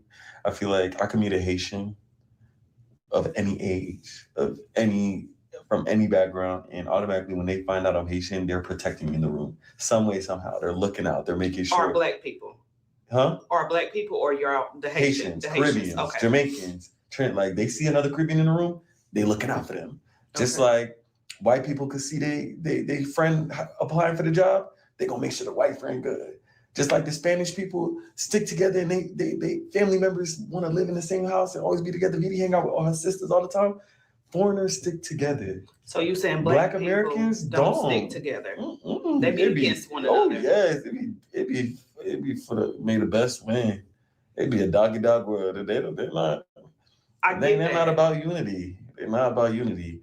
And for that, as a Black American, as a Caribbean, experiencing that from a Black American, and you're always used to Black people always like wanting to be one, and then you see like the Americans are not like that. It's like, wait, I thought we was on the same team. You know? But that still didn't give her a reason to call us dirty Black Americans.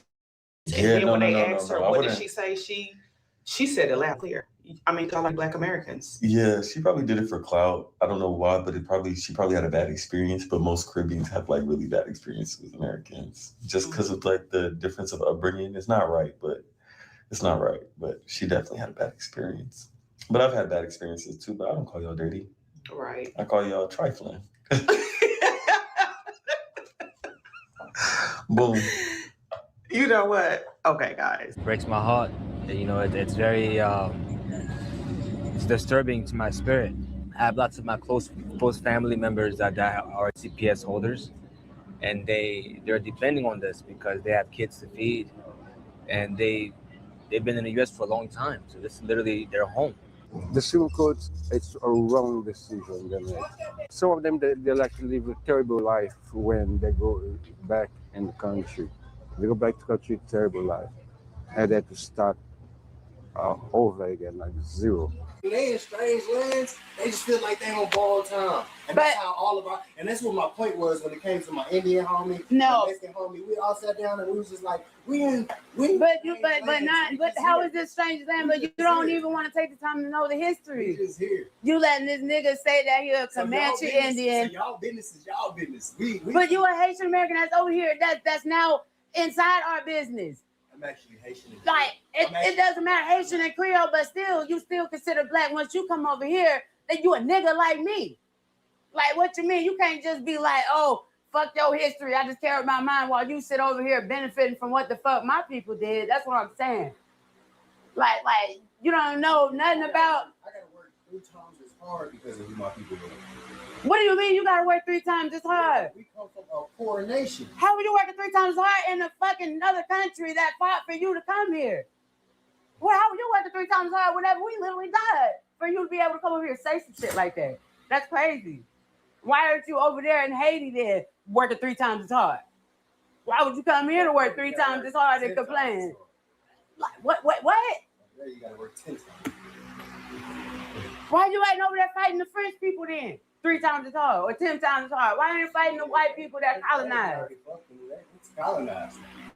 So then why come over here and say you don't care about our history though? I just said that's y'all's business. How is that? So that's not your business. It's not. So everything that happened. So you know that you wouldn't be able to come here just 60 years ago. You wouldn't be able to come over here without us and our business, without us fighting for that. Yeah. I live off different principles. I live off my mind and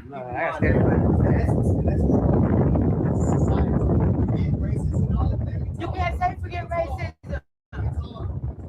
And a white man sitting right here like race matters in this country. Race matters in this country.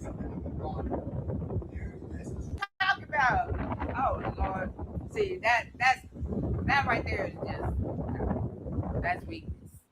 I'm not finna sit back and allow these people to do the same thing over again. History repeats itself. And people that fail to know history are destined to repeat it. Whose history? Our history, right here. There's a white man right here and a Black woman telling you, a Haitian American, that you should know the history of this country as you sit here benefiting from all of the shit, all the animosity that me and him and his people go through. I know. I just don't care. You should care, bro. You should care for like, bro, that's crazy. That's crazy. I didn't even know you felt like that. Like, that's crazy. Like, that's crazy. Like, you should appreciate what my people did for you to sit over here, fam. Like, that's crazy. Without my people motherfucking fighting, having dogs sick on them, being hung from fucking trees and shit, nigga, you wouldn't be able to stand over here and speak like that. For real. Our people are getting hung just 3 days ago, nigga. I'm making videos every other day about Black Americans being hung. Bro, I'm about to cry. Like, the fact that you saying you don't care whenever my people are literally being lynched, nigga. My people, your people ain't being lynched. There's no Haitians being lynched. Nigga, there's no immigrants being lynched. They can't even survive right now. Look up Haiti right now. What does that have to do with America? You're over here talking about Haiti for what? So you talking about a dot in the middle of 1,000 dots while we only got 1,000 dots. What dot? What dot? What are you talking about? What the fuck you talking about? One dot? Like, are you saying that the lynching that happened is just like it's nothing? Like, no, but I'm just saying it's every day down there. Us dying, getting killed. Then why aren't you over there in Haiti saying that? We're over here. We're not gonna sit back and just act like it's a regular thing, bro. That's not. My company's investment. I do all that. But I mean, but your people shouldn't have came and fled over here then. Like, you don't care about your history and you don't care about our history. You don't care about either one. Like, that's the problem. That's the problem that Black people be talking about. Immigrants come over here and they make shit so much more difficult. You know what I'm saying? Like people that speak like that and they speak like that, and other Black people, young people are hearing y'all speak like that, they learn to not give a fuck. And that's how we stay in last place. That's how white people keep us in that spell. We mind our business. Yeah, you need immigrants mind your business because y'all get to live comfortably over here because of us. I would mind my business too if I got to go to another country and I don't have to experience the racism that they experience. I don't have to experience their oppression. I don't have to experience. What you were born here and you don't care? That's even more crazy.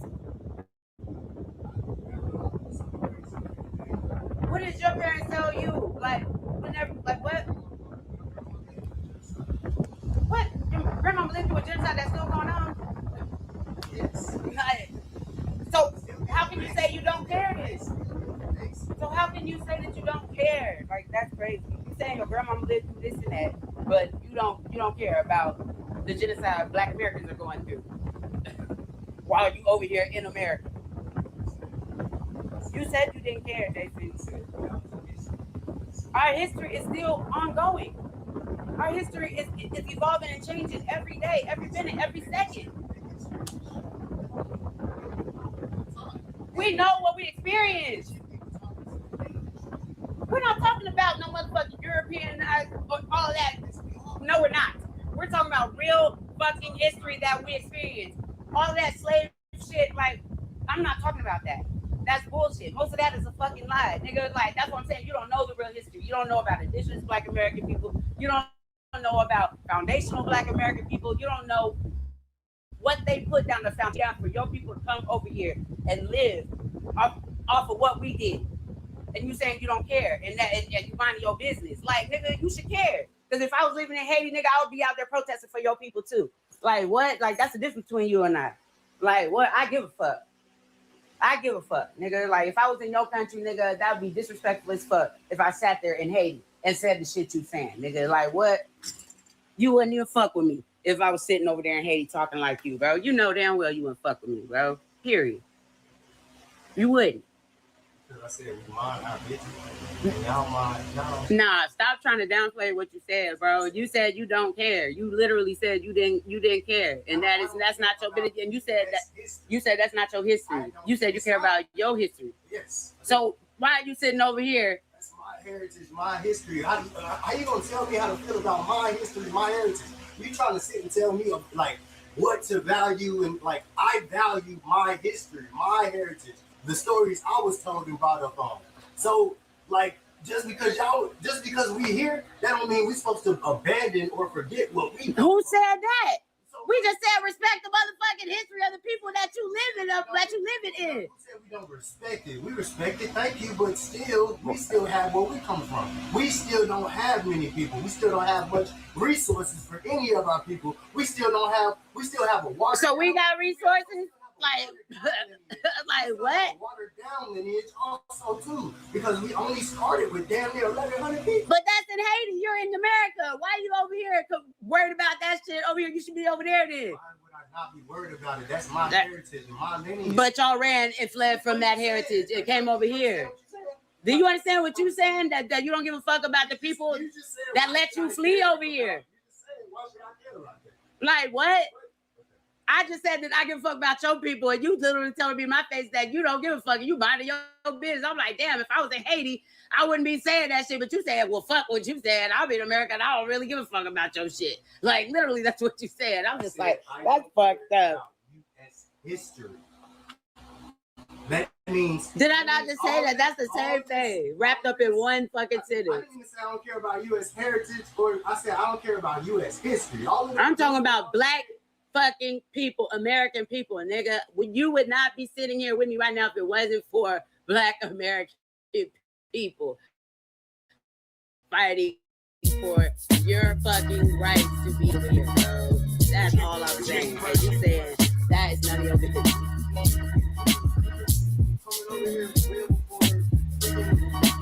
Please tell me you was coming over here before 1965. Oh my God.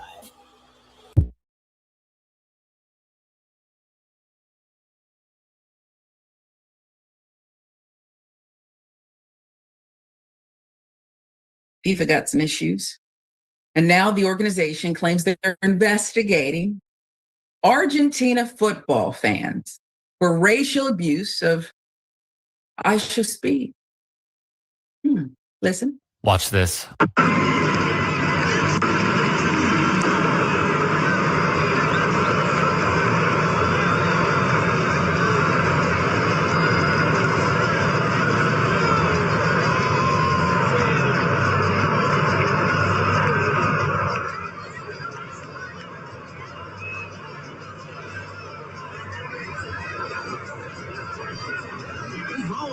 He's a racist. That's what's wrong with him. That was popular Twitch streamer IShowSpeed for the second time while Argentina is playing, and he is streaming while Argentina is playing at the World Cup. He was racially abused. Here's the second incident.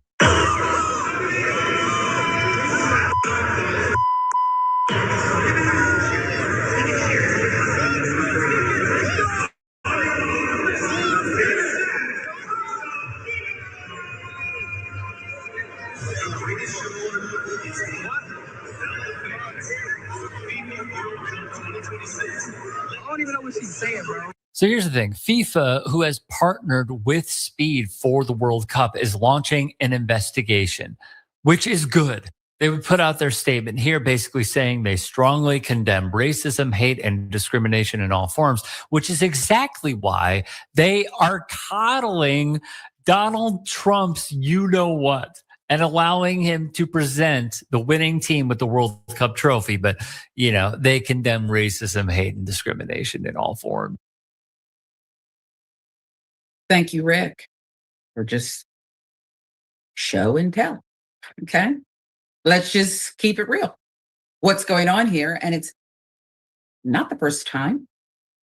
FIFA has launched an investigation after an alleged incident of racist abuse. I don't think it's alleged. I don't. Involving American YouTuber and streamer IShowSpeed and a supporter during the World Cup match between Argentina and Cape Verde. Footage from a stream on IShowSpeed's YouTube channel appears to show the 21-year-old wearing a Cape Verde kit. Confrontation there with an Argentina fan in the crowd. Why can't it just be about sports? Why can't it just be my team's better than your team? A little old-fashioned trash talk.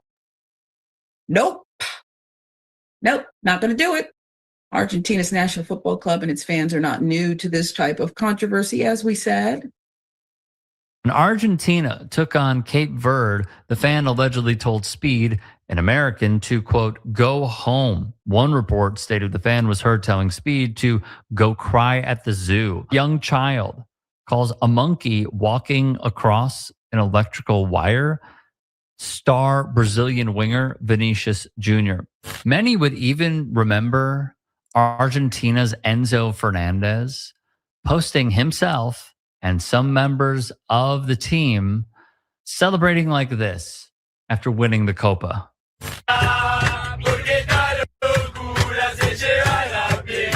The lyrics to that song that they sang on that bus, listen, spread the word. They play in France, but they are all from Angola.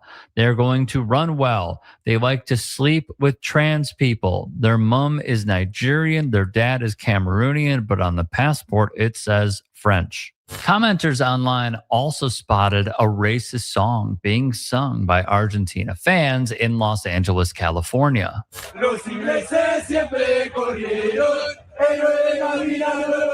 One user transcribed it as follows: let the Frenchmen come with the document. Let them play for Angola if they've got the balls. The new banger from the Argentina crowd, messing with the Africans who play for France. Can we just concentrate on football? Or is racism your game? It's what it seems like. What it seems like. And we can say that racism appears to be the game because you need to look no further than a little history lesson. We can give you that. So this is when you start asking yourself, why does it seem like every other Latin American country has beef with Argentina? Why does it always seem like Argentina is at the center of a racist scandal? If you look at Argentina today, you'd be like, there's not a lot of Black people there, especially in comparison to other Latin American countries where there are a lot of Afro-Latinos, right? Well, in the 1800s, Buenos Aires was about a third Black. So you can't say that there were never any Black people. So what happened to us? Us as in Black people, but in Argentina. I'm not from Argentina. Y'all get what I'm saying? So what happened to Black people in Argentina? I'm gonna give it to you straight because this is a history class. They sent Black men to fight in wars so that they would die. They sent Black men to die in war, literally, the government. Again, look that up. I'm not making this up. And then a disease outbreak obviously disproportionately affected poor Black neighborhoods, literally wiped out poor Black neighborhoods. And on top of that, the cherry on top, they invited a bunch of European immigrants to Argentina to literally whiten up the population and stopped counting Black people in their censuses. They just ignored the Black population altogether. After all, there were only 3 countries to vote against the adoption of a resolution declaring the transatlantic slave trade the greatest crime against humanity. Those countries to vote against it were the United States, Argentina, and Israel. A hell of a trio. Hell of a trio. Okay? And look, that was a pretty in-your-face history lesson. I don't mind learning things. Needed to hear it. Already knew some of this. If you watch the program, we brought you portions of this before because there have been other incidents. But maybe you're saying, well, Sharon, I'm sure not everybody's like that there. And it was just Argentina versus Cape Verde. So I'm sure we're not going to say that this is how, the team's fans, Argentinians, behave. Are we? Well, you decide. Here's what happened during Argentina's next game when they faced off against Egypt.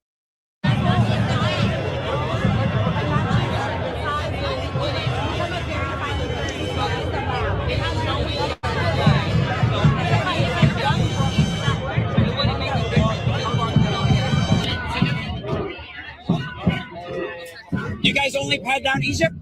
Yeah. Why?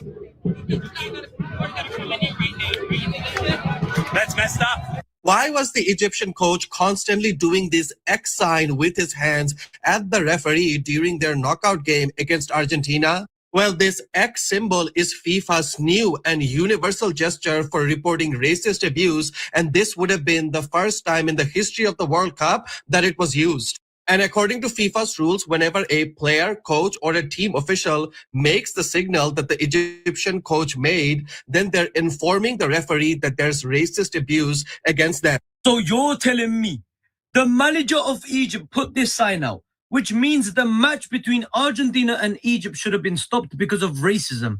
But the referee gave the Egyptian manager that put this sign out a yellow card. I kid you not, a yellow card was given to the manager of Egypt for doing that sign. And you can read the rules for yourself. No matter who does the sign, this sign means one thing: stop the match immediately. And the referee did not stop the match right after this sign was clearly shown from the manager. The same manager that couldn't control himself at full time even said, "I will say what's on my mind regardless of the consequences." This was clearly a rigged match and the world saw it. And I want to say one more thing. If they want Argentina to win so bad, why call everyone to come and participate? It's a good question. And so about that symbol that's supposed to stop the match instantly, FIFA's little rule for racism. Got to stop this thing. Let's investigate what's going on here. Apparently it's just, optional. It just depends. I know. Let's put a new rule in the books and we'll pretend that we're tackling this nasty, ugly racism thing that's a fabric of, well, what we're doing. Back to that history lesson on race relations about Argentina. Is it really a history lesson, or is it a lesson on what the country is and what it was built on? These are just facts. If you would wish to hear them, we have them for you. If you don't, you'll ignore that thing, right? And they did. So this whole thing about FIFA investigating, you heard Rick's reporting. This is not happening. So fans, little faith that FIFA will take this matter seriously. Look at, they're giving out fake awards to the guy who peddles in racism. And you think FIFA gives it about what Argentina's fans are doing? This poor guy actually thinks he got a real award. It's not a real award. It's like they gave him, I said in the break to one of our super team members, producers, it's like they just give him a pacifier. Okay? Just like you couldn't give away the peace prize. But she gave it to him because, well, let's pretend. It's not transferable, fool. Okay? But as long as he's buying it, keep him occupied. Keeps him out of our business.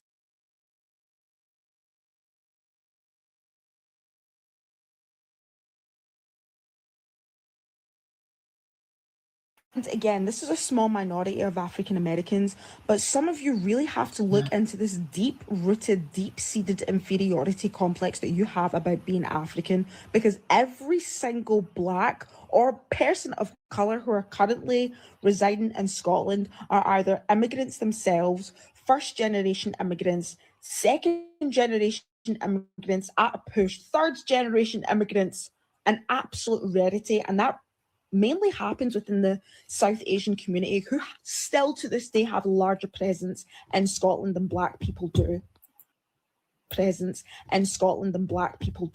Because you're going to have people who are actually Scottish, ethnically Scottish, come back and say, hold the fuck on, why the hell are they claiming that this is their land when this is our land? And rightfully so. It's the same way when you see white South Africans claiming that South Africa is their land, when it is not their land to begin with. And that's the sad thing. You're pointing out white South Africans. White South Africans, they'll stand on a lie that they're the indigenous people of the land, despite the fact that they're only 10% of the land and surrounded by the indigenous 90%.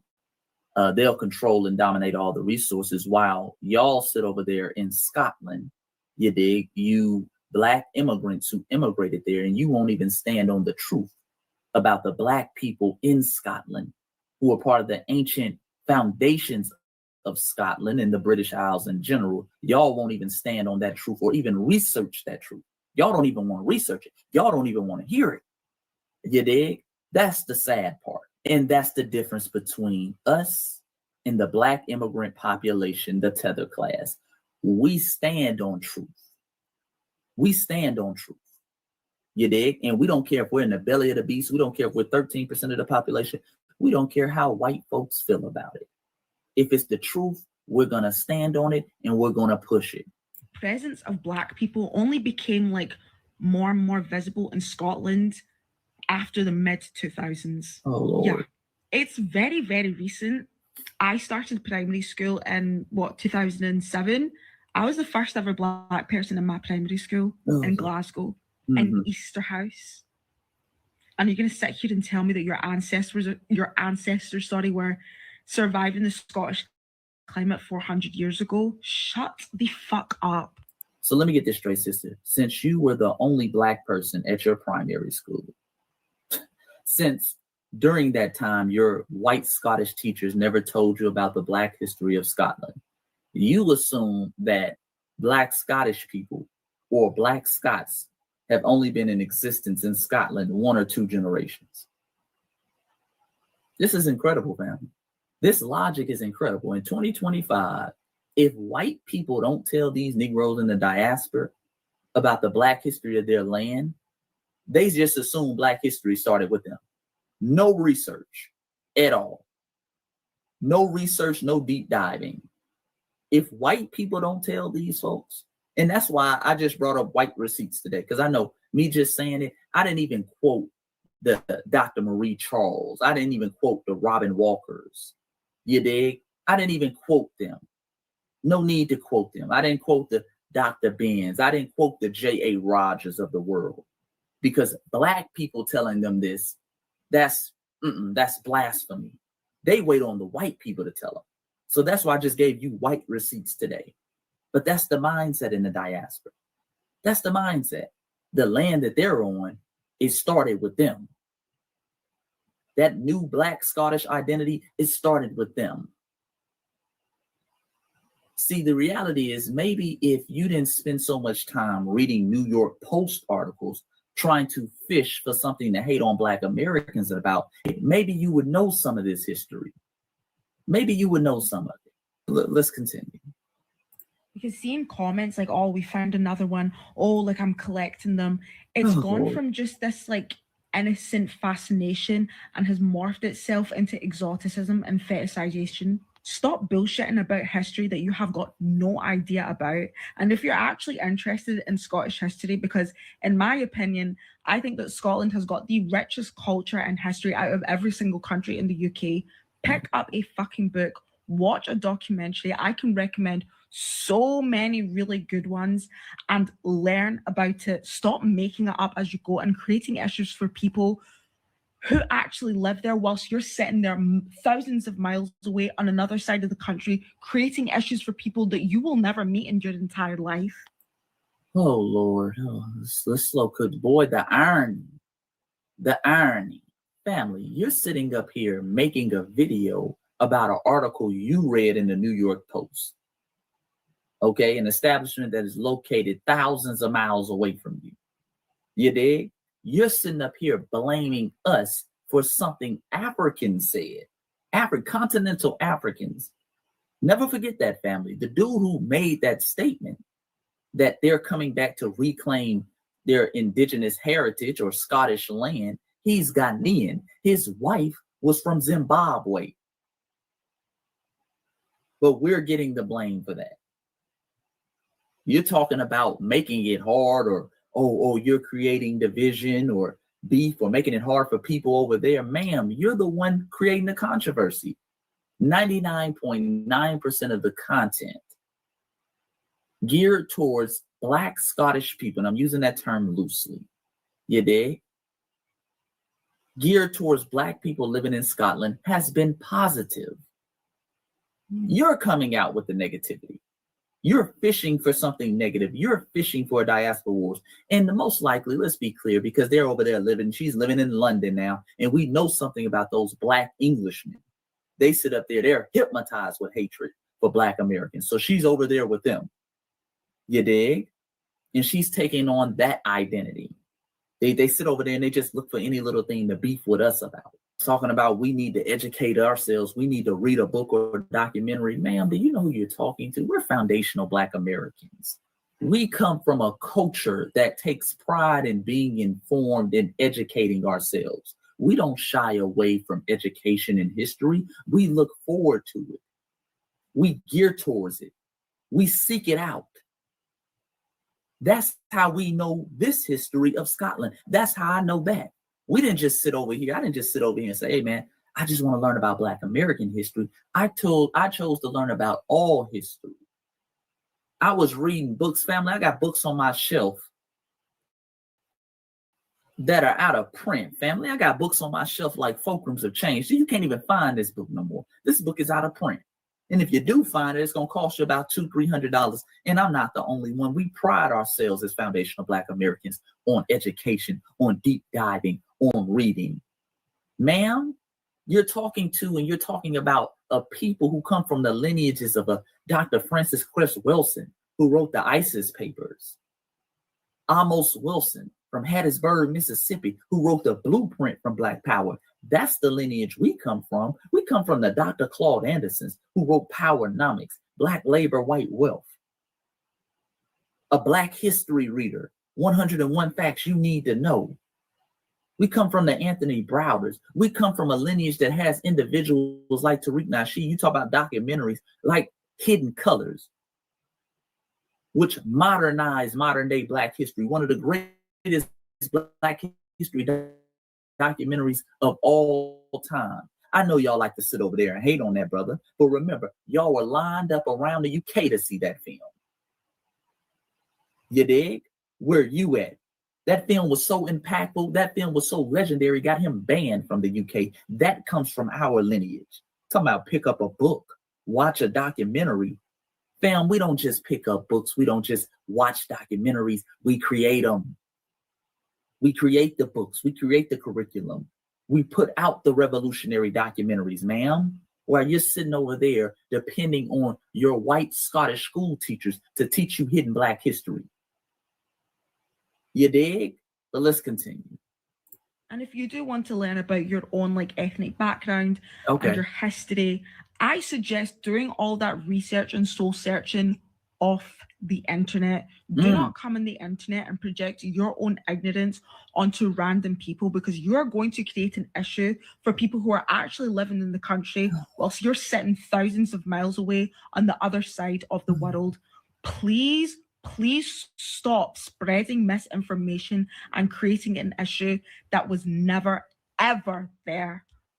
Oh, Lord. And that's the end of the video, Lord. So now we've created this issue from them. So let's recap, family. According to Black people in those British Isles, the Black immigrants over there, the tether class living over there. Let's recap. If foundational Black Americans, if we don't talk about them, if we don't say anything about them, then we have main character syndrome. You don't know that Black people exist everywhere. Oh, y'all have main character syndrome. We say, okay, cool. We'll show love to Black Scottish people. We'll show love to some Black Scots. Oh, you're making it hard for us. White people are mad at us now. You're making it hard for us. Damn if we do, damn if we don't, family. And this is why I say, family, I'm focusing on foundational Black Americans at this point. This whole thing where I was, back in my Pan-African name, you're trying to look out for the diaspora. These folks don't even prioritize education. You can't even inform. You can't even tell them no history. They won't even do no research. They act like you're dumb for saying something they don't know. You dig? They look down upon that information. We ain't the same, family. These videos show you that. We ain't the same. Okay? And this is why I always tell y'all in the family, man, stop trying to educate these folks. Again, I'm not trying to educate her. I'm trying to educate y'all. This is what this whole video is about. So when you hear these talking points, these folks don't even know their own history on the land they fled to. They were born and raised over there. Still don't know this information that I just brought up in this video. And then frown upon it when you bring it up. You give me, Chase McGee, you give me some information on foundational Black Americans. I don't care if it came from somebody in the UK. For example, we don't frown upon knowledge. I've learned from the Dr. Joseph Benjo Cannons. I've learned from the Ivan Van Sertimas of the world, the J.A. Rogers of the world. One of my inspirations behind my book came from J.A. Rogers, who was Jamaican. I put respect on his name, put respect on his lineage and his heritage. You dig? He wrote the 100 Amazing Facts About the Negro. He gave great game in that book. I took that book and created the 500 Amazing Facts About the Negro, building on the information he left behind. We embrace knowledge. If somebody's coming with some good game, especially about foundational Black Americans, that is true, and I can check out and I can source, I'm going for that. This is one of the best books that I'm reading now, Blacks in Science, Volume 3. This was written by the great Robin Walker. Robin Walker, who is from the UK, who will tell you that Black people have been in the UK since ancient times, who will tell you that Black people were the first people of the British Isles. He'll tell you that. Scholar and historian from the UK, where Scotland is again. You dig? But Blacks in Science. And this is Volume 3, African Americans' Contribution to Science and Technology. Great information about FBAs in this book. I didn't hate on this book. Why somebody from the UK talking about it? No, let me check it out. Let me see what the information he's presenting in the book, and let me go from there. You dig? So we not a hater at all. We come from a culture that embraces knowledge, wisdom, and information. Come from a culture that prioritizes documentaries and education. We're the foundation of the public school system here. You dig?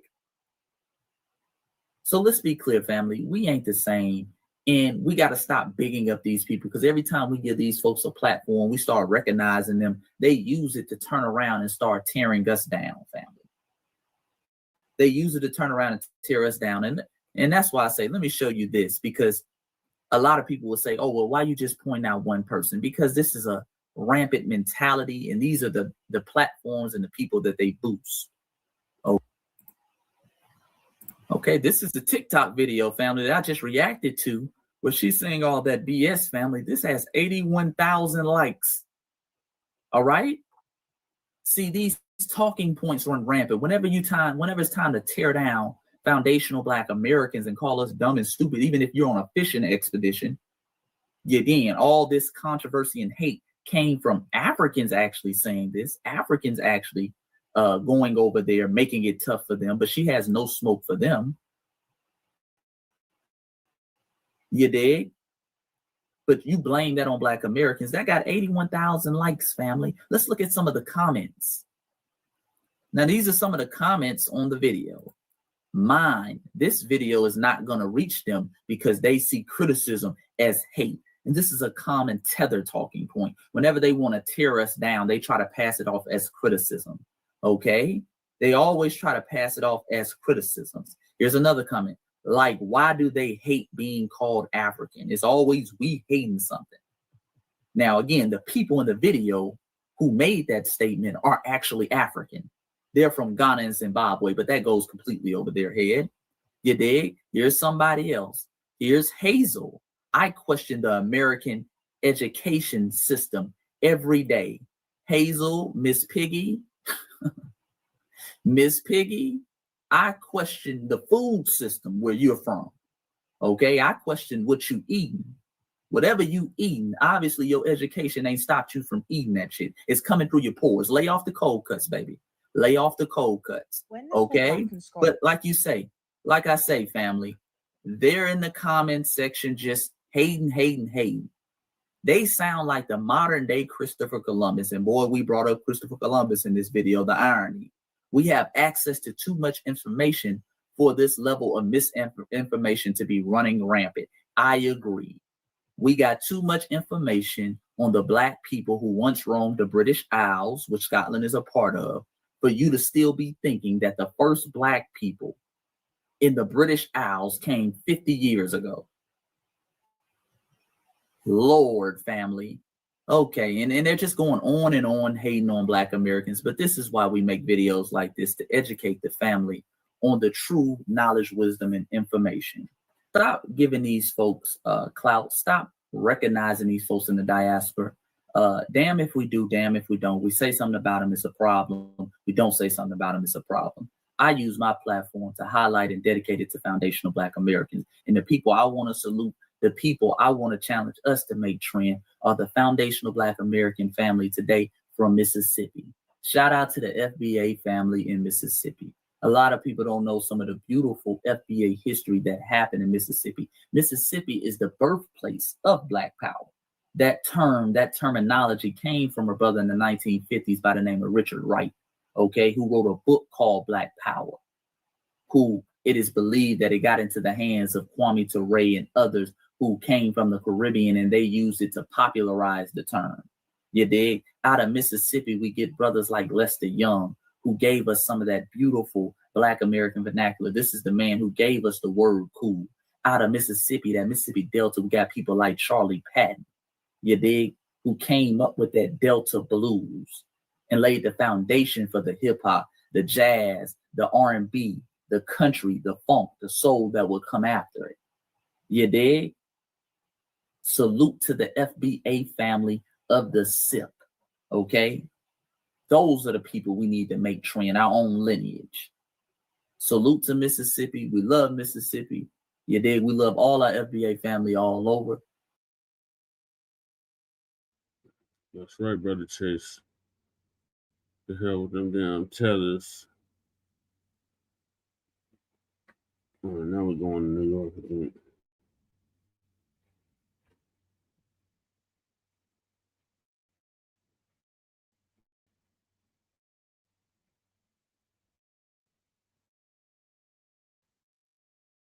What's up, world? Let me tell you about this beard growth oil. This is going to give us an update. Hundreds of people evacuated from. What's up, world? Let me tell you about this beard growth oil I got from 12 tribes on Earth. 8 ounces of oily goodness with a nozzle that prevents sprays and spills, and soft ingredients that make it perfect addition to anyone's morning routine. From coconut to castor, all these oils are hand chosen. After using this herbal blend, the biggest thing I noticed is how soft, how strong my hair was, and how good I feel. Pick up your bottle today and make your beard the star of the show.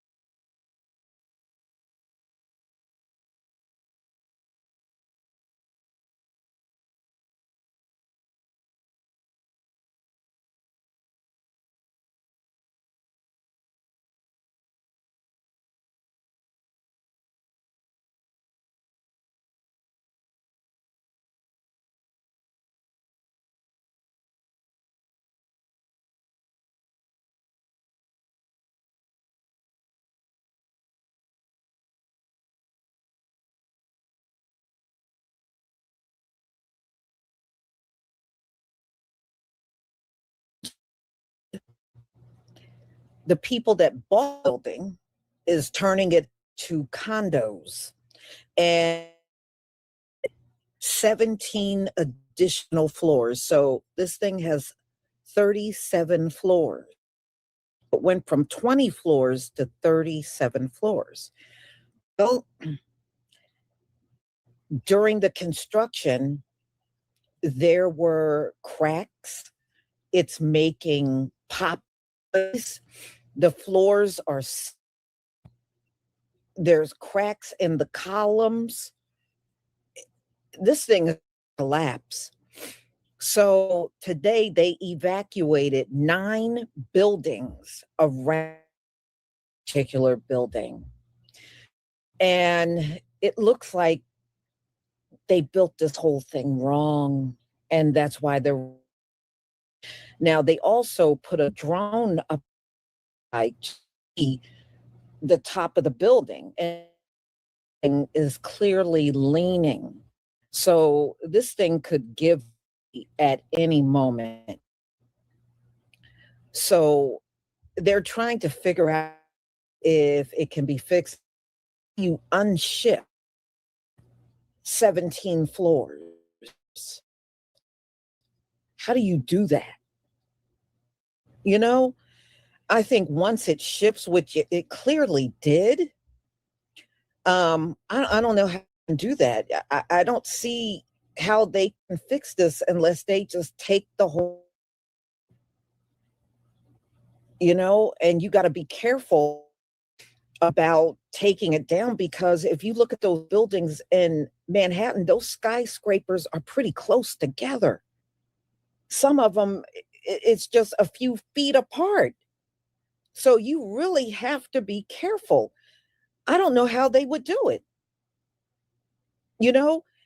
And I don't know if this thing it's going to definitely, it may even collapse other buildings, but definitely it would cause all kinds of destructions to the buildings around them. So I don't know how they're going to fix this thing, but the mayor also advised people to get out of that area, to stay out of that area. But you know, we're talking about Manhattan. It's like crowded streets every day. So yeah, old clip 70, you are absolutely right. It needs to be torn down. I'm surprised they got as far as they did. When I was looking at some of the clips, the workers are all foreigners, y'all. So it looks like whoever was looking to do this thing in the way possible. But I don't see how you can throw 17 stories on top of a building that was only 20 stories, which means when it was built, the building is 60 years old. And when it was built for 20 stories. Okay. So adding the stories is going to weigh down the entire building. But let's get to it, y'all. I just don't know. These people do a lot of things out of greed.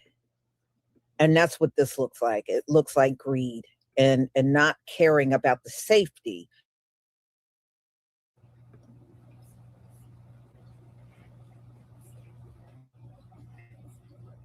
Okay, let me try again. Please give me a 1 if you can see my screen.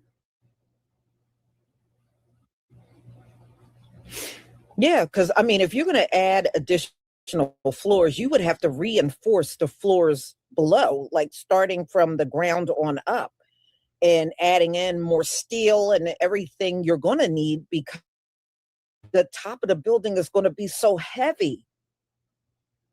Thank you for the 1s.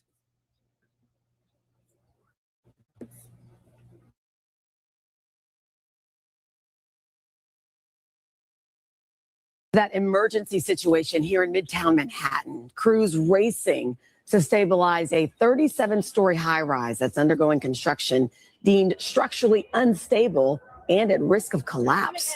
The surrounding area evacuated as a precaution after officials found buckling support columns and sagging floors.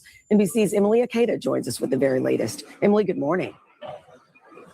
Chanel, good morning to you. As you can see, we've been able to get a bit closer to the building because crews have made significant headway overnight, including adding more steel, noting that there hasn't been any further movement to the building. Still, it's anticipated to remain a tense situation in this congested area for the next several days as crews work any kind of disaster. Fully stabilize a high rise with sunken video from construction up showing steel bending inside the building. Columns are not supposed to bend like that. Repairs after drones had captured what appears to be a slight lean building located around the corner from Grand Central in the heart of Midtown. We are feeling confident of the emergency shoring measures been put in place is stable. The situation.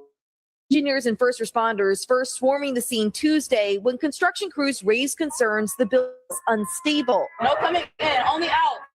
Prompting the urgent evacuation of 9 buildings in the area, including schools, restaurants, hotels, even a local news station. Do I have to grab my stuff? Do I have to go to a hotel? You know, we're here.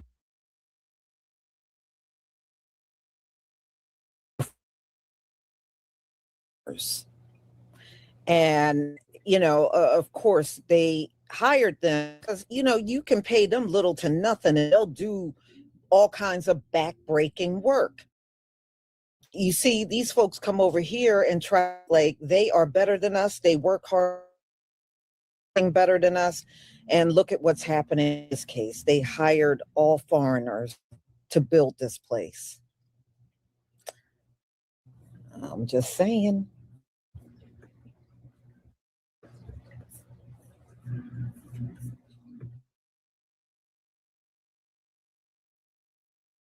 Until Sunday, and this is going to impact really like go do the things we wanted to do, and it just made me nervous. A limited number of residents in the area have been allowed to return. The building is stable. It has not moved. We started monitoring it since earlier today. Story building is part of a cutting-edge project, converting Pfizer's former global headquarters into a 1,600-unit luxury. Telling NBC News safety is our #1 priority, adding the affected area. But the shaky structure is driving further over the integrity of buildings in New York. Public housing building partially collapsed last, and on the heels of this deadly shambles in 2023. Stabilizing this latest building. Literally have to shore up every single floor all the way up to make sure load is carried down to the foundation properly. Unfortunately, there have been no reports of the cause. That is investigated, but we know that part of construction involved adding an 11 floors. City records show that the project fines and for violations, including falling higher records related to structural issues. Chanel. All right, Emily, thank you. Construction throughout the night to try to stabilize a high-rise in Manhattan of collapse. We are not only emergency struts or jacks. Support columns and sagging floors. What I'm going to do is I'm going to start the whole video over again because I don't know if you didn't see it or did see it, but I'm going to start it all over.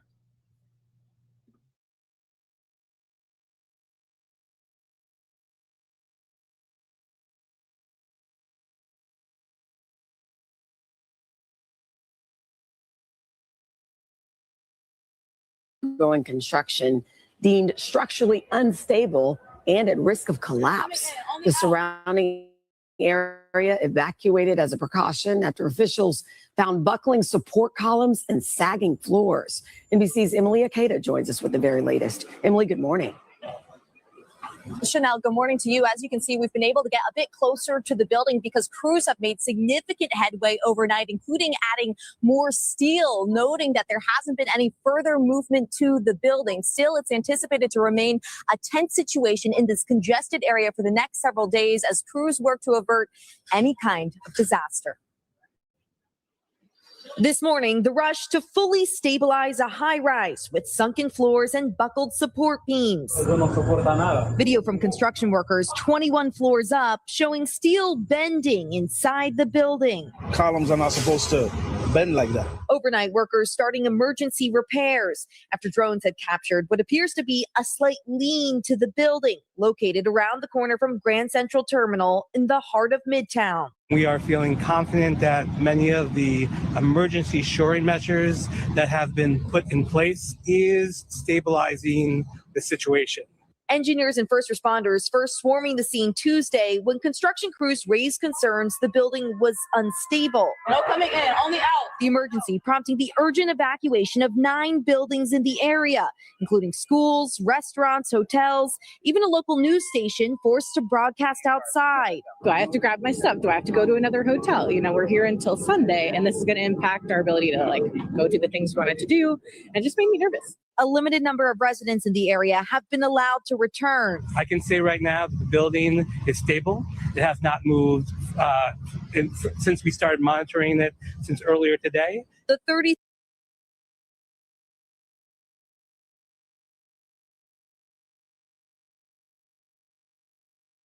You know what, y'all? Manhattan, you know, even back in the day when I would go every now and then because I would have to go into New York for meetings. And one thing I always notice, number one, New York got way, way too many skyscrapers. Even back in the day when I would go, they had too many. It's too damn many. And on top of that, they're too close together. Look how close together these tall buildings are. You know, I see it as a fire hazard. I see it as a safety hazard. If something happens to one building because they're so close to other buildings, you know, other buildings can suffer damages and everything. It's too many. And do you know, to this very day, y'all, they're still constructing skyscrapers in New York to this very day. They're still doing it. They haven't stopped. And it's just, at this point, it's nothing but greed. It's already sinking every single year, and it's because of the weight of all these skyscrapers, and they just can't stop putting them up. They just keep constructing more and more and more. It is absolutely outrageous. I don't think you need buildings this damn high. What do you need a building with 90 floors for? What do you need that for? That is just crazy. That's why all those people lost their lives during 9/11. The ones that were stuck on the upper floors, a lot of those people never made it out. You know, because after the plane hit, it didn't have no power anymore. So if you were on those upper floors, you either had to take the steps down, and they said some parts of the building, you couldn't even go down the steps. So I just see it as a hazard. But y'all need to stop building all these skyscrapers. For real. It is too many. Let's go on.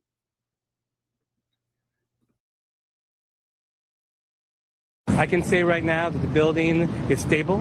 It has not moved since we started monitoring it since earlier today. The 37-story building is part of a cutting-edge project, converting Pfizer's former global headquarters into a 1,600-unit luxury apartment building.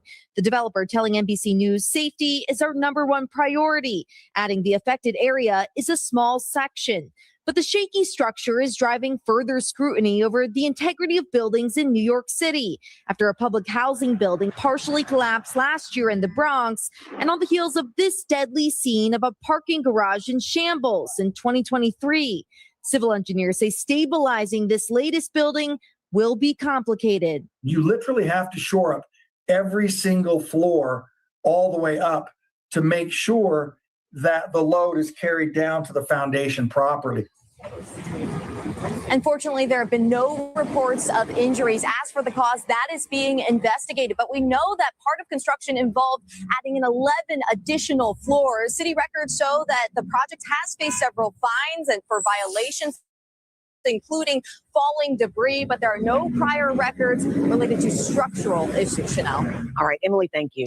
Construction crews worked quickly throughout the night to try to stabilize a high-rise in Manhattan on the brink of collapse. We are not only at a point where emergency struts or jacks are in place to hold up and stabilize where the weak points are, but they are also installing new steel as another emergency intervention. It all started with a report of bricks early Tuesday morning falling from a 37-story high-rise under construction.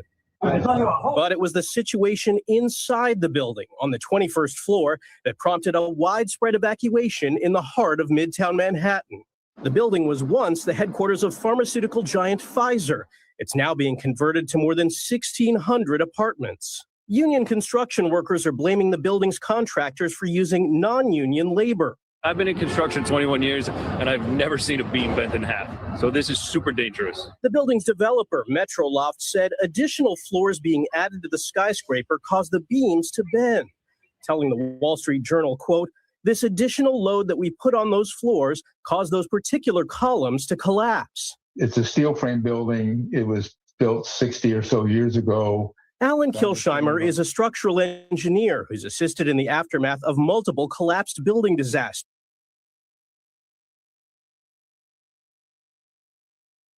Myself here. And ladies and gentlemen, do you know the original buildings that were here when the Pilgrims showed up are still sitting in Manhattan? It's just that there's so many skyscrapers, you can no longer see them.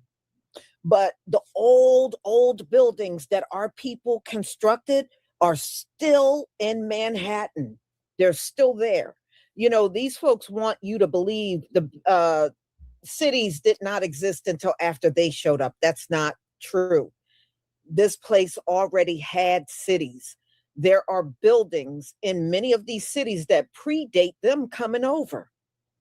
And those buildings are literally still up. They are still there.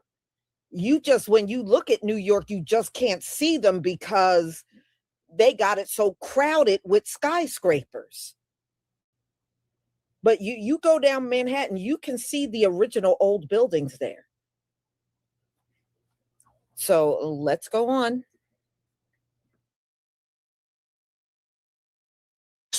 Including the Surfside condominium in Florida and the Pentagon after 9/11. If it becomes a catastrophic failure, it most probably is not going to come straight down.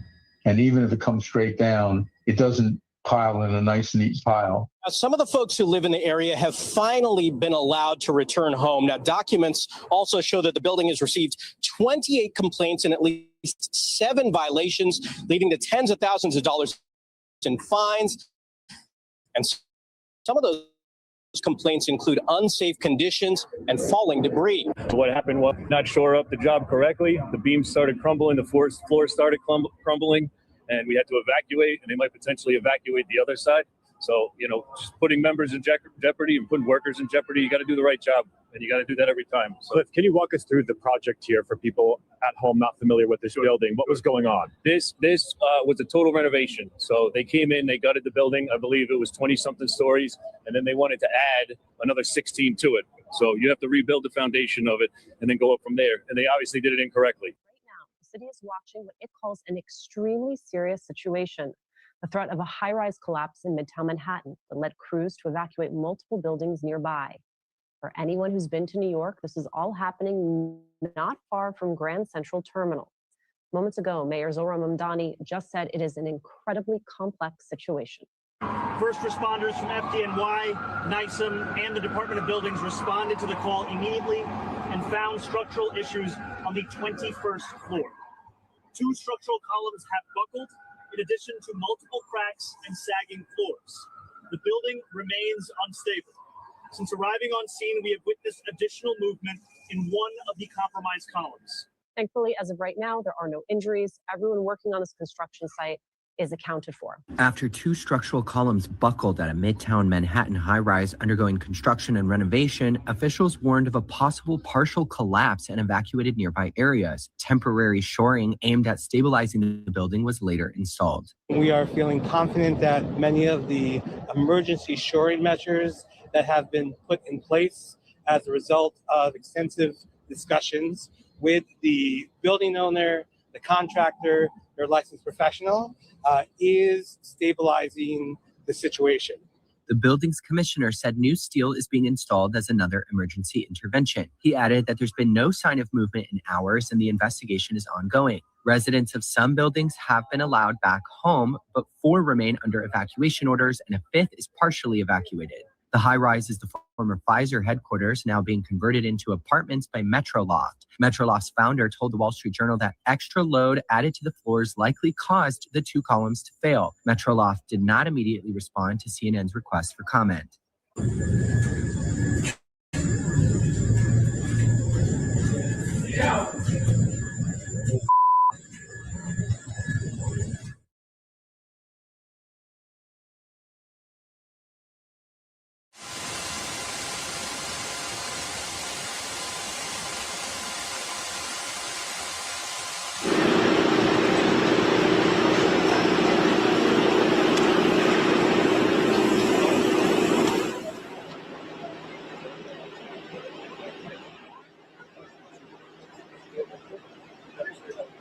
I told you guys that New York City, we don't need no more buildings.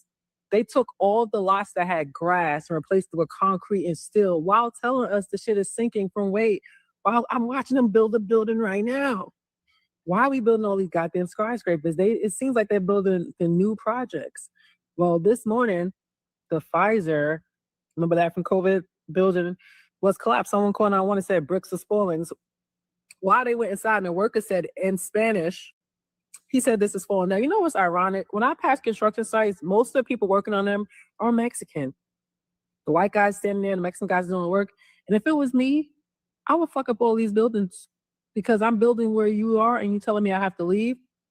We're not the smartest in America. Now, I'm not blaming them for this, but I'm saying that's what I would do. But this shit been old.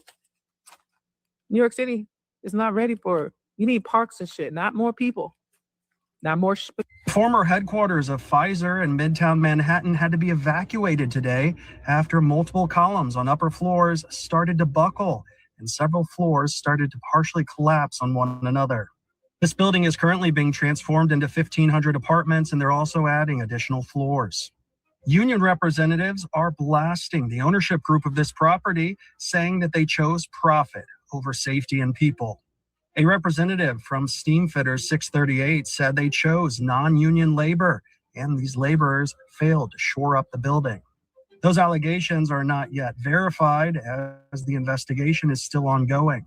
A member from Iron Workers Local 40 said they receive over 3 years of training when they're part of the union.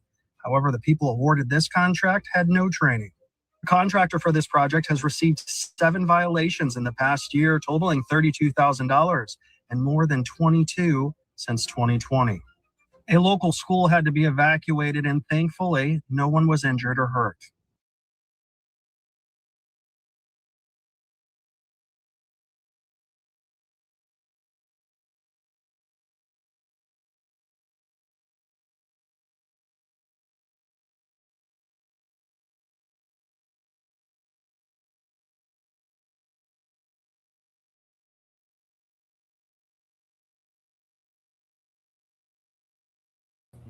All right, y'all. I'm going to put on some of the old buildings in New York that's still standing. Many of these buildings are 1800 or even well before that. Hold on. I'm going to put some of them up so you can see them. Because it's the same way in the city of Philadelphia. There's a lot of buildings that predate these pilgrims being here. You just got to look. Okay, share. Let's see.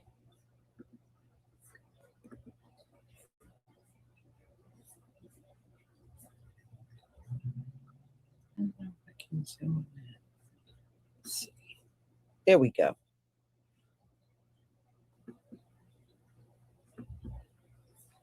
All right, so here is one, and these are all in New York that I'm about to show you. So this is one, and this building is really old. In fact, it's labeled as one of the oldest buildings in New York City. And like I said, because of the skyscraper, these buildings are there, but they're completely covered up by the skyscrapers. So this is one. Let me show you some more. I mean, you can clearly look at them and tell these buildings are pretty dated, and they are. See if I can get another one up here.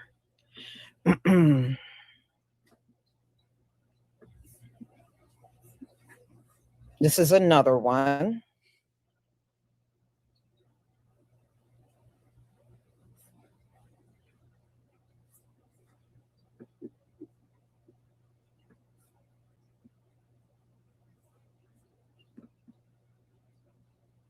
And these buildings, I believe, been there since the 1800s. These have been there since the 1800s. Let's see.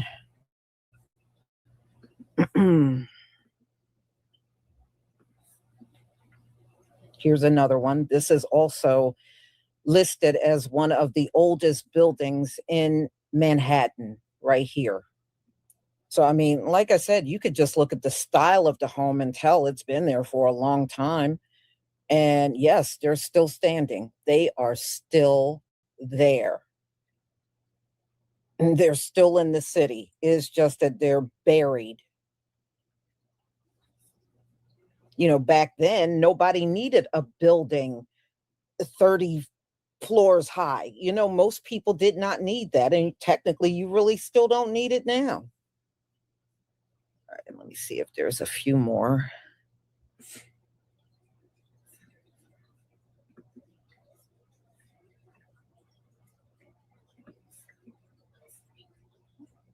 This is an old one. I think this is another 1800s house right here. Building at least. Let's see.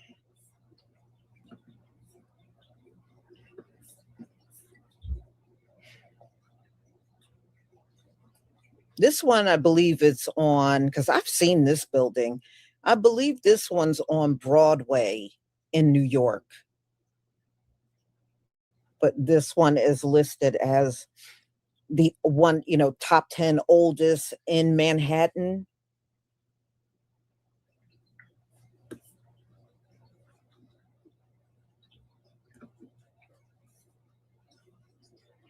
It's a merchant's house. That's what it says. It's a merchant's house. It's the same thing.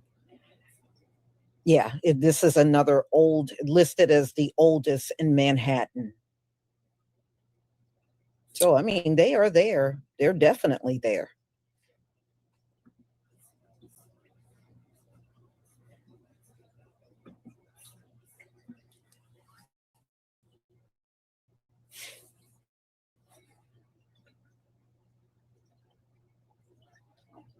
Yeah, you know, yeah, doing everything cheaply can put thousands of people in jeopardy because it's skyscrapers all up and down the darn street.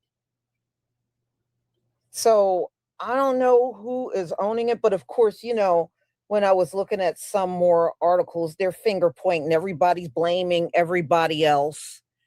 You know, it's not this person's fault, it's that person's fault. That's what they're doing now.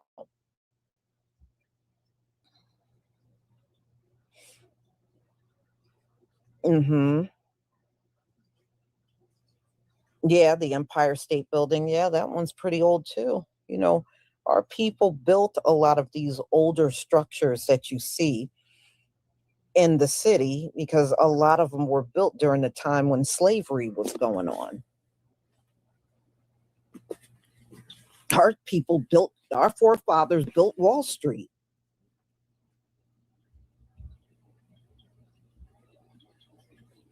Mm-hmm.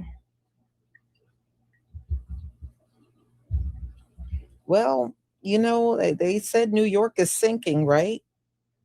And like I said, they're not slowing up. If you go to New York right now, you could find construction on skyscrapers going on right now. It's still happening. They have not stopped.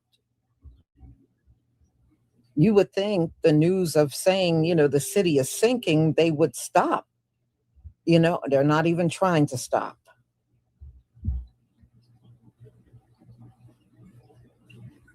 Mm-hmm.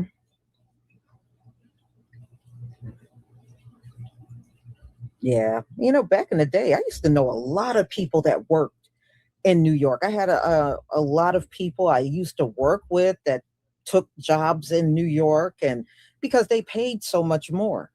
If you have a job, let's say making 50 grand a year in, let's say, New Jersey, if you go into New York City, you probably can double that salary. The cost of living is higher in New York, and so are the salaries. That's why there's a lot of people that live in New Jersey, but they work in New York for that reason. Or if they're doing like an engineering job, they may get 100,000 in New Jersey, but if they go to New York, they could easily make 2 to 250,000 doing the same exact job. But, you know, living in New York is expensive as hell. It is very expensive to live there. Mm-hmm. So, y'all, I am going to put a live together. The war is back on. The U.S. bombed Iran last night, and today Iran is striking more military bases over there. So the war is back in full swing. The peace deal is dead, which we knew that wasn't going anywhere. I told y'all that mess wasn't going anywhere, but they're back in a full-scale war. The war is 100% back. So y'all, I will put this together and just be on the lookout. I haven't decided what time I'm going to show it, but we'll get into the more recent up-to-date on the war. And the Ayatollah, they're going to be mourning him for the next 7 days. So his funeral was on the 4th. So from the 4th on, 7 full days, that's how long he will be mourned in Iran. So Donald Trump is bombing them during the time they're mourning, but we never had any doubts that Donald Trump don't care about anybody but himself. So I will see you then, ladies and gentlemen, and don't forget to pick up your hair products. Shalom, family.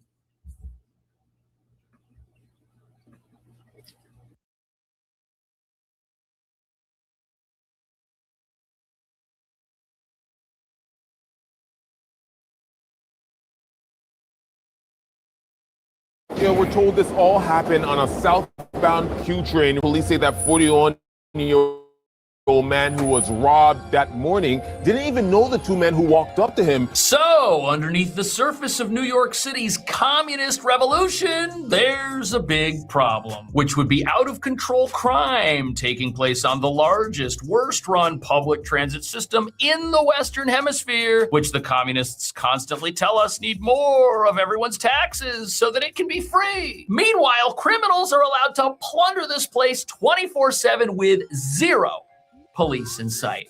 An MTA worker attacked on the job in Queens by a man who then took off on a subway car. Seems to me like we're prey for these monsters. There should be more security. You have to be very, very careful. Waste of money. New York City is trying again to stop fare evaders. They just added these pointy panels onto the gate, but I think they forgot to address that you can still slip through the middle or just crawl under.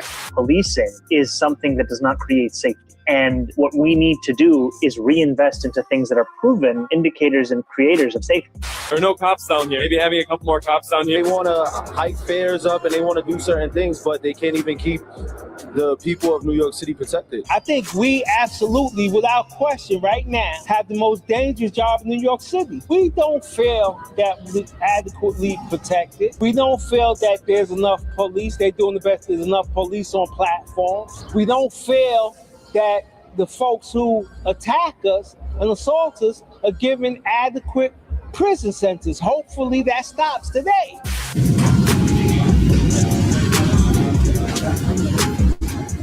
So, the socialists taking over New York City and America have made it no secret that having police isn't part of their plan. And nobody running this madhouse that is New York wants to admit that if you want to be a sanctuary city and you want to fund everything except police, lawlessness can only go in one direction. And that's what we're seeing in our subway system, which is supposed to be the hallmark of communism because this is public transit. It eliminates private transportation like cars. It's great for the masses. It represents collectivism, but it also represents a security nightmare, which is why the NYPD and city officials do everything they can to downplay incidents that take place down here as they're forced to combat crime with one arm tied behind their back. And you know something, the best way for the city and its leaders who don't really like the police and want to protect criminals to say that this is the safest place ever is to just have less police.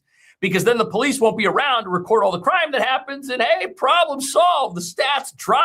Unless, of course, you're one of the defenseless individuals trusting in socialism to care for you as you take the train and go to a job that may not exist after a few months. Without realizing your career might get sidelined before you even show up as the career criminals on the train single you out and do their thing, which has been the name of the game in New York for years with decriminalization and a revolving door justice justice system that sees every bad guy as a victim and wants to release them as quickly as possible. But that brings us to the real reason the public safety situation in New York is headed off a cliff. Right now, the city's got the lowest number of police it's had in decades. And even though the mayor just passed a record budget, there was no new money in it for New York's finest, which is a problem because now that stealing and assault are considered misdemeanor offenses that don't result in jail time, the only hope the law-abiding have is for the bad guys to be temporarily detained, which ends their crime spree for just a few hours before they're back out on the streets and at it again. But if you listen to the communists, they'll say, we've already got too many police. They'll tell us the force is bloated, it's already so big. But if public safety is not a problem in New York, why are videos like the one you're about to see an everyday occurrence during people's commutes? Stop it. Stop it.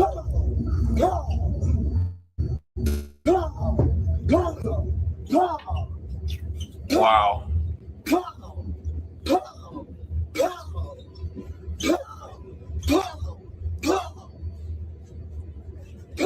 Thank God there weren't any police around, because if there were police around, an officer could have escalated this dangerous situation and a crime may have been committed. You see, not having police around means nothing wrong happened here, and technically nothing happened. This guy was obviously trying to intimidate people on the train, but he didn't touch anyone. See, we don't need police at all. They don't make things safer. And that's according to the mayor's own words. And tell me if you see a problem with this. It comes out of an understanding that policing is something that does not create safety. And what we need to do is reinvest into things that are proven indicators and creators of safety. Like what? And the city council budget did not do that. And it's just mind-blowing. They cut 1 out of 4 cadet classes next year. The headcount of the police department will go up next year. So that was the mayor back in 2020, very upset that the police force had rising numbers, as if a growing population doesn't necessitate a police force that keeps pace with it, especially during a crime wave. And I know what some people are saying, wow, that video's from 2020. The mayor, he's different somehow now. He still, he's changed. He's a law and order guy. He's older and wiser. Really? I noticed that the budget doesn't appear to include any increased numbers for NYPD headcount. Can you explain the rationale for that? Yes. So I've been talking to all agency heads about ways to find savings. And Commissioner Tisch and I were able to identify ways to keep the NYPD headcount at the originally authorized 35,000. Which isn't enough police. It's the lowest it's been in decades. And you know what? I don't even blame the chief of police for being called into the mayor's office and being told, hey, figure out a way to not hire more cops. I mean, what's she supposed to do? If you're the chief of police of a sanctuary city, your job, even though the rest of America wants it to be your job, isn't actually to stop crime and obey the law and turn the administration around. Even though we all want to see that, your job is actually to do what the mayor says, or you're going to get fired. And the chief of police here knows that. And here the mayor is with his record-setting budget, more money than New York City has ever spent on anything ever, and $0 extra for cops. But the real problem here is while the police get nothing, the criminals in this city are able to get pretty much everything. Watch. Money. New York City is trying again to stop fare evaders. They just added these pointy panels onto the gate. And the idea is that it's supposed to hurt the people that try to jump over. But I think they forgot to address that you can still slip through the middle or just crawl under. If you go you just go like that and you can go under. Yeah. That's crazy. She'll be installing even. So we decided that instead of hiring police, we're going to do useless things to try and make the subway safe. We're going to put some raised edges on something that people can just crawl under. People do this all the time, by the way. It's not like crawling under is something that criminals in New York City are against. And the worst part is this behavior is justified as being perfectly acceptable. Why? Well, because New York City's expensive. And if you're doing something in a world that is too expensive for you, whatever it is, you're innocent. Watch. It's humiliating. It's either you make the decision to hop the train or eat breakfast sometimes. You have to deal with people making comments if they decide to help you. Everything from get a job, you loser, He's probably a crackhead. You get all these stigmas because you can't afford to pay your transportation and you're asking for a little help. Okay. That when you deny New York City residents access to public transportation, you limit their opportunities. I agree with only the last thing that he said. If you're going to deny people access to public transportation, you do limit their opportunities. And you know what denies people access to public transportation? Nonstop crime that makes that public transportation so dangerous, nobody can use it. But let's look at a play-by-play analysis of who this person actually is that just told us stealing from the train is acceptable. Who says he can't afford the subway fare, and yet he's got a smartphone, new kicks, he looks able-bodied, and that's who you cast? One of the most unsympathetic characters you can. Like, you couldn't go out and just find, I don't know, like an elderly woman in a wheelchair, anything. There's literally millions of New Yorkers who are more sympathetic than this bum that you went with, who is basically warning you. He's like, if I can't take the subway, I'm going back to jail. The Daily Mail says that this individual is a New York City career criminal who has been rebranded as a justice-affected individual, and who says that crackdowns on fare evaders like him are a big problem and are totally against what the mayor promised. Now, have there been some increased crackdowns on fare evasion? Yeah, there have. But here's the problem with that. All these crackdowns on fare evasion, they're a Band-Aid solution, because the real crackdown on fare evasion would happen if people got arrested and lost their freedom. Because the way fare evasion works now is if you go to a heavily guarded subway entrance and you see police all over the place, if you just cross the street and go around the corner, you may see another entrance to the exact same terminal that's got the exact same trains you want to take, and the whole thing is totally unguarded. Happens all the time, every single day when they do these highly publicized crackdowns at the Penn Station terminal underneath Madison Square Garden. They'll have bag checks at one terminal, and then upstairs, there's zero security. And the criminals are totally aware that this is how things work, unfortunately. And watch what this is doing to our police.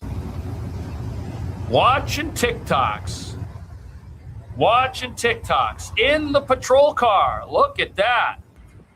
Oh, got spotted. Bad, bad, bad. You shouldn't be on Facebook. Bad, bad, bad. You should do your job instead of being on Facebook. What? I said you should do your job instead of being on Facebook. Did I ask you for help? Man, you're a funny guy.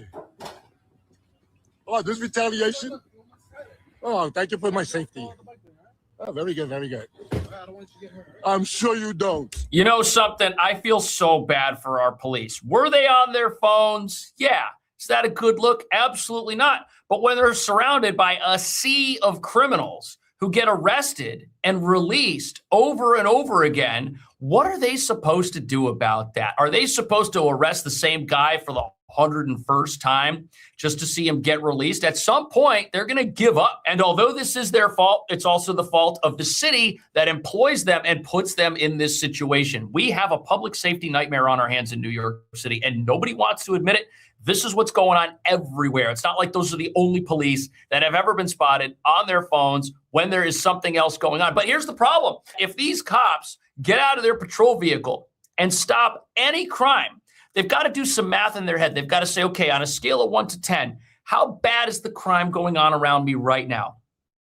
If it's a 3 out of 10 or a 4 out of 10 crime, and I go after that, and then because we're short-staffed, if a radio call comes in and says, hey, there's an 8 out of 10 crime or a 10 out of 10 crime, we need somebody to respond to that, and I'm busy arresting somebody who's just going to get released in a few hours for something like shoplifting, I'll wish that I had released that person so I could go to the worst crime that's happening. And that's what happens when you short staff your police. That's what happens when you refuse to fund them. Police released. You can see the two they're looking for walking on the platform. One is wearing a black top, the other in a white t-shirt. No masks. Investigators say this happened around 4 in the morning. That was on June 14th. They say a 41-year-old man was standing on a southbound platform here just waiting for a train when the two men approached him and his backpack taken. The two then took off. Now out here I've been speaking with neighbors that say they are not entirely surprised. Why are they not entirely surprised to hear about stuff like this happening in the subway. Could it be that stuff like this happening in the subway is completely normal in New York? So normal, in fact, that the criminals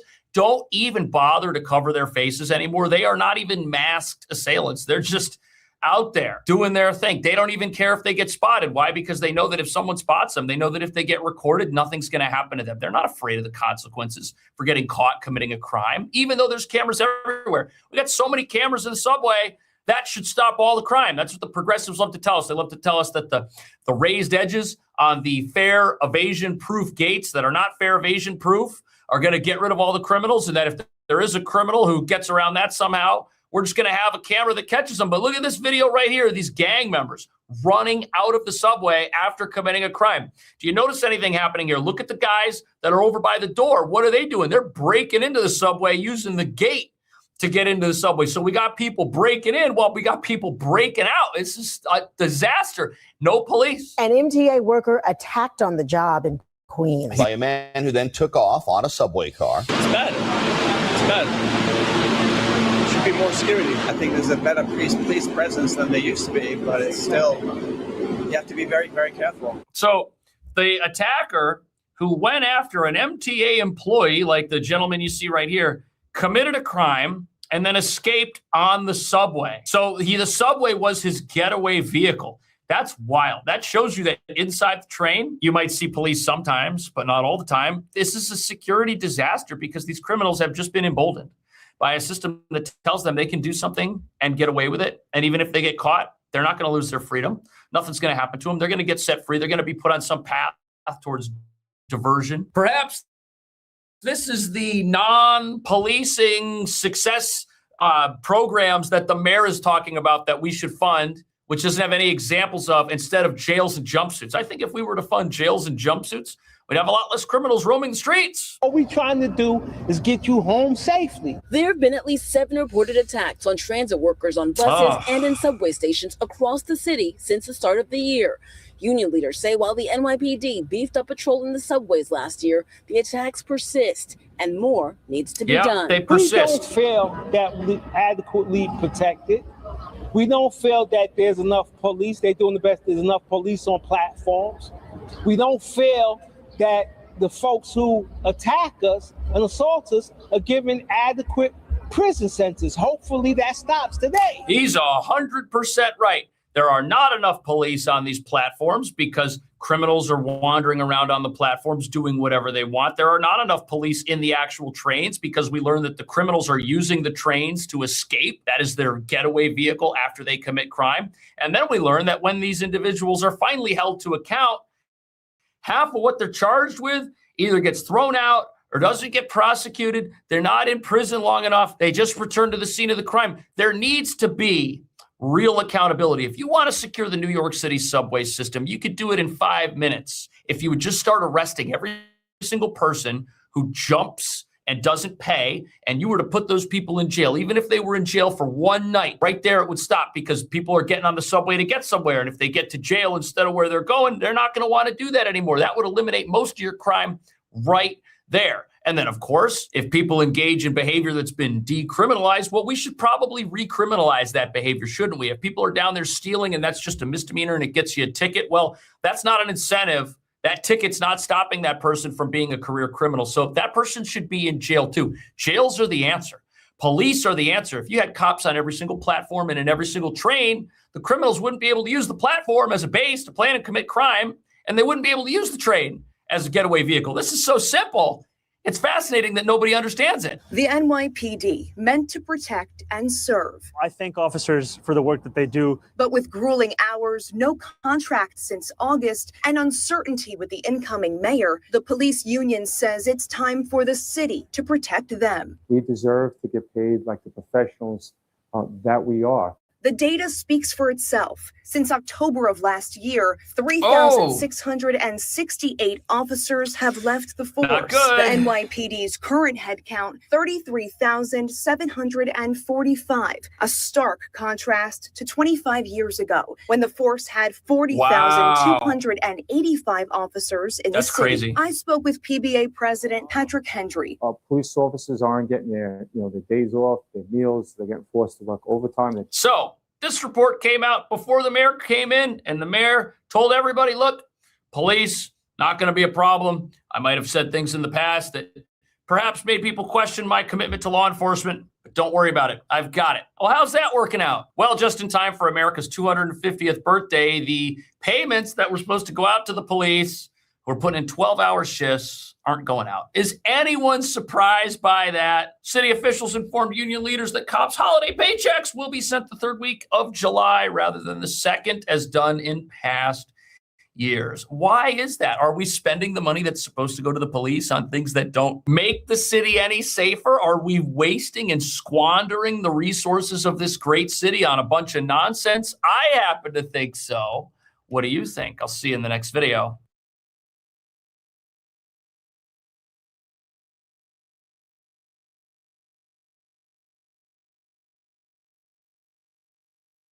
Look amazing to see a lot of folks down there, and you guys did a really good job with the whole programming. So it's a lot of people. So big kudos to you. Yeah, I was there Saturday, walking down, up and down a couple times. A lot of people, and I spoke to some people there, and the booths, the vendors, and it was a nice event. Thank you. Thank you. Yeah, I think, as we continue to try to evolve the celebration, it's the Sunday that I really want to try to figure out a little bit more in terms of how we even provide a bigger impact. Ms. Nadella, I do appreciate your grace on Saturday. I know we had some challenges, but it felt like we did get those things worked out. I'm glad that that it seemed like we things were running smoothly.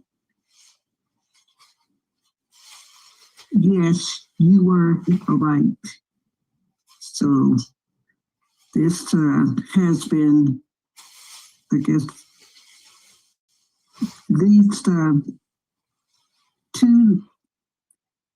well, I like, because the fence wasn't up. I appreciate that.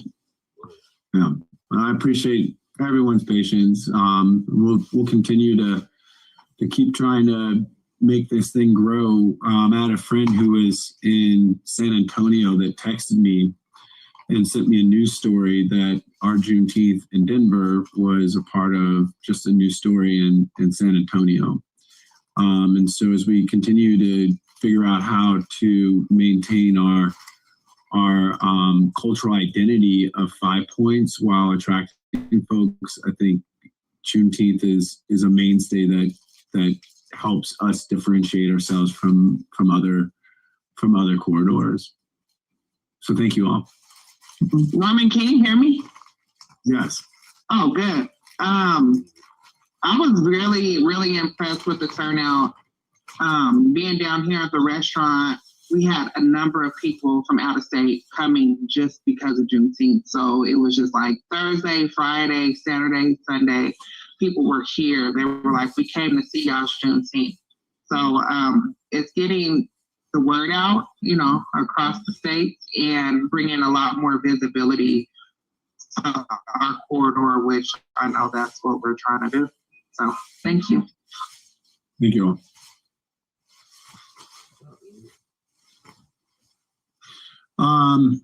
Next on the agenda was an update about our mural installation. And if I can tell you, this has been a process, but I am happy with the outcomes.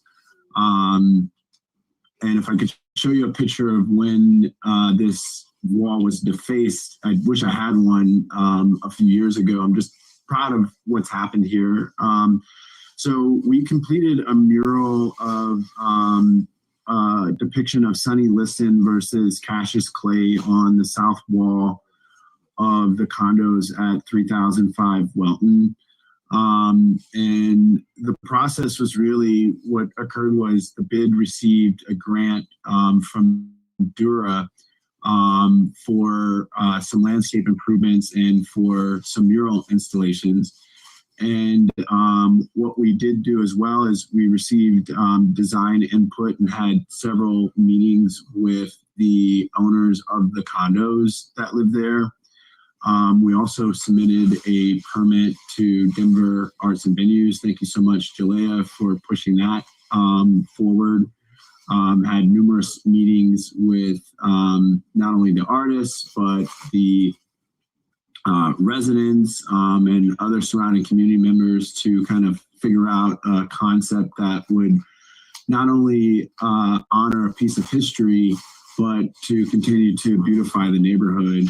I don't know if folks really know, if you've had a chance to walk and look at some of the historic markers on 5 Points, but Sonny Liston, who was the world champion before Muhammad Ali, actually lived in Denver, Colorado. He trained on 27th and Welton, owned a home in Park Hill, and was even a part of some civil rights efforts in Denver.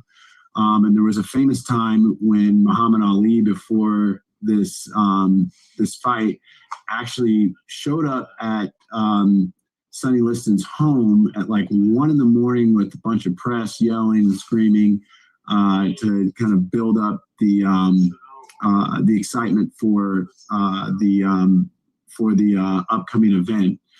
And so we found a picture of not only Muhammad Ali versus Sonny Liston, but if you look a little bit closer at the picture, what was occurring at the time was that folks in Denver could go and watch the event via closed caption or closed circuit TV. So this was an actual flyer that was promoted to folks who lived in Denver to go watch the event at the Auditorium Arena. The artist actually had to build a scaffold in between the two buildings, and was grappling himself down the building to paint this. This head here, I believe, is about 15 or 20 feet in scale. But we are just thankful, one, for the support of from the stand grant from Dora to complete this. We have one more mural to do, which is going to be a mural of Cleo Parker Robinson on the wall of Queen City Coffee.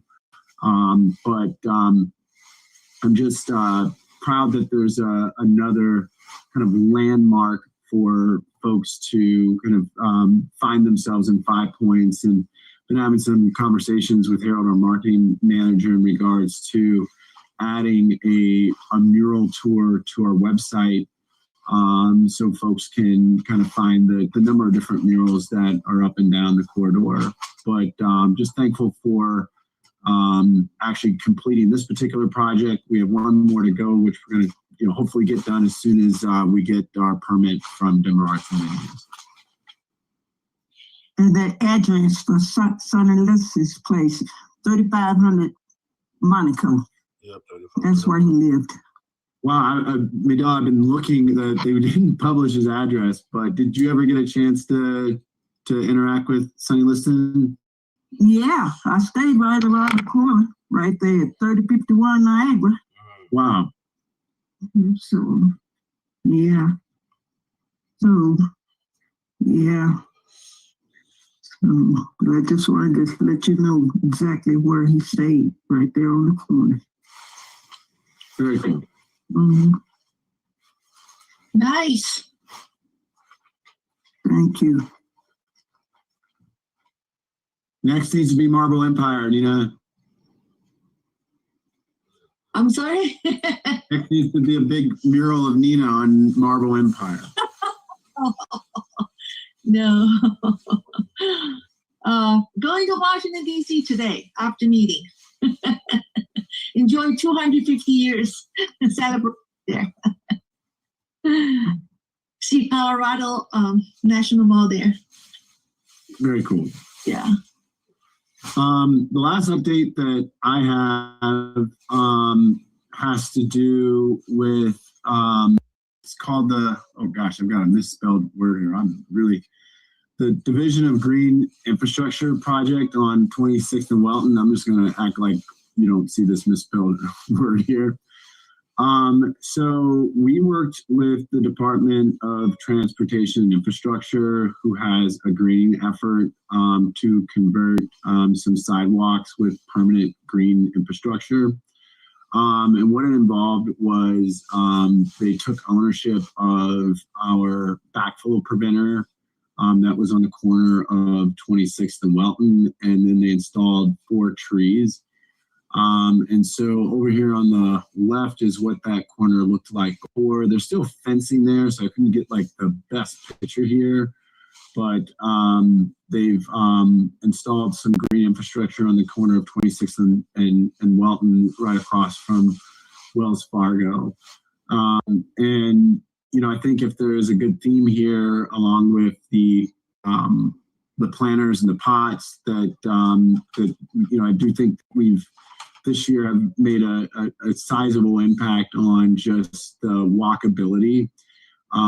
There still is the I think a working group that's looking at more opportunities to install this type of infrastructure along the corridor, which I think just makes a tremendous difference, especially if the city is responsible for the care versus the corridor. So this was finished, I believe, June, just right before Juneteenth. And if you get a chance, please go out and take a look. Any questions there?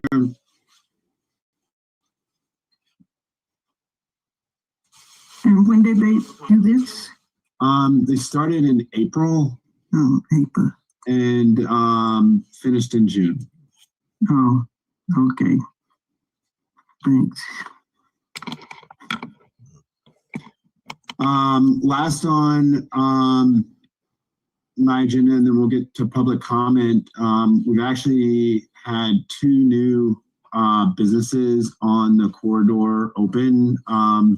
Paddle House is a 10, they might say Padel, I say Paddle House, is a 10,000 square foot paddle ball facility, which is kind of like pickleball, but it's a mix between pickleball and tennis. It's on the corner of 25th and Welton. So I believe at some point Deep Rock Water had a storage facility there. And then there was an office space there. They've really transformed it into a really nice recreational facility for people to play paddle. There are multiple courts. There is a co-working space up here on the top floor. They're working on opening up a bar and you know, like a food service space as well. I really think in terms of daytime activation, will really be a driver of bringing new people to the corridor.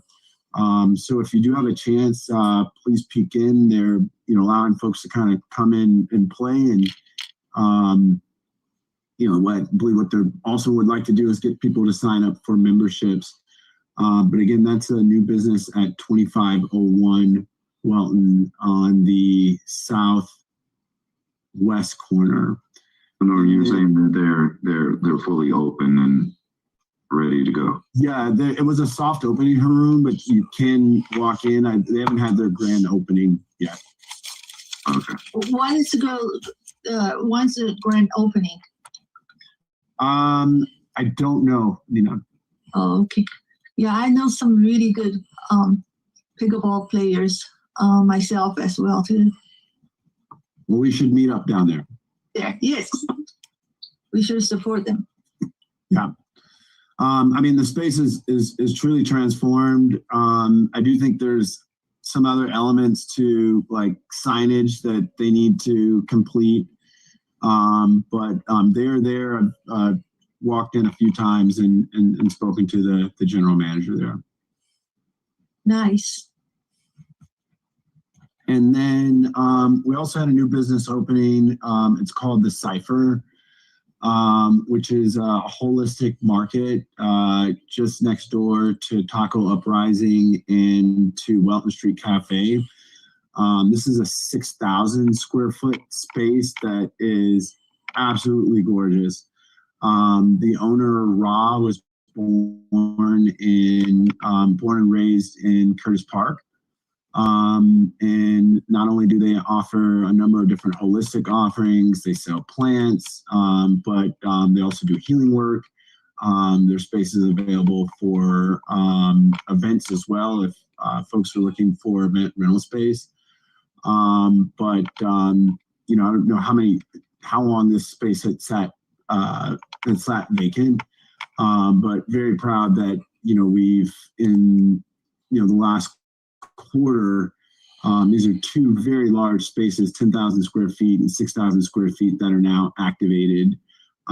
So again, if you are in the neighborhood, I would just encourage you to stop by and support these businesses.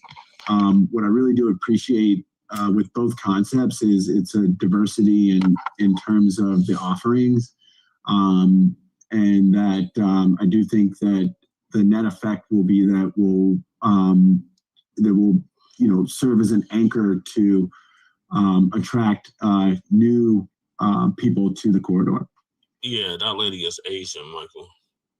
She was the one that was trying to see the Any one that renewed questions the bid. from the board or Yeah, comments? she's still on the bid, so I don't know what that's all about. Okay, open up for public comment, Jesus.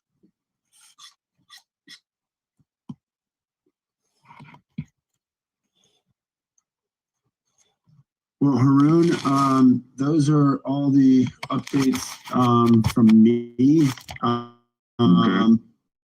And I believe next is public comment. All right. Since there is no other questions from the board, let's open it up for public comment. And we've got Jesse. Morning, Jesse. Morning, it's Jesse Paris, longtime resident of 5 Points, candidate on the ballot for House District 8. What I was going to say is, first of all, good morning to everybody. I'm glad to see everybody's here. Good morning. I was upset about Juneteenth for the simple fact that the proper flag was not being used. There is a specific flag that is for Juneteenth, specifically for Juneteenth, and I did not see it during the parade. I participated in the parade.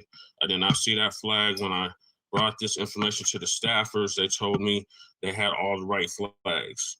So I would like to see next year y'all have the actual Juneteenth flag, you know, with the one with the star in the middle and the red, white, and blue, opposed to the red, black, and green. Because Juneteenth is not a Pan-African holiday. Juneteenth is a foundational Black American holiday. And we've been celebrating it before it was at the state level, before it was at the federal level, before it was a federal holiday, any of that stuff. So I'd like to see that done. And also the heritage flag, which was made in 1967, which is specifically for foundational Black Americans. So I'd like to see that done. Also, I would like to know the facts and the figures on, you said there was more traffic brought to 5 Points during Juneteenth. Did that actually equate to the Black business owners and property owners receiving more clientele and more business? I would like to know the facts and figures on that. I'm not happy about that Cassius Clay mural. Cassius Clay is not what Muhammad Ali wanted to be referred to as. He went out of his way to say, I am not Cassius Clay. He beat the brakes off of people for calling him Cassius Clay. So to put a mural up that says Cassius Clay is like a direct disrespect to his memory, in my opinion.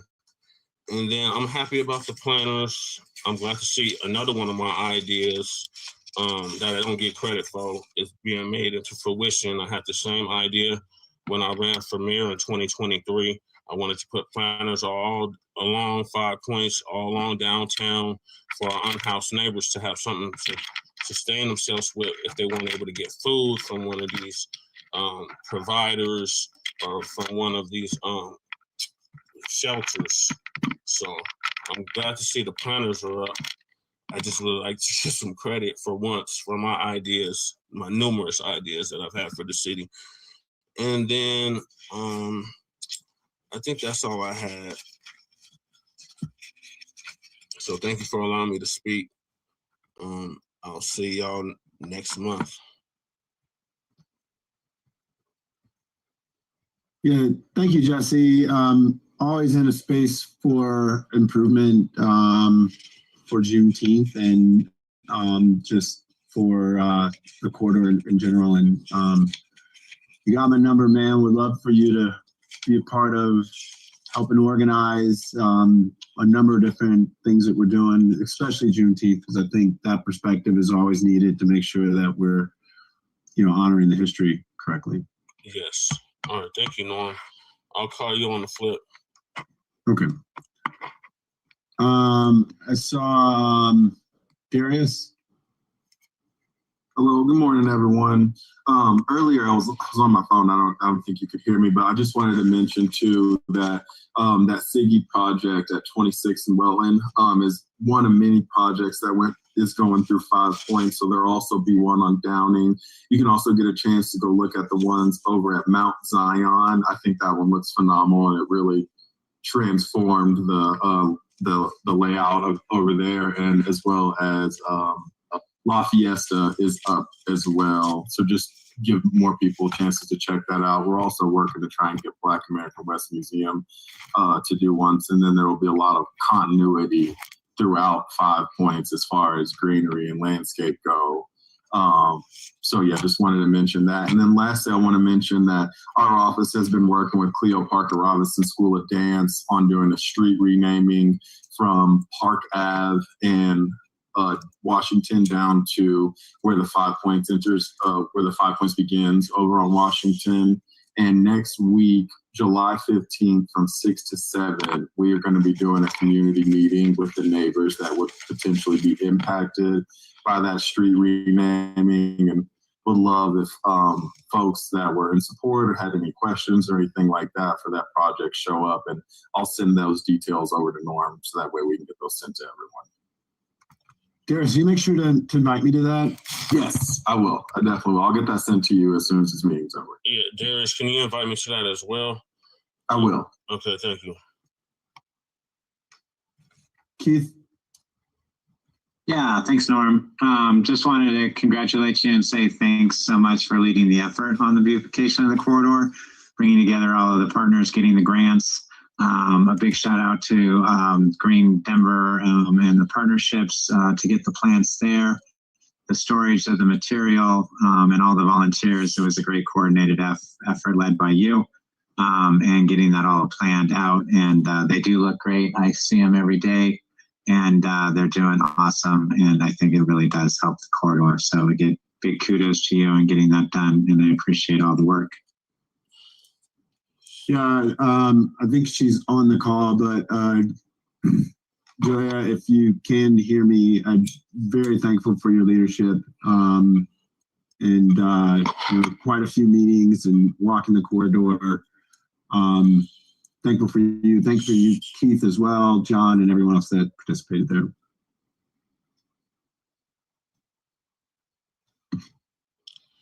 Do we have any other comments or questions?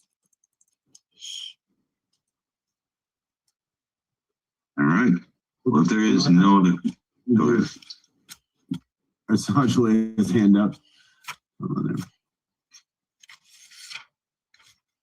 Can you hear me? Yeah. Yeah, I just wanted to say thank you for all the kind comments. I'm just really happy with how the event turned out, and I appreciate just everyone who volunteered their time and, was there with us late nights planning everything. So thank you, and I'm excited, for the next project. John, are you back? Oh, yeah. I was just going to point out that we have the concert at Sonny Lawson this Friday. Since last Friday was the 3rd, we moved it to the 2nd Friday. So we'd love to see everyone come out for the concert this Friday, 5:30 to 7 at Sonny Lawson Park. Thanks.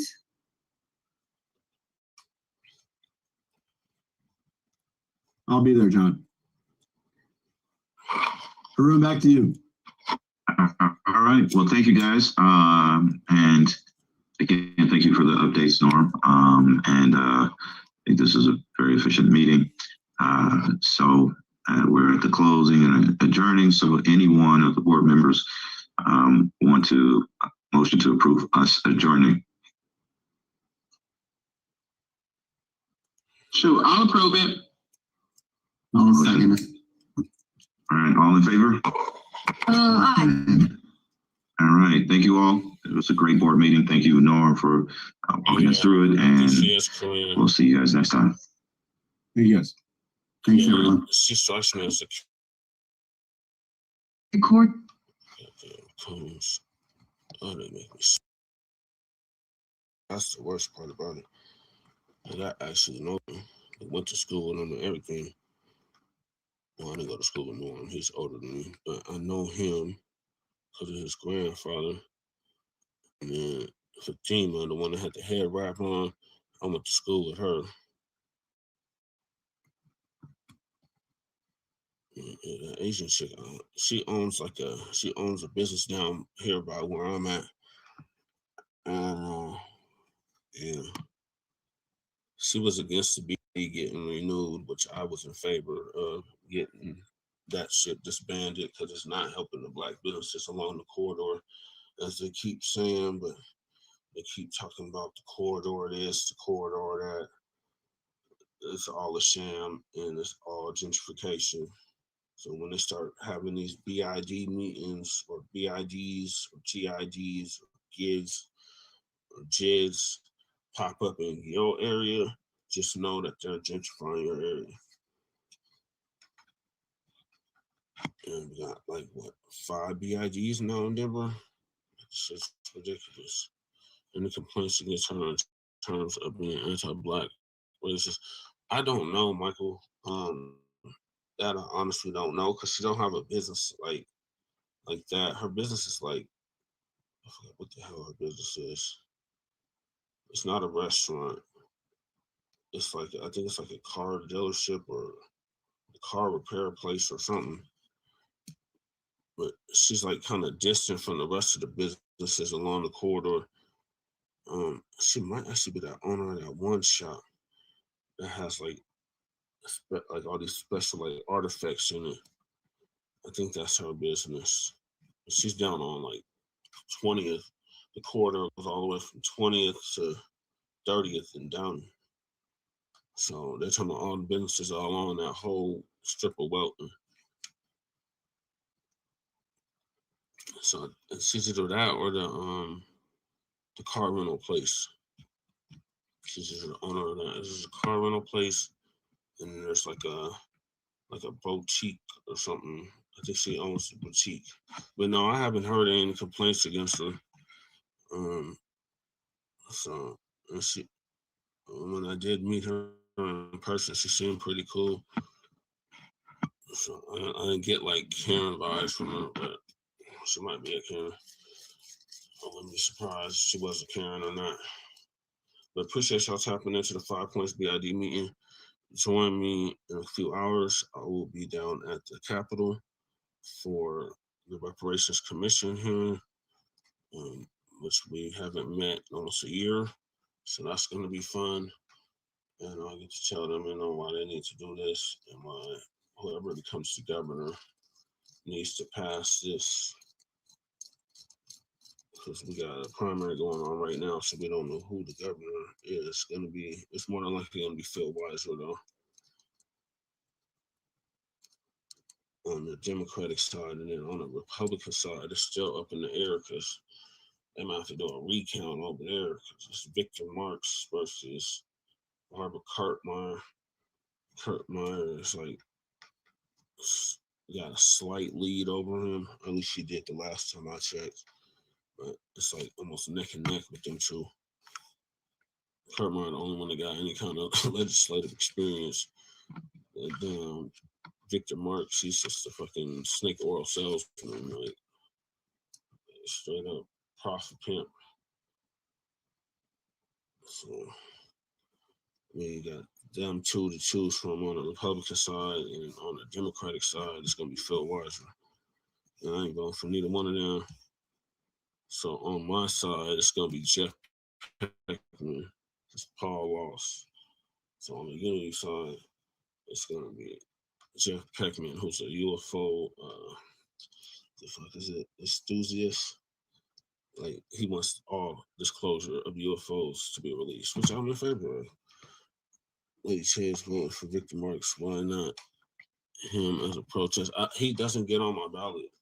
I have my own ballot. I don't get the Democrat or Republican ballot. I get the independent ballot, Michael. So mine's just green, and it's not Green Party. It's just green. That's the color, and the Republicans and the what's it called? Democrats. There's just blue and red, and you can only turn one in. If you turn both in, they'll disqualify you. So there's a lot of that going on. They had got rid of at least 1,000 votes behind that I know of. So they say like voting is so easy out here, but when it comes to independence, it's like we don't really have our own thing out here, because even though it's more unaffiliated voters in the state than anything else, minor legitimate parties get no love. So we gotta make a way out of no way. So that's what we're doing with Unity. So we have our own candidate that's running for governor. His name is Jeff Peckman. He's the one that beat out Paul Ferrino. So that's who we had to choose from. We appreciate you tapping in, Michael. Join me later for the reparations hearing. And then we might, I don't know, later I might do an RBA, or I'm going to do a continuation of the Frontline Black News. So we'll see y'all then. So peace, love, light, reparations, and separations, and delineations, and Black empowerment. Chain criminal sign out from the 5 points, historically Black district of 5 points. In the Maha flooded and the legal market flooded city. If you had Umar Montgomery, what would you say to him? I just was in a conference with him, or a summit. I'm gonna say you gotta stop cooning, because he be cooning it up. Like a major coon, and he's part of the NAACP, like the head of the Aurora chapter. So stop being a coon and stop trying to appease these white folks. Well, I guess that goes hand in hand with stop being a coon. But yeah, he's my old professor from Metro, so I give him some kind of grace, but he's a major coon, unfortunately, and he's begging for attention in all the wrong places. He's on that ambulance chasing shit, but when it comes to something Black, he's not so gung-ho to chase that ambulance. So I'm the blackest one out here, me and Kukizi, Lady Che, and maybe one or two others. Oh, Vicky Diller's out here too. But especially in the new Black media space, we're the only ones that's out here. So make sure y'all check us out. Check out all our channels. Like, subscribe to all the channels in the description. And I will catch y'all later for the Reparations Commission. Peace.